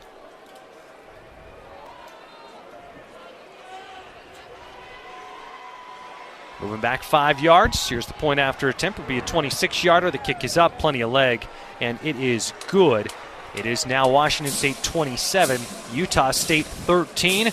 And we know, Jess, on the sideline, you got an update on Bryson Barnes, the Utah State quarterback? Yeah, unfortunately for him, he's being taken to the locker room. As we mentioned before, he was wobbly getting off the field, almost had to use one of the refs for stability while he was trying to get up, and he did put up a good fight, but he is being flanked by medical staff. We'll go to the locker room, so Conover looks like he'll be the guy for now. Tough to see that for Barnes. Really kind of an inspiring story. Went to Utah as a preferred walk-on from a small school in Utah. There were only 38 students in his high school's graduating class. Worked on his family's farm, raising over 12,000 pigs. He gets a spot at Utah, goes to Utah State. He's their starter for him this year. And actually, there's even a family connection. The tight end Josh Sturzer, his older brother, is married to Bryson Barnes' older sister. So a teammate that he'll be spending Christmas with every year from here on out. So sorry to hear that about Barnes, and hopefully he is doing okay. So after the touchdown. We'll take a break. Cougar offense will look to respond one more. This one not over yet. Cougs up 27-14 on Utah State. 10:09 left to go. We'll be back after this break. This is Washington State football on the Cougar Sports Network. Hampton and Pullman is just a short drive from the Wazoo campus. They've got you covered for all your lodging and dining needs with the new addition of their on-site bar and restaurant, Crimson Bar and Bites. You will feel right at home with their spacious rooms, famous Hampton waffles, cozy outdoor patios, Cougar gift shop, and the friendliest staff in town. Visit HamptonByHilton.com to reserve a room for your next trip to the Palouse. Coug owned and Coug managed. It matters where you stay. Hampton and Pullman. Hilton for the stay. For nearly 100 years, Adams Tractor has helped the Northwest knock out to-do list one tough job at a time. As your local Kubota dealer in Spokane and Lewiston, we're proud to back Washington State athletics with the same grit we bring to every yard, field, and job site. From mowing to digging to plowing, Kubota delivers, and so do we. Visit AdamsTractor.com. Adams Tractor, nearly a century strong, powered by Kubota, fueled by Coug pride. Toyotathon is on, and there's no better way to get in the spirit of the season than with a new Toyota, like Camry. Now through January 5th, get 4.99 APR financing on new 26 Camrys, or lease a new 26 Camry LE with all-wheel drive for $329 a month, for 39 months with $32.99 due at signing, with approved credit through TFS, tax, title, and license extra. A negotiable doc fee of up to $200 may be added. Call 1-888-48-TOYOTA for details, or go to Toyota.com. Toyota, let's go places.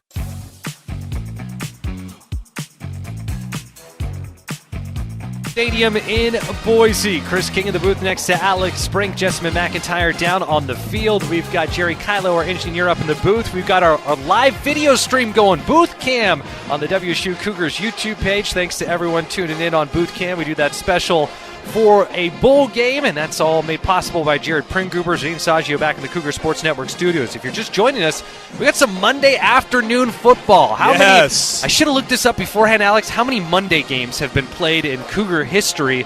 It would have to be a bowl game, not many, but here we are, and the Cougs looking to capture a bowl victory. Interim coach Jesse Bobbitt, will he have a bowl full of fries dumped on him? That's the question. Cougs jumped out to a 20-0 lead. It's not the Mayo Bowl. This one's a lot better. Man, that's what I was saying earlier. I love it. Like dumping fries, dumping mayo, putting Pop-Tarts through a toaster, that's the spirit of postseason college football. Not talking about G5 and P4 and worrying about the playoffs. We're worried about the Potato Bowl. Here we go. Cougs trying to win it. Kickoff after the touchdown. Leighton Smithson with the return. Brings it out. Just gets past the 20, but not much beyond that. Cougs were up 20-0. The defense had not allowed a point until there was just around 2.5 minutes to go in the third quarter. But Utah State getting touchdowns on back-to-back possessions. Washington State, the offense has been very potent in this game. Total offense, the highest going into this game this year for the Cougs, was 396 yards.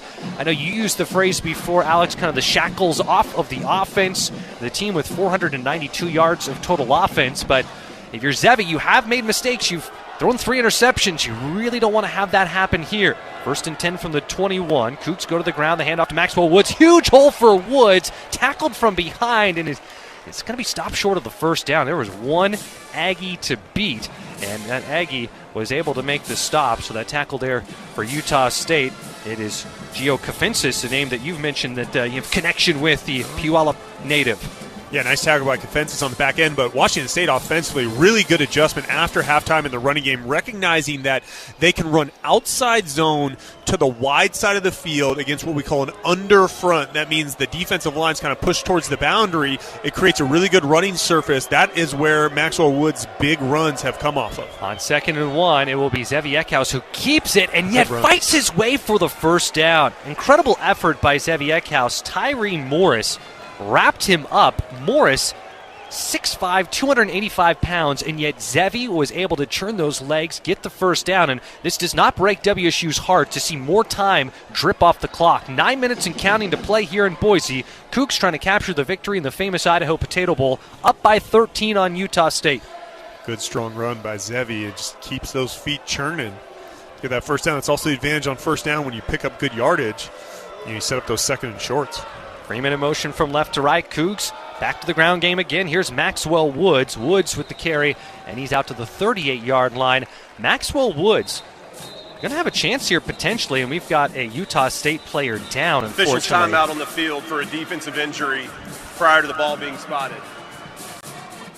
Jess, do you have eyes on who that Aggie is who is slow to get up? Yeah, unfortunately, it's defensive lineman Tyree Morris. I would say unfortunately just because you never want to see injuries, especially this last game of the season. But, yeah, he is down. Obviously, sometimes they keep the players down for precautionary reasons, so it's hard to tell what the actual injury is. But he's down. Also on the Cougar side, I do see Tucker Large, who is back present in street clothes on the sideline. We saw him go out earlier in this game.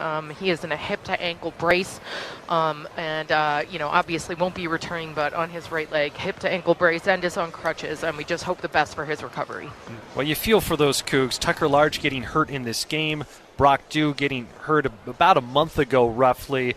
Parker McKenna hurt, unable to play. Colby Humphrey hurt and unable to play. Those are 4 of the 25 seniors. This is their last game. 3 you're not able to play going into it that we knew and do. And then Humphrey and Parker McKenna, and then that injury to Tucker Large as well. But fingers crossed, WSU wants to send those guys out with a victory, even if they were able to play or not in this game and in their college careers on a high note.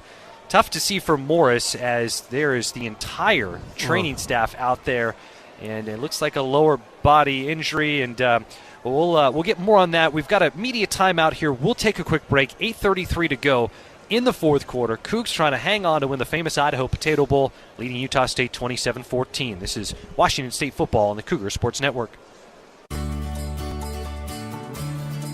This is Carrie Bice, co-owner of Allegra Image 360 on Main Street in Moscow, the one-stop shop for all your printing, signage, and marketing needs. Whether your business needs special signage for Christmas shopping, or you need help creating a truly fridge-worthy greeting card, your friends at Allegra are here to help during the hectic holiday season. Stop by our Moscow office and see how our team at Allegra can help deck your halls.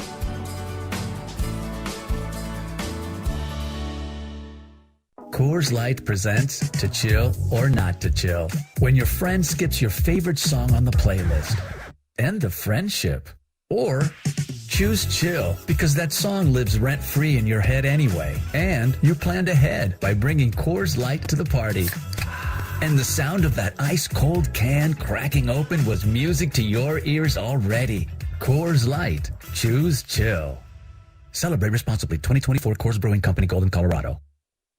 So you want somewhere to play? We got you. A nice relaxing stay? We got you. Wanna be entertained? We got you. Wanna play golf all day? We got you. Go to Lake Casino. Winning is just the beginning. So you're looking for something to do? We got you. Want some tasty food? We got you. Heard you wanna do some shopping? We got you. The live music is always popping at the Go to Lake Casino. At the Go to Lake Casino. Go to Lake Casino. Winning is just the beginning.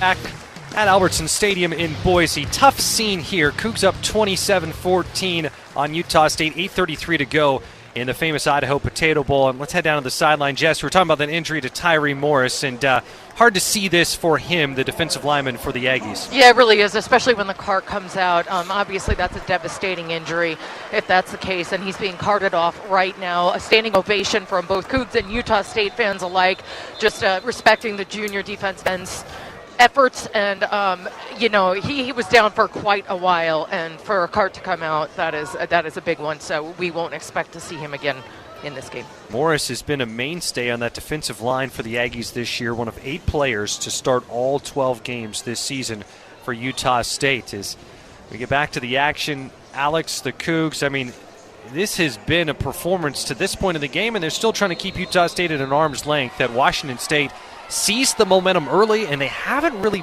much, maybe a little bit here lately, loosened the grip on that. Yeah, I mean, like any football game through 4 quarters, it's had its ups and downs, but I think, really across the board, but particularly offensively, I think they've managed this game, really well, shown some explosive plays, kind of kept punching. Defensively, it's been a solid night all around, even giving up 14 points to this point.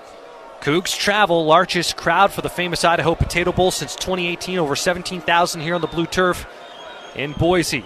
Here's the snap. It's back to the ground game. Maxwell Woods the run on 2nd and 4. Woods gets half of what was needed. So it's a unique spot where the Cougs are playing a future conference opponent at the home stadium of a future conference opponent. Washington State, not the best memory last year here, losing to Boise State, but this is going to be a fun game moving forward, playing the Broncos in this facility. Yeah, I mean, it wasn't a great experience a couple years ago or last year when we went to that game here, but it is a fun atmosphere they're redoing. I think is that the East End Zone they're redoing there. It's going to be a really great home venue and a fun venue to visit. Big play here. Utah State fans making the most noise they have all day. It's 3rd and 2. Cougs with it at their own 40, trying to convert. Tight formation. Cougs go to the ground as Maxwell Woods. Big hole off to the sideline. He's got some space, and he's shoved out of bounds from behind, but plenty of room for the first down. Brevin Hamblin able to chase him up, and here we've got a flag thrown after the play. Yeah, some Lechner. extracurricular between Trey Lechner, and let's see who that Utah State player is. It looks like it's Carson Tujay, and also you think Matyra Brown kind of in there. Yeah, I think it was Matyra. It was on Matyra Brown. Matyra Brown kind of got, I watched the last 2 plays of this. Matyra Brown got Trey Lechner kind of late the previous play, and then Lechner had Matyra Brown pinned on the ground and kind of gave him an extra. After the play, unsportsmanlike conduct, offense, number 23. That player's first unsportsmanlike conduct foul of the game. The penalty being forced 15 yards from the end of the run. First down, Washington State. The good news, you get the first down. Right. But it does sort of wipe away the gain and just basically give you a fresh set of downs. Washington State now in this game, 535 yards of total offense. What I love about that last play right there is you have, it's a heavy set, 3rd and short, and everybody knows they're running it, and Cougs are able to run the football. Like you said, a big hole. I mean, really well blocked by the left side of that offensive line and tight ends. Jess, you have an update on the offensive line for Washington State? Yeah, Christian Hilborn is not in right now. He is on the sidelines, and Brock Dew kind of comforting over here. So he is sitting on the offensive line side of the bench right now. He was limping. He was a little ginger. No indication on what an injury might be, but not in the game.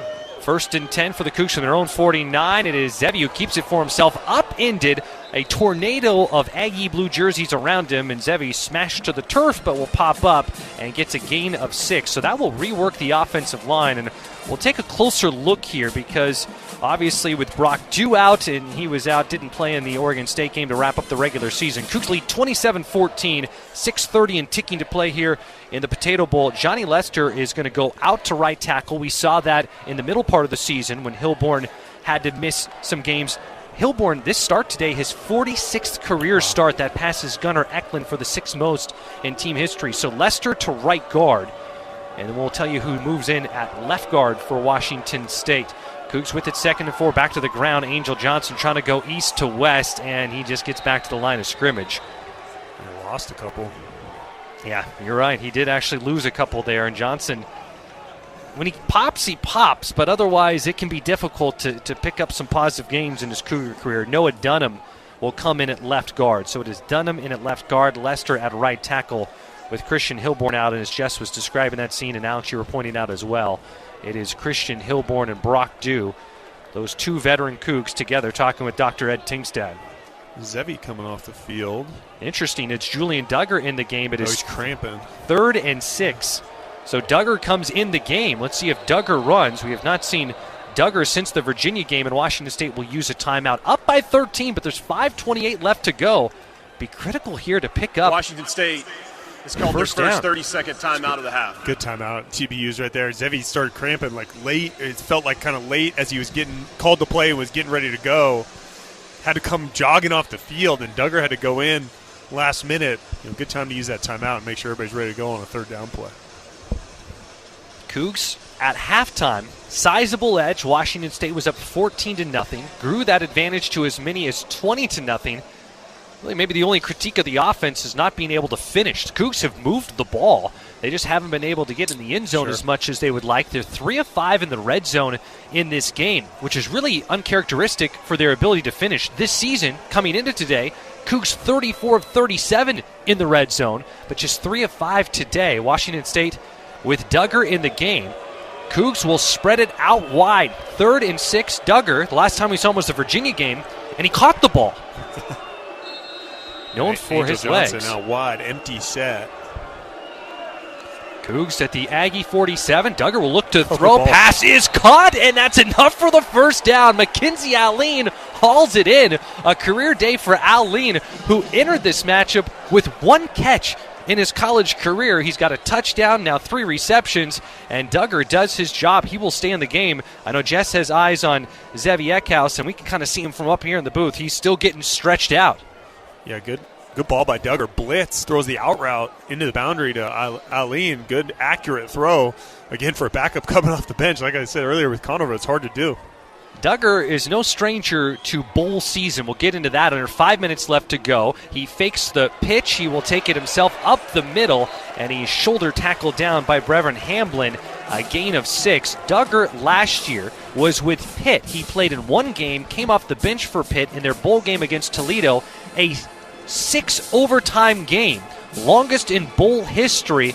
Had 21 carries, 88 yards in an overtime period, had 2 touchdown runs and converted 3 2-point conversions. Yeah, and he's a young man that's only getting better the more snaps he gets under his belt. You can just see right there the QB run. He's got great burst.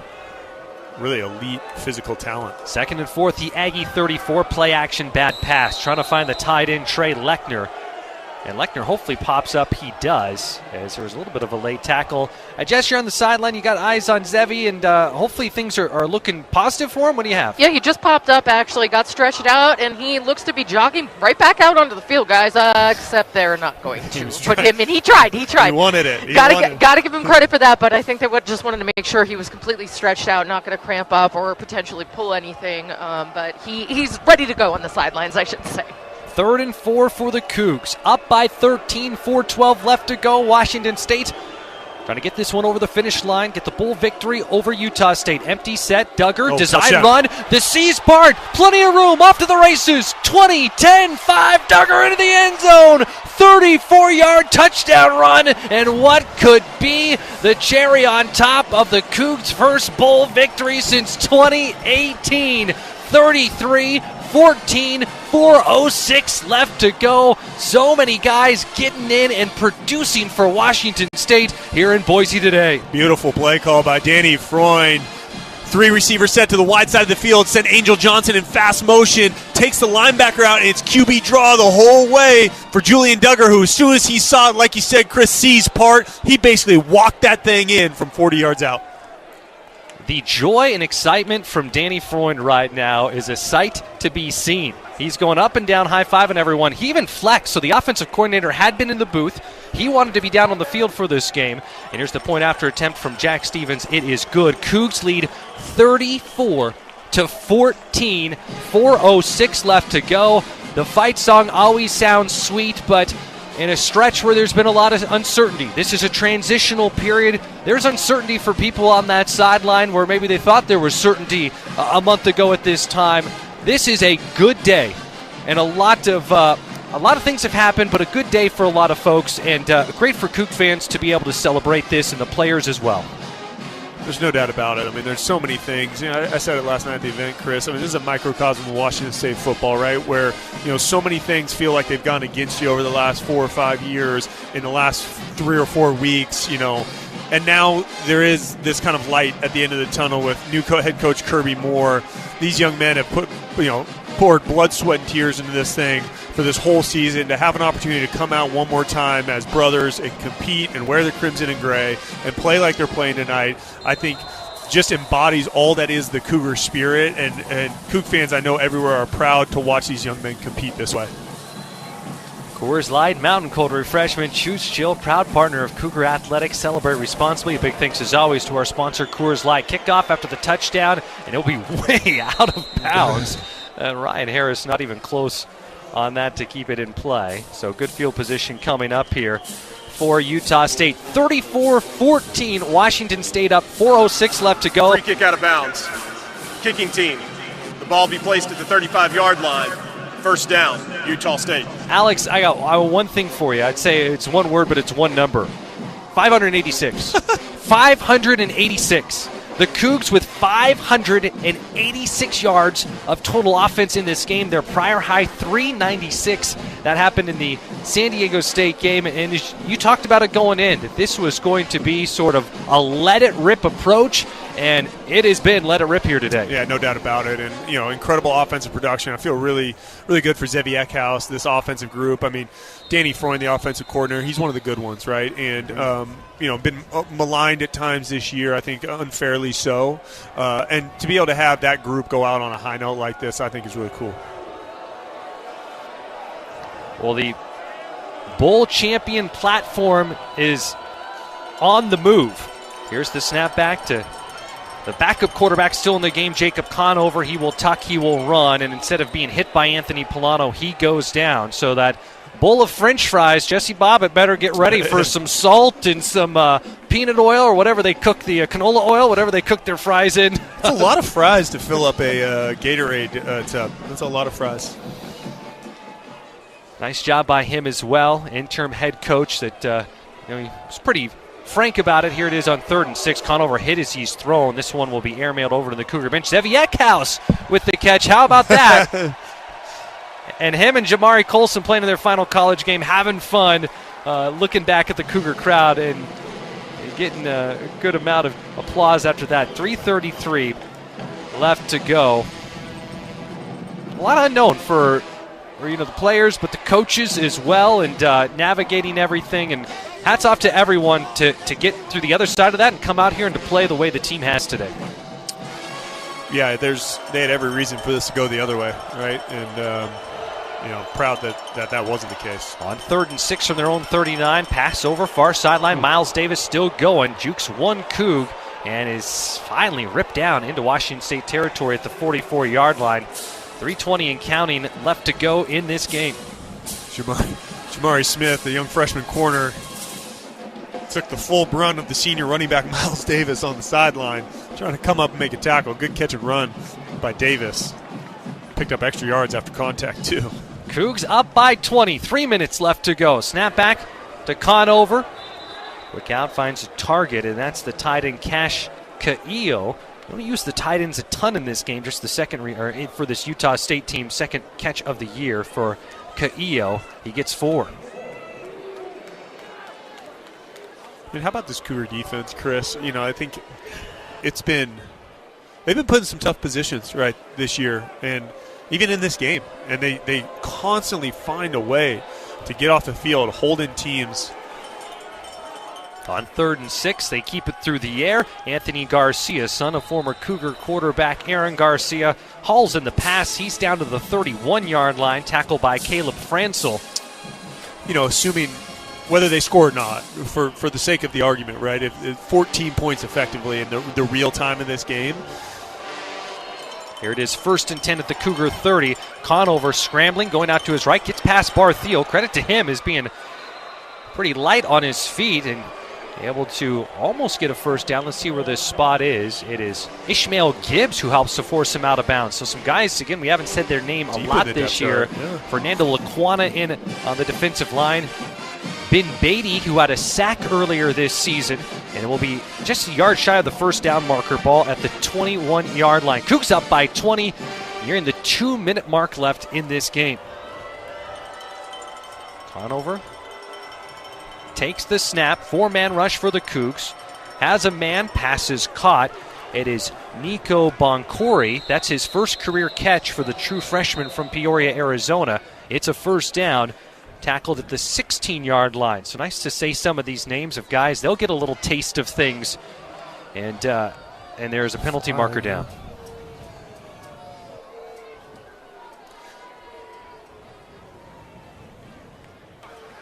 Illegal formation. Offense. More than 4 players in the offensive backfield at the snap. 5-yard penalty. 2nd down. We've reached the 2-minute timeout of the half.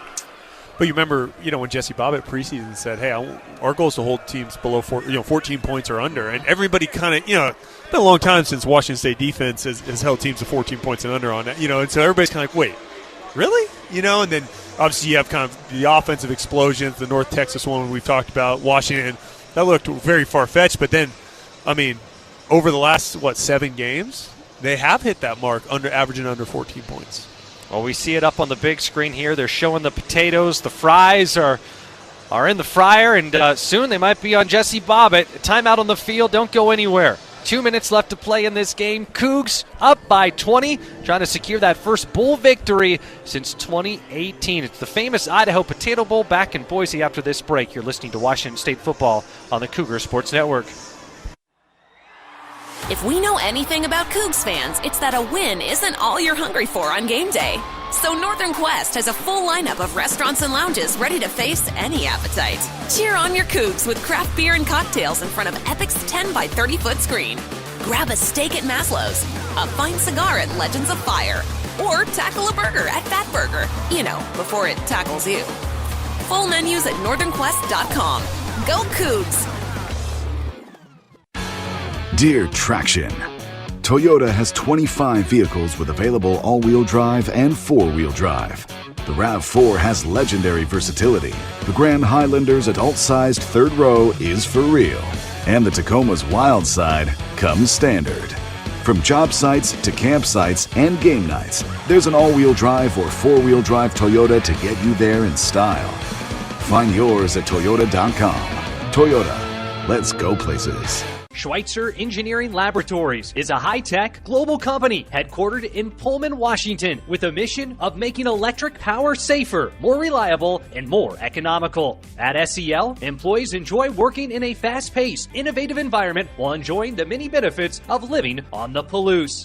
SEL is seeking engineers for paid internships and full-time positions. Apply to join the growing SEL team today at selinc.com/careers.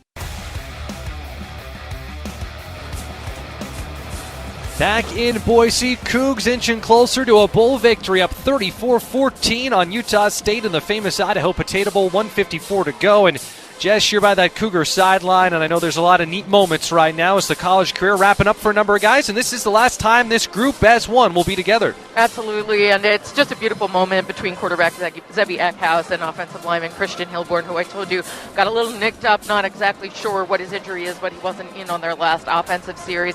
A hug, an actual tender kiss on the forehead to Christian from Zebby, and I think we're just that's a microcosm of the different things that we're going to see as these players say farewell to this current team. This is an interesting day, and one we will look back on. It is a transitional period. We had a good chunk of this third quarter the pleasure of having new head coach Kirby Moore up in the booth. His enthusiasm was infectious for what he was seeing. He has been working tirelessly to build towards the future, but this is what is now, and it's so neat to see this is all set to end on a high note this year. After the timeout, the snap, Jacob Conover looks towards the end zone. Pass caught. Is that going to be a touchdown? Waiting for a signal. No one has given it yet. It is Javen Jacobs who hauls it in. It is a touchdown. Jacobs, a threat on the ground. The running back also can be dangerous in the air. We see it there. And Utah State, who did not score a point until there was just under 2.5 minutes to go in the third quarter, now has 20 points. This one not officially over. But goodness, this would take a miracle. But you need an onside kick coming up here for Utah State. They have 2 timeouts, 1:48 to go. It is Tanner Rinker on for the point after attempt after the touchdown on that 26-yard pass. And here's the point after. It is good, making it 34-21.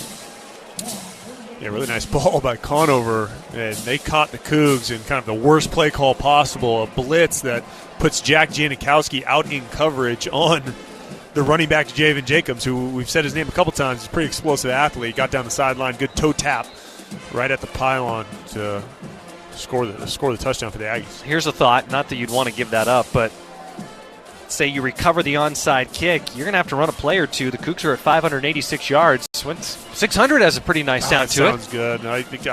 Why not? You know what? Why not? Let's get to 600. Shades of the air raid.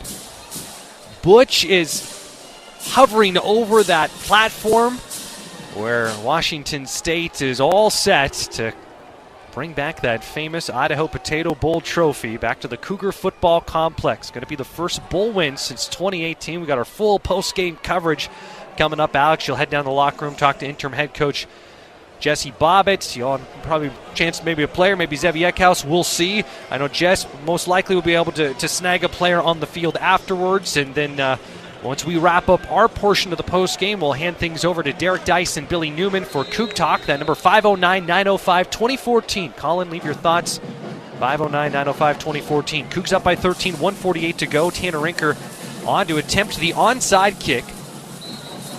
And it will be a timeout taken by Jesse Bobbitt. He's got multiple in his back Washington pocket State to use. It's called their second 30-second timeout of the half. Numbers for Zevi Eckhouse, 334 yards. Want to match that real quick with what he did last year down at Snapdragon Stadium in the Holiday Bowl. He had 363 yards passing in that game, but here he is, 26 of 44, 334 yards, 3 touchdowns, and an interception. Also want to give a shout-out here to Maxwell Woods. In this year where there's been so much focus on the ground game, he becomes the first Cougar to break the century mark. 8 carries, 114 yards. You thought maybe it'd be Kirby Voorhees at some point. That wasn't the case. It's Maxwell Woods, the only Cougar running back this year with 100-plus yards. How about the irony in that, Chris? On a day where you throw for a season high in yards and attempts, 44 of them, you also have a 100-yard rusher. Funny how that works. 586 yards of total offense, 254 for Utah State. Onside kick going to be attempted, and it is a fake. And now, the 6 Aggies, half of them move, actually 2 of them move over from our left to right, and now they're going to kick it to the other side. Here's the onside kick, pretty good one. It will make it the 10 yards. Ball up in the air, and it is grabbed. Great job of corralling it. Noga? It is Jeremiah Noga, final game of his college career. The Hands team delivering, and the Cougs will take over. Now, will Utah State take their timeouts? Will Cougs get to run a play or two? Because, again, as we've said, the final outcome not in question here unless something crazy happens, like an asteroid hitting the Earth. But you have a chance to get that 600-yard mark. Yeah. Nice. Sorry. Well, I got nothing. Yes. I'd like to see a run here. We got Duggar in the game. Maxwell Woods. Was it 14 yards? 14 yards. The game within the game. 14 yards. Buckle up. Cougs have it at the Aggie 47. Up by 13. 1:47 to go. Here's the snap. It's a handoff to Maxwell Woods. Woods going to get a gain of 4, and Bronco Mendenhall will call a timeout. Actually credited with a gain of 3. Ball coach over there, Bronco Mendenhall. There's still time on the clock, Chris. There's time on the clock. We are not dead yet. It's called their second 30-second timeout of the half. Please reset the game clock to 1 minute and 42 seconds. And this 1-4-2 will be a future opponent. Thank you. And Bronco Mendenhall, he got the upper hand on the Cougs last year. And here we go. I think we see the bucket full of fries being, it's Ram Stevenson, Caleb Francel, Matthew Durance, and Zevi Eckhouse. So those seniors, they're taking a picture with it. They're eating the fries. Do you think Jesse Bobbitt knows that he's going to get a bucket of fries dumped on him? I should ask him about it. I feel like he's got, he's had a big week. There's a lot going on in his life. A lot going on in his life. I'm not sure he's so super aware of the end result of winning the famous Idaho Potato Bowl. If it's the Mayo Bowl, yes. Jess, you're right next to him. Does he seem to be aware? Jesse Bobbitt is 100% not aware, but I would say that in this frigid temperature, I'd take some hot fries over some cold Gatorade. 2nd and 8 for the Cougs. Duggar looking to pass, sets his feet, jukes one Aggie defender. Had a man deep. He will be tackled from behind, and it won't be enough to get that the 14 yards looking for going into the drive, but Mendenhall will take his final timeout, stops the clock with 1:32 to go. So the Cougs will have one more opportunity. We'll get you that official tally here in just a moment. Believe it will be 10 yards Washington State will need on this play if they can get to 600. Cougs up by 13. Jesse Bobbitt, again, I asked him, we mentioned this in the pregame, I said, have you ever been a head coach in your career? Just confirming his resume. If he said, hey, there was one year I coached a Pop Warner team when I was doing something else. Nope, this was his first game as a head coach, so he will exit with a nice winning percentage. Yeah, absolutely. It's, you get these opportunities in this profession, you want to take advantage of every one, no matter what the situation is. Caleb Francel, Ram Stevenson sort of stalking their prey right now. They've got that big, it's a Gatorade bucket, essentially, branded with one of the famous Idaho Potato sponsors, with fries.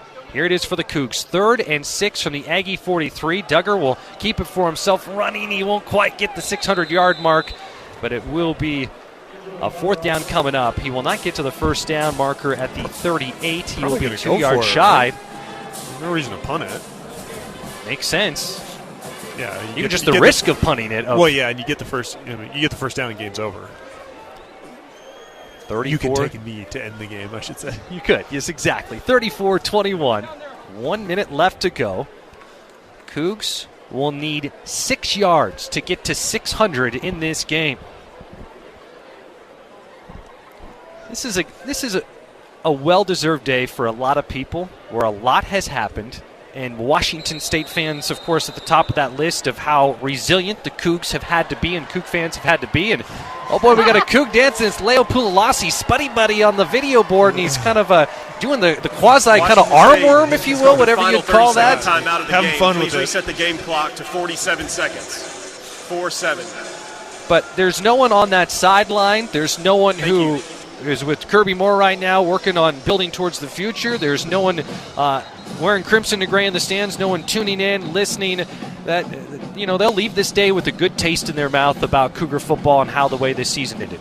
Very much so. And, again, I just think these testament to this group that's been through a lot this year. Going back to the start of it, right? 70 new players, new staff, the whole thing.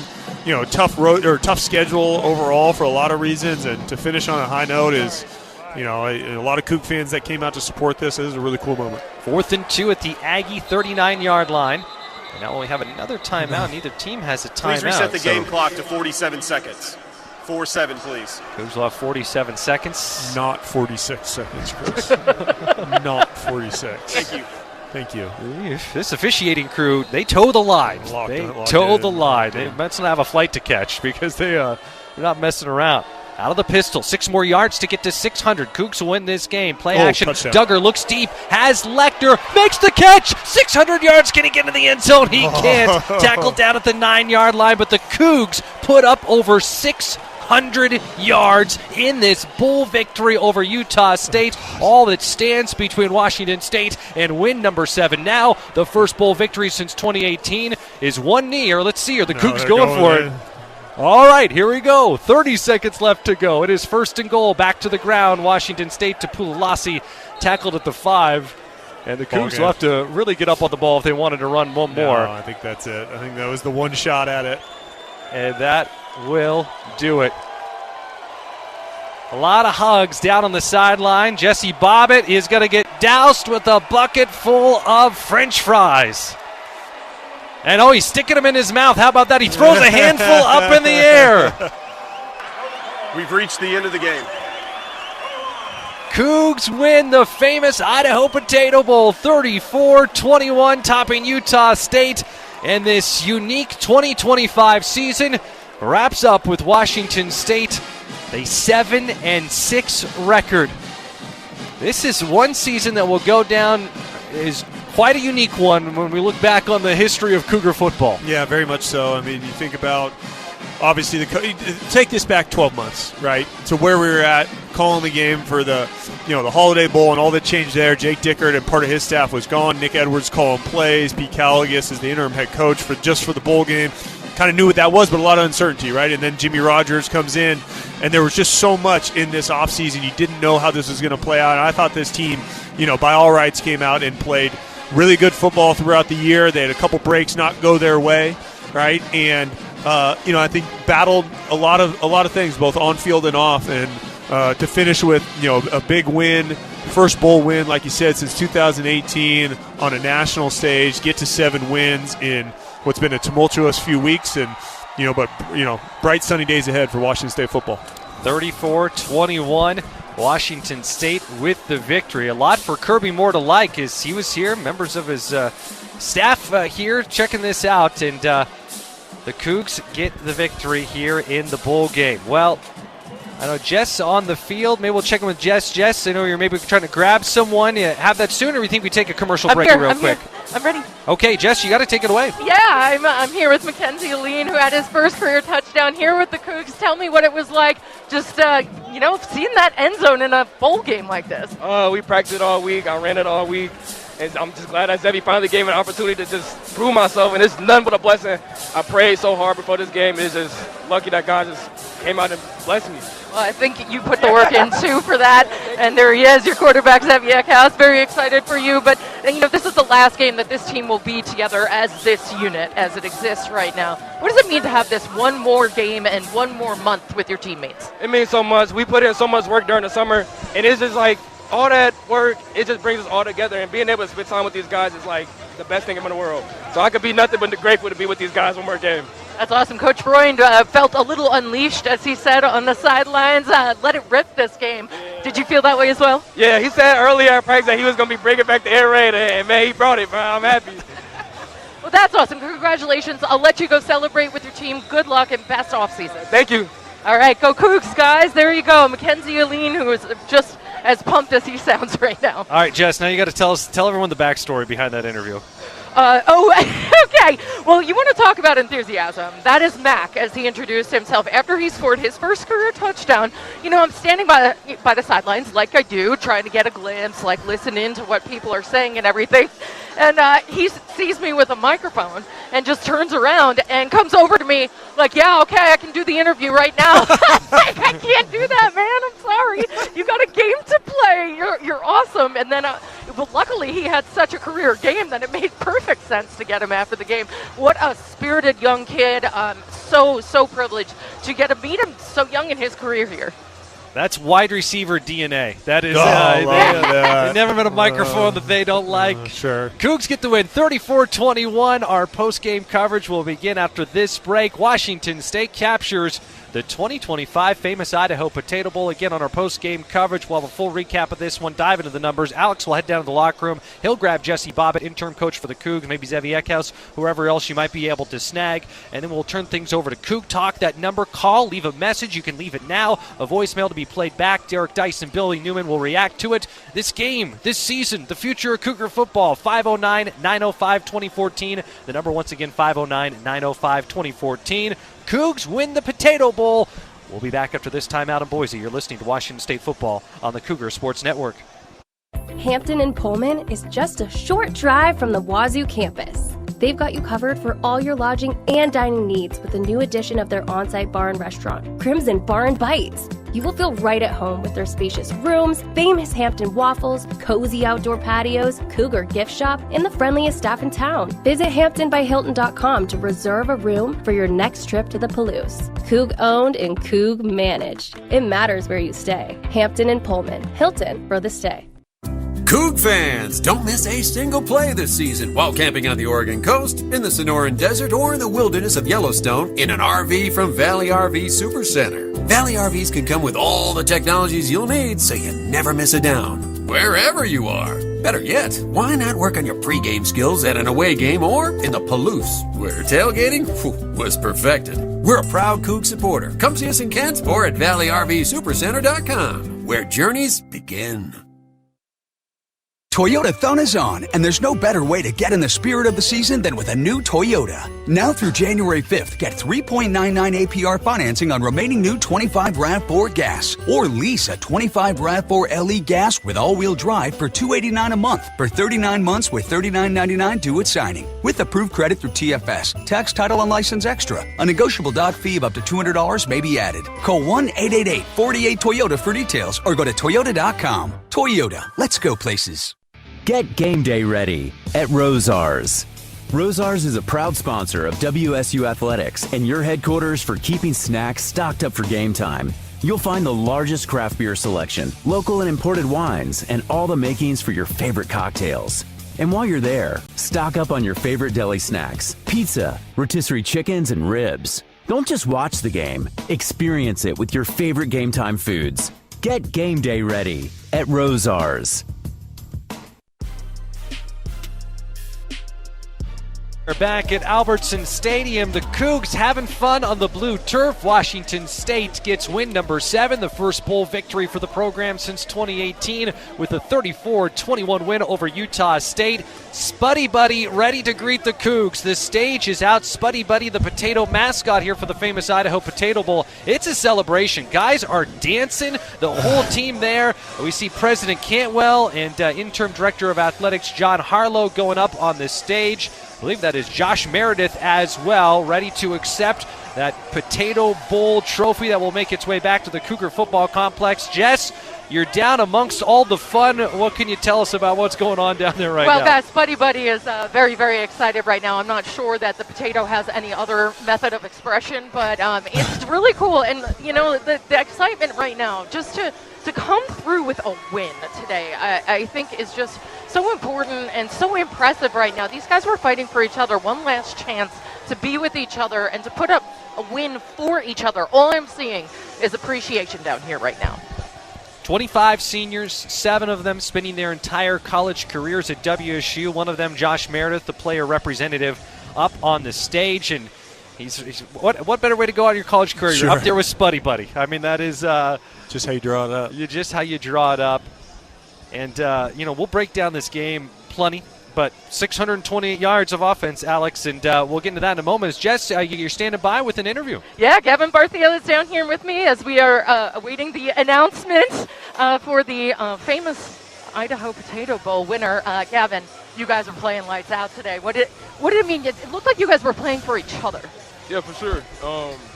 Everything that's happened these past couple of weeks, it's been hard. It'll be hard for anybody, but Bobby has made sure that we had fun and that we focused on each other instead of the outcome or whatever this, even this win right here, this meant a lot to everybody just one last time together, you know what I mean? So it's been great. It's been really good. I love that, and you got the last month together too, so it's not just one game. It's a whole month of being with your brothers. Yeah. So what was Coach's message heading into this one? Just be ourselves. Have fun. Let it loose. Just pull the trigger. That's all. And then look at the outcome. We've done that. And I love Bobby. He brought me back. It's been great. It's been a great year. Well, it was absolutely a pleasure to watch you out there.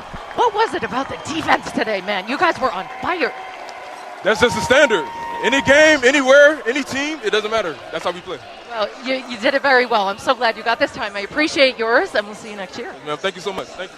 All right, guys. As you can hear, the Cougar Fight song being sung down here, which you can never get too much of that, right? Josh Meredith addressing the ESPN crowd right now on live television. He is the famous Idaho Potato Bowl MVP. He's got the hardware to prove it now.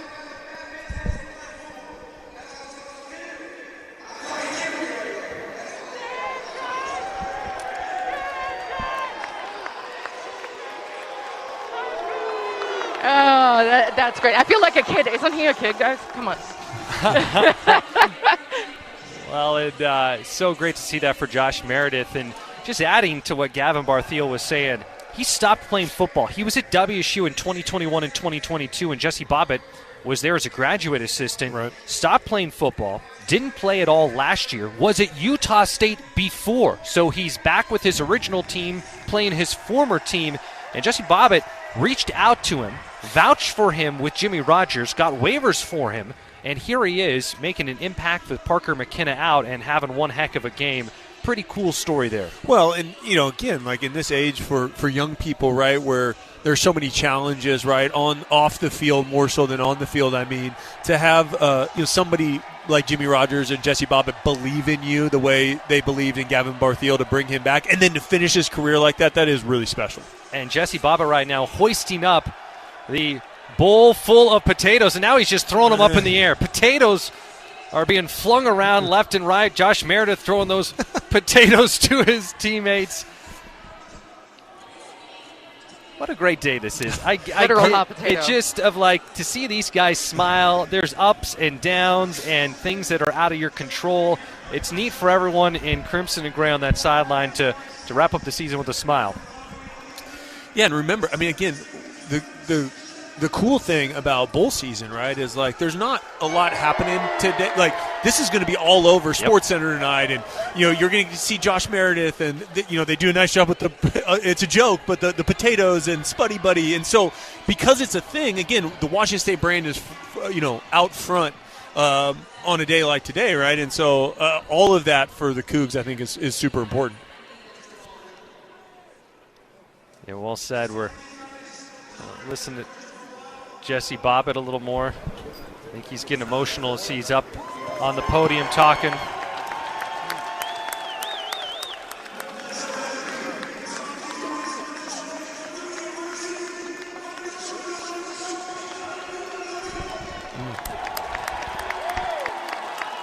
we already know Jesse Bobbitt has said he'll follow Jimmy Rogers to Iowa State to be the defensive coordinator.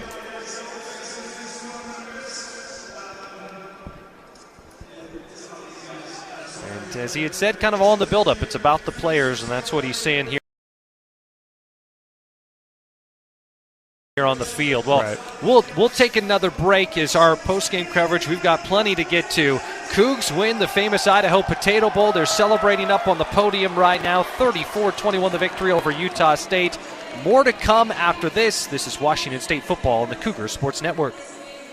So you want somewhere to play? We got you. A nice relaxing stay? We got you. Wanna be entertained? We got you. Wanna play golf all day? We got you. Go to Lake Casino. Winning is just the beginning. So you're looking for something to do? We got you. Want some tasty food? We got you. Heard you wanna do some shopping? We got you. The live music is always popping at the Go to Lake Casino. At the Go to Lake Casino. Go to Lake Casino. Winning is just the beginning. Brown family honors the legacy of founder Andrew Brown's late grandfather, William Bittner Brown. Every decision made from farm to glass reflects their commitment to premium Northwest wine and spirits. Whether you're visiting one of Brown's tasting rooms or opening a bottle in your own home, Andrew and his wife, Courtney, welcome you to their extended family where good friends, good food and wine, and good times are always on the agenda. Stop by one of our tasting rooms, Spokane, Walla Walla, Seattle, Bellevue, Tacoma, or Portland, and get 20% off a glass this season when you mention WSU. Guys, thanks for helping me carry my Christmas tree. Zoe, this thing weighs a ton. Drewski, lift with your legs, man. Santa! Did you get my letter? He's talking to you, Bridges. I'm not that. Of course he did. Right, Santa? You know, my elf Drewski here, he handles the nice list. An elf? I'm 6'3". What everyone wants is iPhone 17. And at T-Mobile, you can get it on them. That center stage front camera is amazing for group selfies. Right, Mrs. Claus? I'm Mrs. Claus's much younger sister. And at T-Mobile, there's no trade-in needed when you switch. So you can keep your old phone. Or give it as a gift. And the best part, you can make the switch to T-Mobile from your phone in just 15 minutes. Guys, my side of the tree is slipping. Timber! The holidays are better at T-Mobile. Switch in just 15 minutes and get iPhone 17 on us with no trade-in needed. With 24 monthly bill credits for well-qualified customers plus tax and $35 device connection charge. Credits end and balance due if you pay off early or cancel. Finance agreement 256 gigs, $830. Eligible port in a new line. $100 plus a month plan with auto pay plus taxes and fees required. Check out in 15 minutes or less per line. Visit T-Mobile.com. You're listening to Washington State football on the Cougar Sports Network. Time now for the post-game show. Now back to the booth. Here again, Chris King. Cougs celebrating out on the field here in Boise on the blue turf. Washington State wins the famous Idaho Potato Bowl 34-21. Yeah, we're getting close to the top of the hour. Right now, let's pause 10 seconds for station identification. This is Washington State football on the Cougar Sports Network.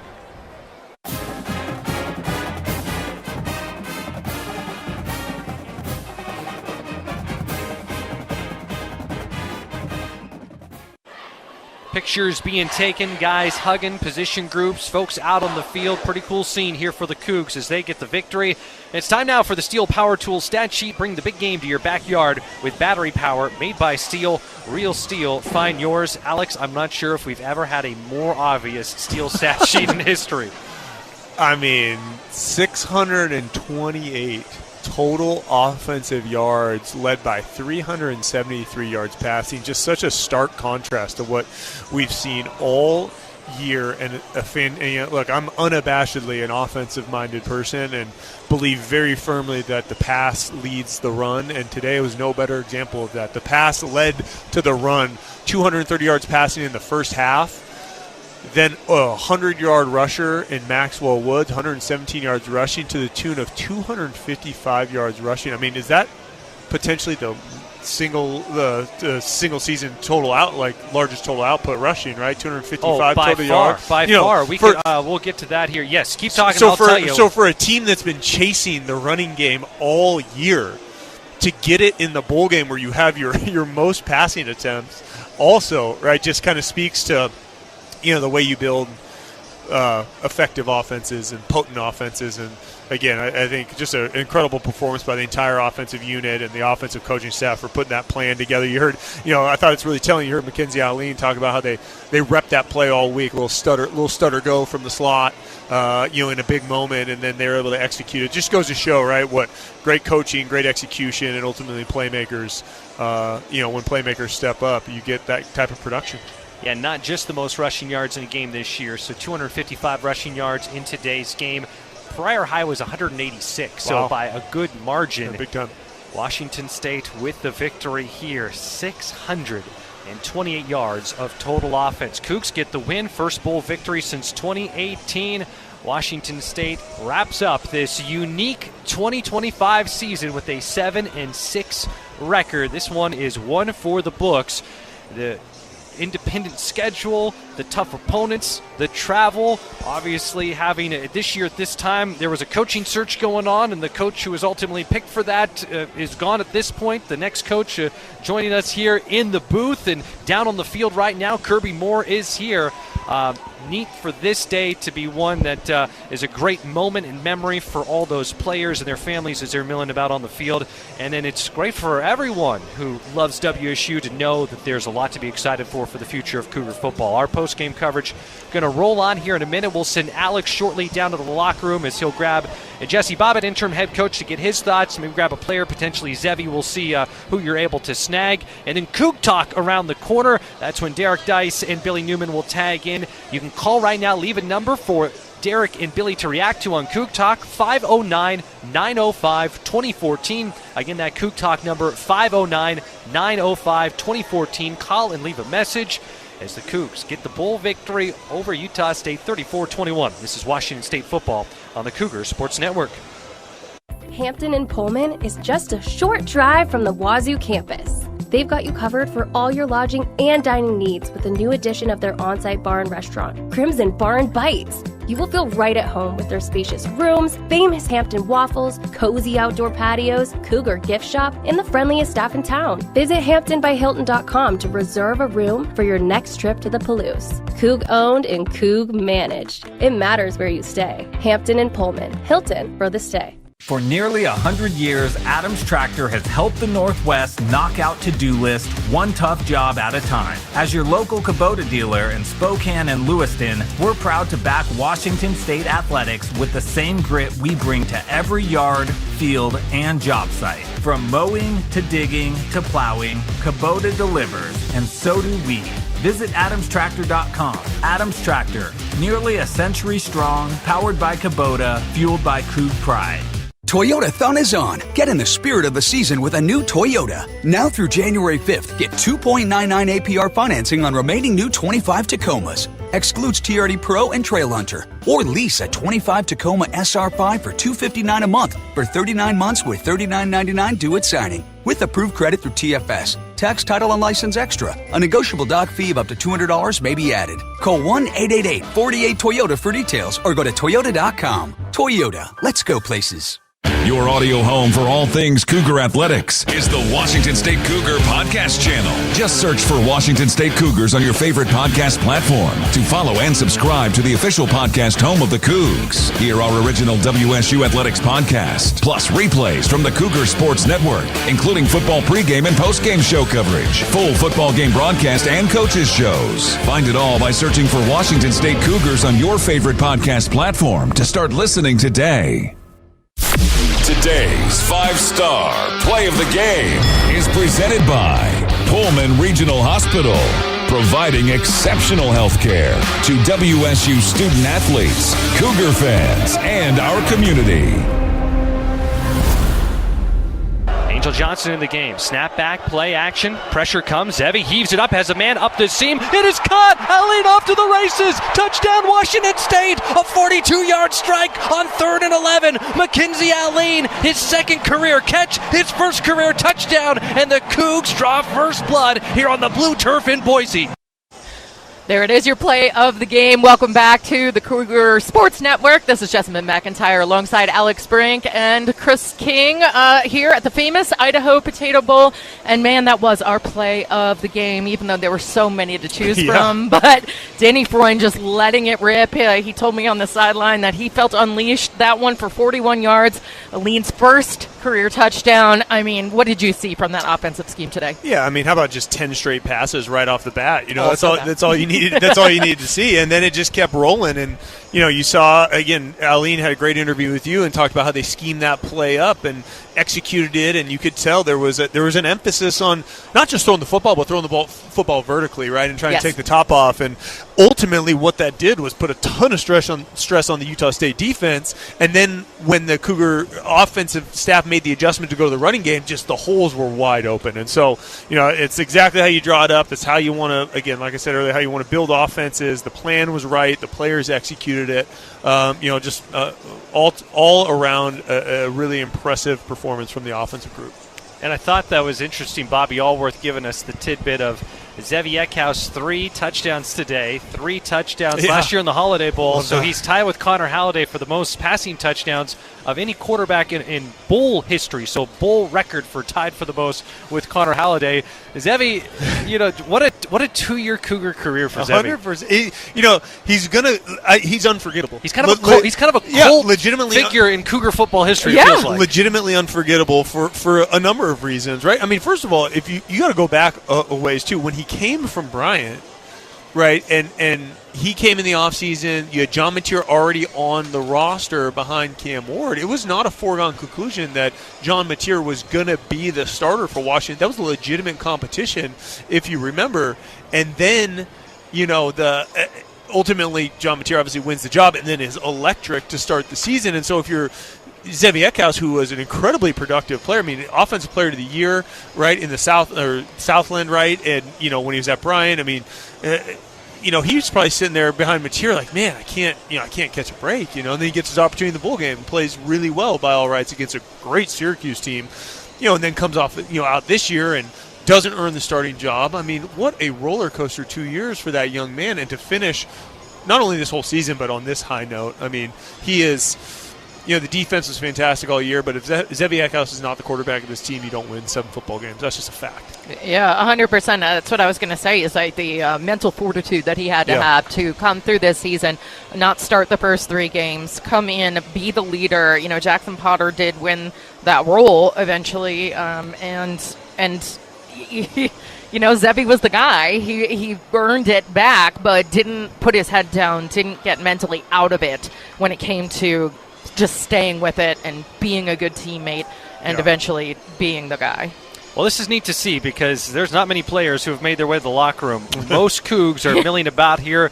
The white Cougar uniforms, crimson numbers, white, the icy whites, the pants, the jerseys, the helmets, out on the blue turf celebrating the 34-21 famous Idaho Potato Bowl victory over Utah State. Our coverage will continue again, still to come. It might be a little later than normal because this is a time to not only celebrate the day, but this is the last time this whole group is going to be together as a team. But when he's free, that Jesse Bobbitt, Alex, as always, does a great job on the post-game interview. Very curious to hear what Coach Bobbitt has to say. And, you know, he said his comments on ESPN, but I think you're going to catch him at a different point, too, where everything's going to be kind of settling in the moment, in this day, and what's to come. So fascinated to hear what he has to say. Zevi Eckhouse, always very insightful if you're able to grab him, and then we'll hand things over to Coug Talk. That number 509-905-2014. Again, 509-905-2014. Call. You can call now. Leave a message for Derek Dice and Billy Newman to react to on Coug Talk. Your thoughts on this game, the season, and what's to come for Cougar football this year. Though a 7-6 record, Cougs win the famous Idaho Potato Bowl 34-21 over Utah State. More after this. You're listening to Washington State football on the Cougar Sports Network. Statistically speaking, your New Year's resolution will take a backseat sooner than later. Just make sure that seat's leather trimmed and German engineered. Introducing Northern Quest's $115,000 New Year New Benz giveaway. Play daily with your Campus Rewards card to enter, and on January 1st, you could win a brand new Mercedes. You know, so you can drive past the gym in style. The New Year, New Benz giveaway, only at Northern Quest. Grand prize drawing January 1st. Everybody knows you shouldn't retire until you're 65. Buying a house? 20% down or nothing, bud. It's easy. Put your money into savings and never touch it. There's a lot of questionable money advice out there. For financial knowledge that can help you reach your version of success, come to Gisa Credit Union. We can walk you through everything you need to feel confident about your finances. There's a healthier approach to money. Find it at Gisa Credit Union. Gisa is an equal opportunity lender. Coors Light is cold lagered, cold filtered, and cold packaged for a smoother finish. It's got that crisp, refreshing taste that makes every moment cheering on your team even better. Plus, the mountains on the bottles and cans turn blue when your beer is Rocky Mountain cold. So you never have to guess if your Coors Light is ready to drink. So crack one open, take a sip, and enjoy the game. Coors Light. Choose chill. Celebrate responsibly. 2024 Coors Brewing Company, Golden, Colorado. Look, I'm not going to tell you how to live your life, but if you're a WSU fan and you haven't switched your phone service to Cougs Mobile, you're leaving points on the field. Here's the deal. You get exclusive game day perks, and Cougs Mobile contributes to WSU athletics every time you pay your monthly bill. No contracts, no hidden fees, no reason to wait. Switch now to the only phone plan built for Coug fans and on the T-Mobile 5G network. Visit CougsMobile.com. Back in Boise, Washington State with the 34-21 victory over Utah State in the famous Idaho Potato Bowl. And this wraps up the season. Cougs the 34-21 win, and we're kind of celebrating the day, recapping what happened. Again, Derek Dice and Billy Newman are going to dive into this with their full recap when we hand things over to Coug Talk, but Washington State, first 10 plays of the game were all passes. Cougs went up 20-0. Utah State was able to make some noise late in the third quarter and into the fourth quarter, but the Washington State offense had a counterpunch every time that Utah State started to maybe seem like they might have a chance to make things tighter, and the Cougs end up with 628 yards of total offense.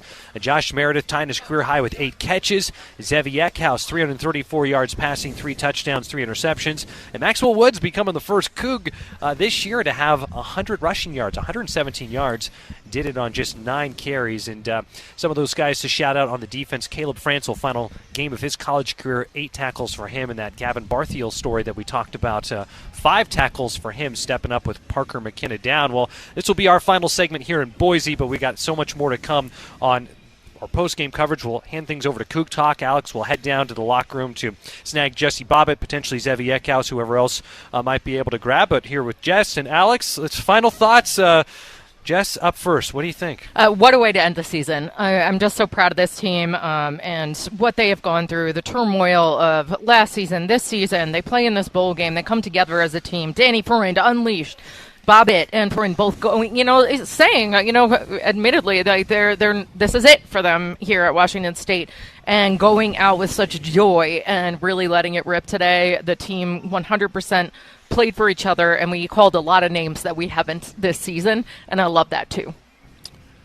Yeah, the future is bright, I think, for a lot of reasons. It's been an interesting few weeks, but part of not only, what the feel that I have around Kirby Moore and what he can bring to the table, but also to Jess's point about all the names we called out there. There's a lot of really good football players on this roster, a lot of depth. And so with what is here and what Kirby Moore is going to try and retain, like he very clearly said, could maintain the continuity, along with what no doubt he will be able to go out and get in the transfer portal and through recruiting.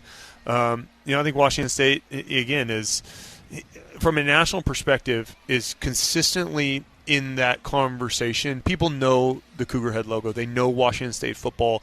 And as much as people have tried to beat it down and drag it out, is this program keeps rising up above it, right? Whether it's the flag waving on game day, right? Whether it's finding ways into the top 25 the last couple of years, right? Or going toe to toe with some of the biggest programs in the country this year in college football playoff teams. Washington State football will forever endure in that way and find a way. And I think Kirby Moore embodies that. I think these athletes embody that. And today, to Jess's point, is about as good an example as you can find. Hitting the nail on the head, as always there. Thank yous to go around. First here in the booth, Jerry Kylo, who gets us on the air, does such a great job. It is the most veteran member of our crew, the man who's been making it happen for decades and decades and decades, Jared Pringruber, who makes it happen for our booth cam for this game, and every one of our coaches shows a great job on the video side. Thanks to our great partners at Skyview, the Cougar Sports Network studios. Zane Saggio has been our guy back in the studio for the vast majority of our games. Tip of the hat to him for doing a great job on our football coverage. Also, Brian Titus from Skyview doing a great job as well. For Cougar Sports Properties, a lot of folks who helped to make everything on the broadcast possible. Big thanks to Casey Van Sickle, Drew Westford, Abby Lewis, our general manager, Lisa Johnson as well, and to the folks I'm fortunate enough to be on the air with, Jessamine McIntyre and Alex Brink. So much fun. Let's do it again late August, or I think it'll be early September next year, the way the calendar works. And hey, our next game will be the Apple Cup. How about that? Wow. Hey now. All right. Go Cougs. Tough start to the season next year. Three big programs. There we go. We already know those first 4 games against UW in Seattle, at Kansas State, Duquesne at home, and then Arizona. So Get your tickets now, or at least make your plans. It will be here before we know it. Well, and thank you. I want to say thank you as well to all the other folks who make our broadcast coverage possible. Austin Samuels, who helps out with scoreboards and halftime. Trevor Williams, scoreboard and halftime as well. And then Derek Dice, whether it's the Coors Light Cougar Tailgate Show or it is Coug Talk, just nailing it every single time. And then Grady Emerson and Billy Newman, those two guys doing a fantastic job joining him and providing that analysis. And I can't wait to listen to what Derek and Billy have to say here. So, again, more to come. Alex will head down to the locker room, grab those interviews. Those will air on Coug Talk, but we'll hand things over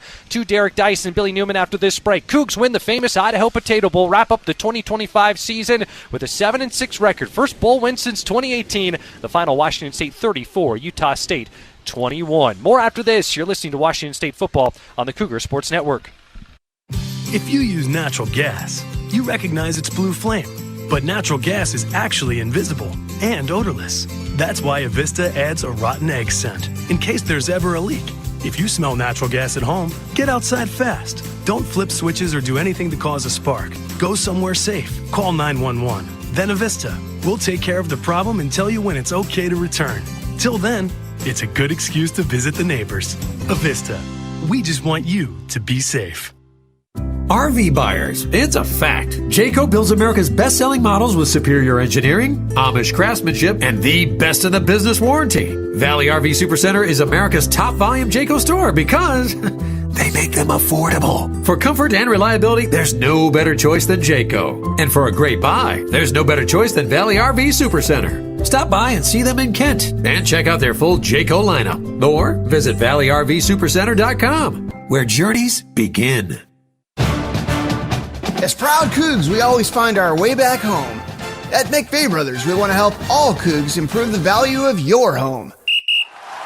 Hello, I'm Mike McVeigh from McVeigh Brothers Roofing, Siding, and Windows, a proud supporter of Cougar Athletics. The team of professionals at McVeigh Brothers take great pride in helping our customers remodel their homes with new entry doors, rain gutters, siding, roofing, and windows. At McVeigh Brothers, we're working for you. Be a part of all the excitement at Beasley Coliseum this year. Come cheer on the Washington State Cougars men's and women's basketball teams as they host the likes of Gonzaga, St. Mary's, and Oregon State in conference play this season. Don't miss out on all the action. Grab your tickets to upcoming WSU basketball games today at WSUCougars.com/Tix. Again, that's WSUCougars.com/TIX. See you at Beasley Coliseum. Go Cougs! This Washington State University sports broadcast is brought to you in part by Pullman Regional Hospital, the official hospital of Washington State Athletics. Rural communities face unique healthcare challenges. By providing hands-on opportunities for WSU students in health sciences, nursing, pharmacy, and the L.S. Floyd College of Medicine, Pullman Regional Hospital is helping to shape the future of local healthcare. Learn more at pullmanregional.org. Pullman Regional Hospital and Washington State, partners in excellence. Play, stay, get away at Clearwater River Casino in Lewiston, Idaho. Owned and operated by the Nez Perce Tribe. Experience Namipu hospitality with 600 gaming machines, comfortable lodging, dining, and sports bar. Excitement is everywhere. The region's premier destination for events and entertainment. Win big with unforgettable concerts, comedy shows, and live sports action. Discover your next play, stay, get away. Visit crcasino.com and start your adventure today. With the WSU debit card from Giza, it's hard to tell who's supporting who. When Coug fans use their WSU card, they show off their Coug pride and donations are made back to Cougar Athletics. But the card supports the Coug fan by helping them grow their money. So does the card support the Coug fan or does the Coug fan support the card? It doesn't matter. All that matters is that the WSU card supports Cougar Athletics and your wallet at the same time. Get your WSU card at Giza.com. Checking account transaction requirements, terms and conditions apply. Insured by NCUA. Dear Traction, Toyota has 25 vehicles with available all-wheel drive and four-wheel drive. The RAV4 has legendary versatility. The Grand Highlander's adult-sized third row is for real. And the Tacoma's wild side comes standard. From job sites to campsites and game nights, there's an all-wheel drive or four-wheel drive Toyota to get you there in style. Find yours at Toyota.com. Toyota, let's go places. It's time for Coug Talk. The lines are open. Call us at 509-905-2014. Here's your host, Derek Dice. The French fries are flying, and the Cougars are the famous Idaho Potato Bowl champions, finishing their season with a winning record after a cathartic 34-21 win over their future Pac-12 rival in the Aggies of Utah State. Derek Dice and Billy Newman here with you. And Billy, after all the Cougs have been through again this year, right? Your head coach leaves a couple weeks before the bowl game. You don't know what the heck, who's going to play or what's going to happen when you take the field. But man, the Cougs were dialed in, and this is such a feel-good, terrific way to end a season. It's got just such a nice ring to it, doesn't it? Like the famous Idaho Potato Bowl champions. That's right. Yeah, we've been through a lot, and like this was a win where it's like, you remember the video when Steve Young won his first Super Bowl and he's like, "Get this monkey off my back," right? It just kind of feels like, "Get this monkey off my back." Get this, like, let's celebrate this. Yeah, no doubt. And you got to say, Billy, kudos to Coach Bobbitt and the rest of the staff who stayed to prepare them for this game. Kudos to Zevi and those other seniors who get to go out on the right way, sending off the right way. And then kudos to a lot of those guys who maybe hadn't played a ton during the season but stepped up and played big roles for the Cougs today. There's just such a night and day difference with how we approached this bowl game and everything we had going on versus last year. Similar situation, but the approach was night and day. And, I don't know how much, interim AD John Harlow had to do with that, but, for what he must have had to deal with and all the navigating and the, kind of the puppet mastery and pulling the strings, like, I think everything just went so much more smooth. I thought it seems like we have fewer players who are entering the portal. We have more players who we're going to carry over into next year, which is fantastic. And there's just so many different things, at play here. And they kind of all just work together, right? They all just kind of fit. And it ended up in really just kind of, like you said, just this cathartic bowl victory. All right, let's tell you how it all went down. Utah State started with the ball. Coug defense right away forces a 3-and-out. The Cougs would drive down the field on their first drive, but then miss a field goal, so it's still 0-0. Second drive, Zevi Eckhouse leads the